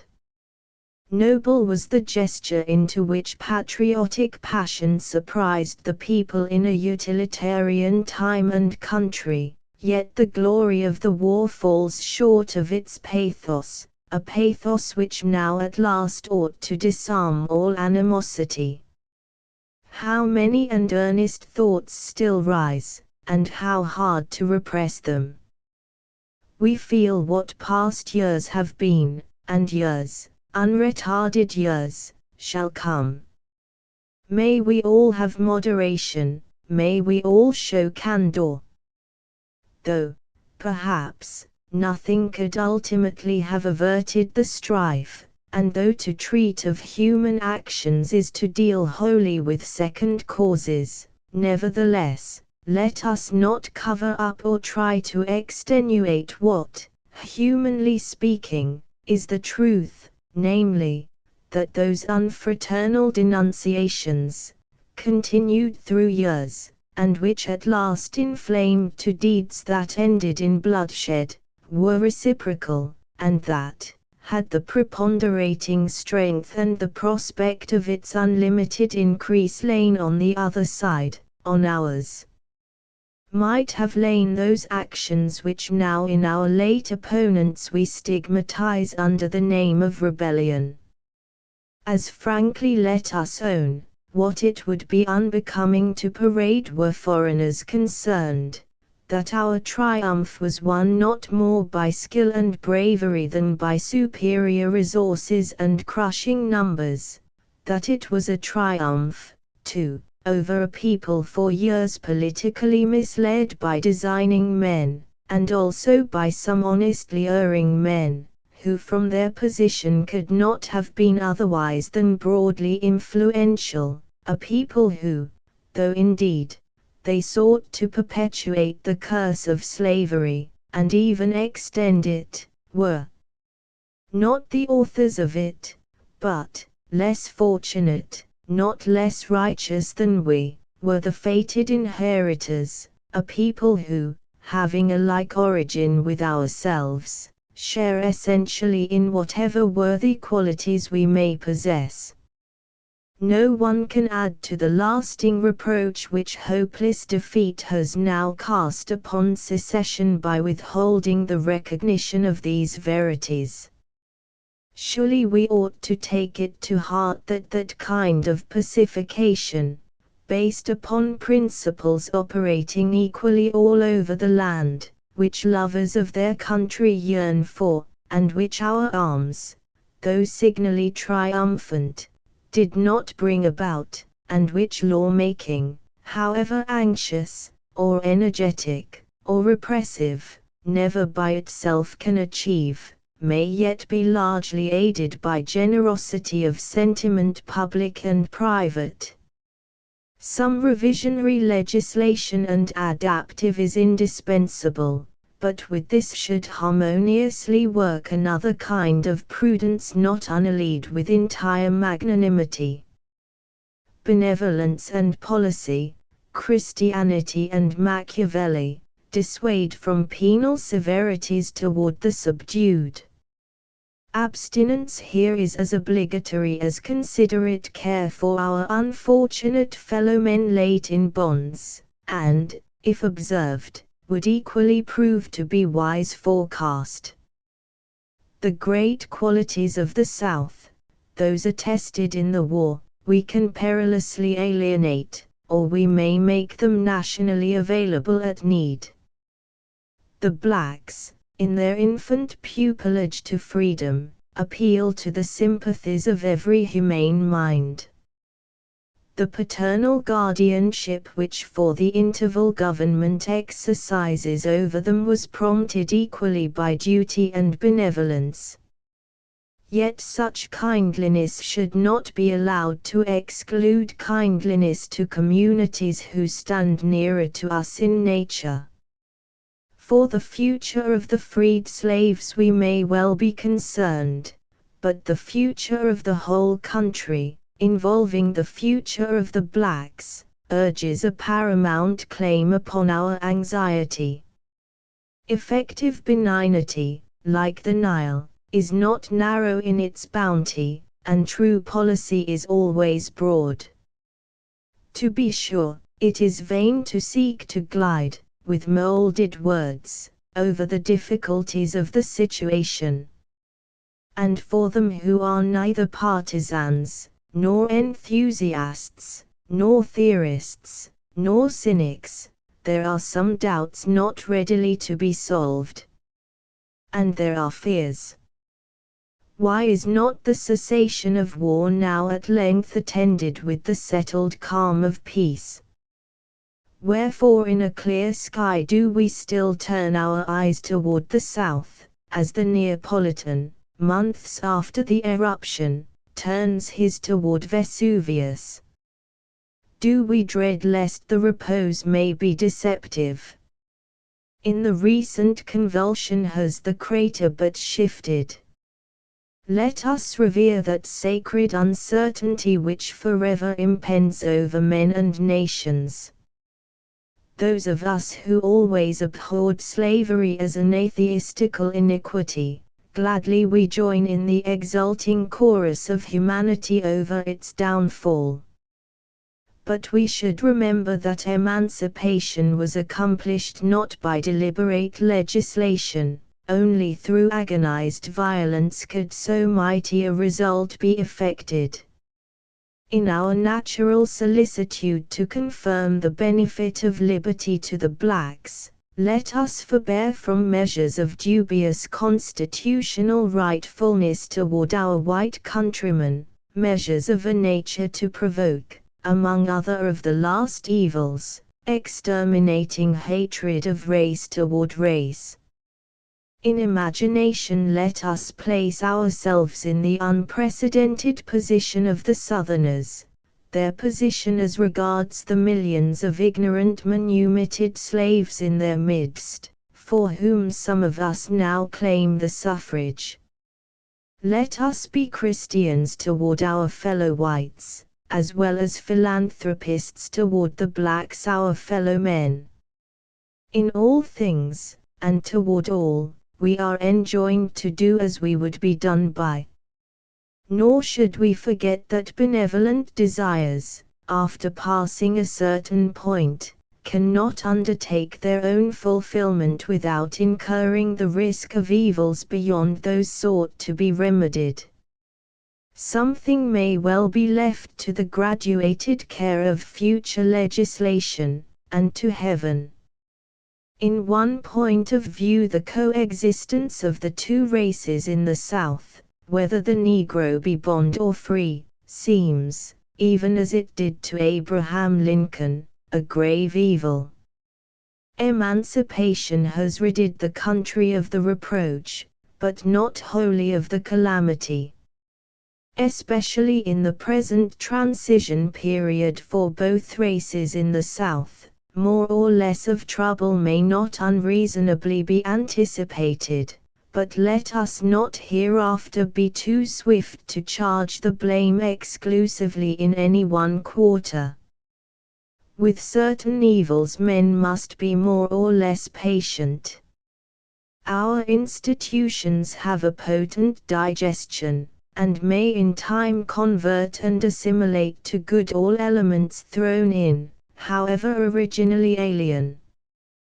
But, so far as immediate measures looking toward permanent re-establishment are concerned, no consideration should tempt us to pervert the national victory into oppression for the vanquished. Should plausible promise of eventual good, or a deceptive or spurious sense of duty, lead us to essay this, count we must on serious consequences, not the least of which would be divisions among the northern adherents of the Union. Assuredly, if any honest Catos there be who thus far have gone with us, no longer will they do so, but oppose us, and as resolutely as hitherto they have supported. But this path of thought leads toward those waters of bitterness from which one can only turn aside and be silent. But supposing re-establishment so far advanced that the Southern seats in Congress are occupied, and by men qualified in accordance with those cardinal principles of representative government which hitherto have prevailed in the land, what then? Why, the congressman elected by the people of the South will represent the people of the South. This may seem a flat conclusion, but in view of the last 5 years, may there not be latent significance in it? What will be the temper of those Southern members? And, confronted by them, what will be the mood of our own representatives? In private life true reconciliation seldom follows a violent quarrel, but if subsequent intercourse be unavoidable, nice observances and mutual are indispensable to the prevention of a new rupture. Amity itself can only be maintained by reciprocal respect, and true friends are punctilious equals. on the floor of Congress North and South are to come together after a passionate duel, in which the South, though proving her valor, has been made to bite the dust. Upon differences in debate shall acrimonious recriminations be exchanged. Shall censorious superiority assumed by one section provoke defiant self-assertion on the other? Shall Manassas and Chickamauga be retorted for Chattanooga and Richmond? Under the supposition that the full Congress will be composed of gentlemen, all this is impossible. Yet if otherwise, it needs no prophet of Israel to foretell the end. The maintenance of congressional decency in the future will rest mainly with the North. Rightly will more forbearance be required from the North than the South, for the North is victor. But some there are who may deem these latter thoughts inapplicable, and for this reason, since the test oath operatively excludes from Congress all who in any way participated in secession, therefore none but Southerners wholly in harmony with the North are eligible to seats. This is true for the time being. But the oath is alterable, and in the wonted fluctuations of parties not improbably it will undergo alteration, assuming such a form, perhaps, as not to bar the admission into the national legislature of men who represent the populations lately in revolt. Such a result would involve no violation of the principles of democratic government. Not readily can one perceive how the political existence of the millions of late secessionists can permanently be ignored by this republic. The years of the war tried our devotion to the Union. The time of peace may test the sincerity of our faith in democracy.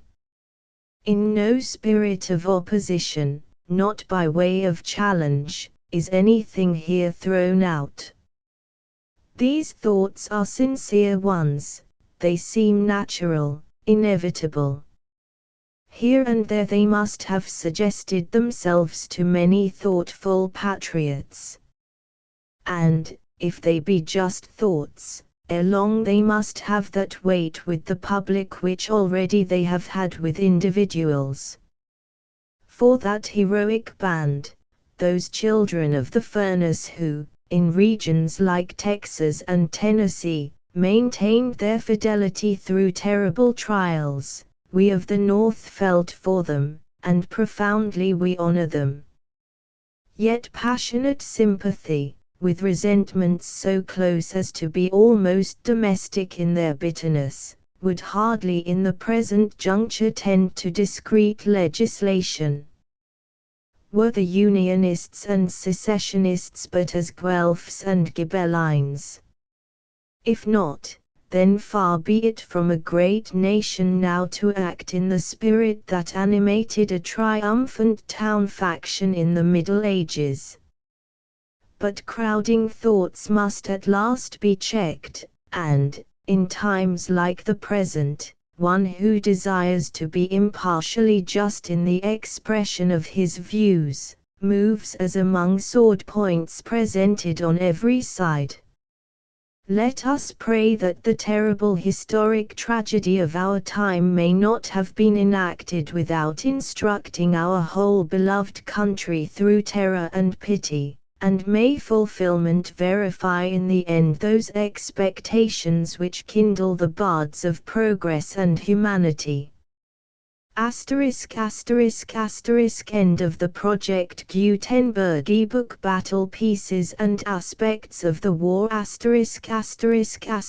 Updated editions will replace the previous one, the old editions will be renamed.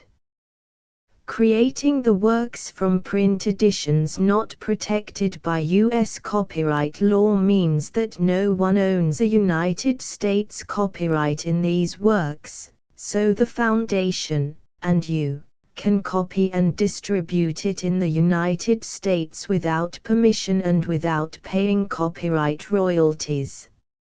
Special rules, set forth in the general terms of use part of this license, apply to copying and distributing Project Gutenberg trademark symbol electronic works to protect the Project Gutenberg trademark symbol concept and trademark. Project Gutenberg is a registered trademark, and may not be used if you charge for an ebook, except by following the terms of the trademark license, including paying royalties for use of the Project Gutenberg trademark. If you do not charge anything for copies of this ebook, complying with the trademark license is very easy. You may use this ebook for nearly any purpose, such as creation of derivative works, reports, performances and research. Project Gutenberg ebooks may be modified and printed and given away. You may do practically anything in the United States with ebooks not protected by U.S. copyright law. Redistribution is subject to the trademark license, especially commercial redistribution. Start. Full license. The full Project Gutenberg license. Please read this before you distribute or use this work to protect the Project Gutenberg trademark symbol mission of promoting the free distribution of electronic works. By using or distributing this work, or any other work associated in any way with the phrase Project Gutenberg, you agree to comply with all the terms of the full Project Gutenberg trademark symbol license available with this file or online at www.gutenberg.org/license. Section 1. General Terms of Use and Redistributing Project Gutenberg Trademark Symbol Electronic Works 1.0. By reading or using any part of this Project Gutenberg trademark symbol electronic work, you indicate that you have read, understand, agree to and accept all the terms of this license and intellectual property, trademark/copyright, agreement. If you do not agree to abide by all the terms of this agreement, you must cease using and return or destroy all copies of Project Gutenberg trademark symbol electronic works in your possession. If you paid a fee for obtaining a copy of or access to a Project Gutenberg trademark symbol electronic work and you do not agree to be bound by the terms of this agreement, you may obtain a refund from the person or entity to whom you paid the fee as set forth in paragraph 1.e.8. 1.b. Project Gutenberg is a registered trademark. It may only be used on or associated in any way with an electronic work by people who agree to be bound by the terms of this agreement. There are a few things that you can do with most Project Gutenberg trademark symbol electronic works even without complying with the full terms of this agreement. See paragraph 1.c below. There are a lot of things you can do with Project Gutenberg trademark symbol electronic works if you follow the terms of this agreement and help preserve free future access to Project Gutenberg trademark symbol electronic works. See paragraph 1.e below. 1.c. The Project Gutenberg Literary Archive Foundation, the Foundation or PGLAF, owns a compilation copyright in the collection of Project Gutenberg trademark symbol electronic works. Nearly all the individual works in the collection are in the public domain in the United States. If an individual work is unprotected by copyright law in the United States and you are located in the United States, we do not claim a right to prevent you from copying, distributing, performing, displaying or creating derivative works based on the work as long as all references to Project Gutenberg are removed. Of course, we hope that you will support the Project Gutenberg trademark symbol mission of promoting free access to electronic works by freely sharing Project Gutenberg trademark symbol works in compliance with the terms of this agreement for keeping the Project Gutenberg trademark symbol name associated with the work. You can easily comply with the terms of this agreement by keeping this work in the same format with its attached full Project Gutenberg trademark symbol license when you share it without charge with others. 1.d. The copyright laws of the place where you are located also govern what you can do with this work. Copyright laws in most countries are in a constant state of change. If you are outside the United States, check the laws of your country in addition to the terms of this agreement before downloading, copying, displaying, performing, distributing or creating derivative works based on this work or any other Project Gutenberg trademark symbol work. The Foundation makes no representations concerning the copyright status of any work in any country other than the United States. 1.e Unless you have removed all references to Project Gutenberg, 1.e.1.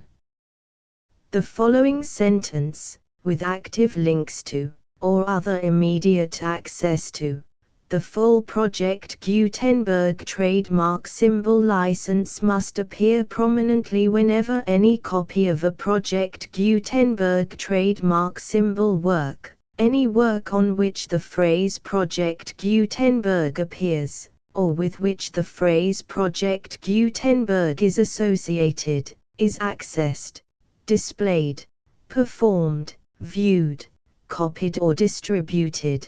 This ebook is for the use of anyone anywhere in the United States and most other parts of the world at no cost and with almost no restrictions whatsoever. You may copy it, give it away or reuse it under the terms of the Project Gutenberg license included with this ebook or online at www.gutenberg.org. If you are not located in the United States, you will have to check the laws of the country where you are located before using this ebook. 1.e.2. If an individual Project Gutenberg trademark symbol electronic work is derived from texts not protected by U.S. copyright law, does not contain a notice indicating that it is posted with permission of the copyright holder, the work can be copied and distributed to anyone in the United States without paying any fees or charges. If you are redistributing or providing access to a work with the phrase Project Gutenberg associated with or appearing on the work, you must comply either with the requirements of paragraphs 1.e.1 through 1.e.7 or obtain permission for the use of the work and the Project Gutenberg trademark symbol trademark as set forth in paragraphs 1.e.8 or 1.e.9. 1.e.3. If an individual Project Gutenberg trademark symbol electronic work is posted with the permission of the copyright holder, your use and distribution must comply with both paragraphs 1.e.1 through 1.e.7 and any additional terms imposed by the copyright holder. Additional terms will be linked to the Project Gutenberg trademark symbol license for all works posted with the permission of the copyright holder found at the beginning of this work. 1.e.4 Do not unlink or detach or remove the full Project Gutenberg trademark symbol license terms from this work, or any files containing a part of this work or any other work associated with Project Gutenberg trademark symbol. 1.e.5 Do not copy, display, perform, distribute or redistribute this electronic work, or any part of this electronic work, without prominently displaying the sentence set forth in paragraph 1.e.1 with active links or immediate access to the full terms of the Project Gutenberg trademark symbol license. 1.e.6 You may convert to and distribute this work in any binary, compressed, marked up, non-proprietary or proprietary form, including any word processing or hypertext form. However, if you provide access to or distribute copies of a Project Gutenberg trademark symbol work in a format other than plain vanilla ASCII or other format used in the official version posted on the official Project Gutenberg trademark symbol website, www.gutenberg.org, you must, at no additional cost, fee or expense to the user, provide a copy, a means of exporting a copy, or a means of obtaining a copy upon request, of the work in its original plain vanilla ASCII or other form. Any alternate format must include the full Project Gutenberg trademark symbol license as specified in paragraph 1.e.1. 1.e.7 Do not charge a fee for access to, viewing, displaying, performing, copying or distributing any Project Gutenberg trademark symbol works unless you comply with paragraph 1.e.8 or 1.e.9. 1.e.8 You may charge a reasonable fee for copies of or providing access to or distributing Project Gutenberg trademark symbol electronic works provided that you pay a royalty fee of 20% of the gross profits you derive from the use of Project Gutenberg trademark symbol works calculated using the method you already use to calculate your applicable taxes. The fee is owed to the owner of the Project Gutenberg trademark symbol trademark, but he has agreed to donate royalties under this paragraph to the Project Gutenberg Literary Archive Foundation. Royalty payments must be paid within 60 days following each date on which you prepare, or are legally required to prepare, your periodic tax returns. Royalty payments should be clearly marked as such and sent to the Project Gutenberg Literary Archive Foundation at the address specified in Section 4, Information about donations to the Project Gutenberg Literary Archive Foundation. You provide a full refund of any money paid by a user who notifies you in writing, or by email, within 30 days of receipt that he does not agree to the terms of the full Project Gutenberg trademark symbol license. You must require such a user to return or destroy all copies of the works possessed in a physical medium and discontinue all use of and all access to other copies of Project Gutenberg trademark symbol works. You provide, in accordance with paragraph 1.f.3, a full refund of any money paid for a work or a replacement copy, If a defect in the electronic work is discovered and reported to you within 90 days of receipt of the work, you comply with all other terms of this agreement for free distribution of Project Gutenberg trademark symbol works. 1.e.9.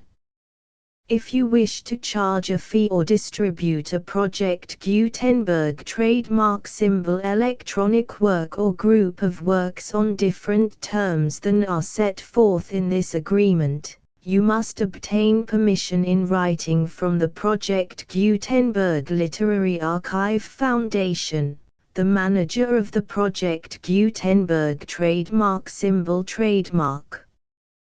Contact the Foundation as set forth in Section 3 below. 1.f1.f.1 Project Gutenberg volunteers and employees expend considerable effort to identify, do copyright research on, transcribe and proofread works not protected by U.S. copyright law in creating the Project Gutenberg trademark symbol collection. Despite these efforts, Project Gutenberg trademark symbol electronic works, and the medium on which they may be stored, may contain defects such as, but not limited to, incomplete, inaccurate or corrupt data, transcription errors, a copyright or other intellectual property infringement, a defective or damaged disk or other medium, a computer virus, or computer codes that damage or cannot be read by your equipment.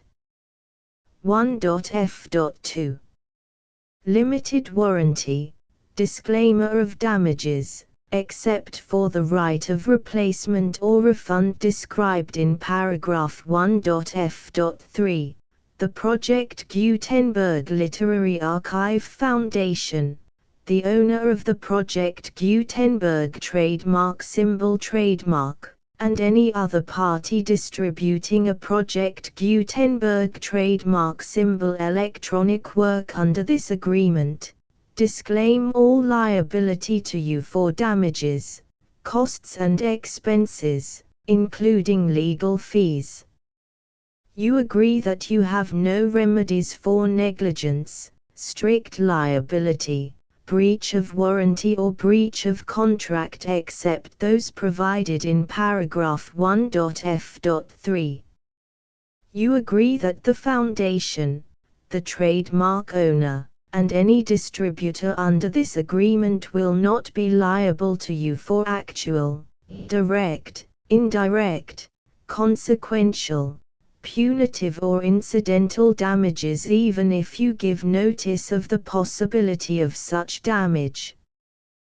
1.f.3 Limited right of replacement or refund. If you discover a defect in this electronic work within 90 days of receiving it, you can receive a refund of the money, if any, you paid for it by sending a written explanation to the person you received the work from. If you received the work on a physical medium, you must return the medium with your written explanation. The person or entity that provided you with the defective work may elect to provide a replacement copy in lieu of a refund. If you received the work electronically, the person or entity providing it to you may choose to give you a second opportunity to receive the work electronically in lieu of a refund. If the second copy is also defective, you may demand a refund in writing without further opportunities to fix the problem. 1.f.4 Except for the limited right of replacement or refund set forth in paragraph 1.f.3, this work is provided to you as is, with no other warranties of any kind, express or implied, including but not limited to warranties of merchantability or fitness for any purpose. 1.f.5 Some states do not allow disclaimers of certain implied warranties or the exclusion or limitation of certain types of damages. If any disclaimer or limitation set forth in this agreement violates the law of the state applicable to this agreement, the agreement shall be interpreted to make the maximum disclaimer or limitation permitted by the applicable state law. The invalidity or unenforceability of any provision of this agreement shall not void the remaining provisions. 1.f.6 Indemnity. You agree to indemnify and hold the foundation, the trademark owner, any agent or employee of the foundation, anyone providing copies of Project Gutenberg trademark symbol electronic works in accordance with this agreement, and any volunteers associated with the production, promotion and distribution of Project Gutenberg trademark symbol electronic works, harmless from all liability, costs and expenses, including legal fees, that arise directly or indirectly from any of the following which you do or cause to occur. A. Distribution of this or any Project Gutenberg trademark symbol work. B. Alteration, modification, or additions or deletions to any Project Gutenberg trademark symbol work, and C. Any defect you cause. Section 2. Information about the mission of Project Gutenberg trademark symbol. Project Gutenberg trademark symbol is synonymous with the free distribution of electronic works in formats readable by the widest variety of computers, including obsolete, old, middle-aged and new computers. It exists because of the efforts of hundreds of volunteers and donations from people in all walks of life. Volunteers and financial support to provide volunteers with the assistance they need are critical to reaching Project Gutenberg trademark symbol's goals and ensuring that the Project Gutenberg trademark symbol collection will remain freely available for generations to come. In 2001, the Project Gutenberg Literary Archive Foundation was created to provide a secure and permanent future for Project Gutenberg trademark symbol and future generations. To learn more about the Project Gutenberg Literary Archive Foundation and how your efforts and donations can help, see sections 3 and 4 and the Foundation information page at www.gutenberg.org. Section 3. Information about the Project Gutenberg Literary Archive Foundation. The Project Gutenberg Literary Archive Foundation is a non-profit 501(c)(3) educational corporation organized under the laws of the state of Mississippi and granted tax-exempt status by the Internal Revenue Service. The Foundation's IN or Federal Tax Identification Number is 64-6221541. Contributions to the Project Gutenberg Literary Archive Foundation are tax-deductible to the full extent permitted by U.S. federal laws and your state's laws. The Foundation's business office is located at 809 North 1500 West, Salt Lake City, UT 84116. 801-596-1887. Email contact links and up-to-date contact information can be found at the Foundation's website and official page at www.gutenberg.org/contact section 4. Information about donations to the Project Gutenberg Literary Archive Foundation. Project Gutenberg trademark symbol depends upon and cannot survive without widespread public support and donations to carry out its mission of increasing the number of public domain and licensed works that can be freely distributed in machine-readable form accessible by the widest array of equipment, including outdated equipment. Many small donations, $1 to $5,000, are particularly important to maintaining tax-exempt status with the IRS. The Foundation is committed to complying with the laws regulating charities and charitable donations in all 50 states of the United States. Compliance requirements are not uniform and it takes a considerable effort, much paperwork and many fees to meet and keep up with these requirements. We do not solicit donations in locations where we have not received written confirmation of compliance. To send donations or determine the status of compliance for any particular state, visit www.gutenberg.org/donate. While we cannot and do not solicit contributions from states where we have not met the solicitation requirements, we know of no prohibition against accepting unsolicited donations from donors in such states who approach us with offers to donate. International donations are gratefully accepted, but we cannot make any statements concerning tax treatment of donations received from outside the United States. U.S. laws alone swamp our small staff. Please check the Project Gutenberg web pages for current donation methods and addresses. Donations are accepted in a number of other ways, including checks, online payments and credit card donations. To donate, please visit www.gutenberg.org/donate. Section 5.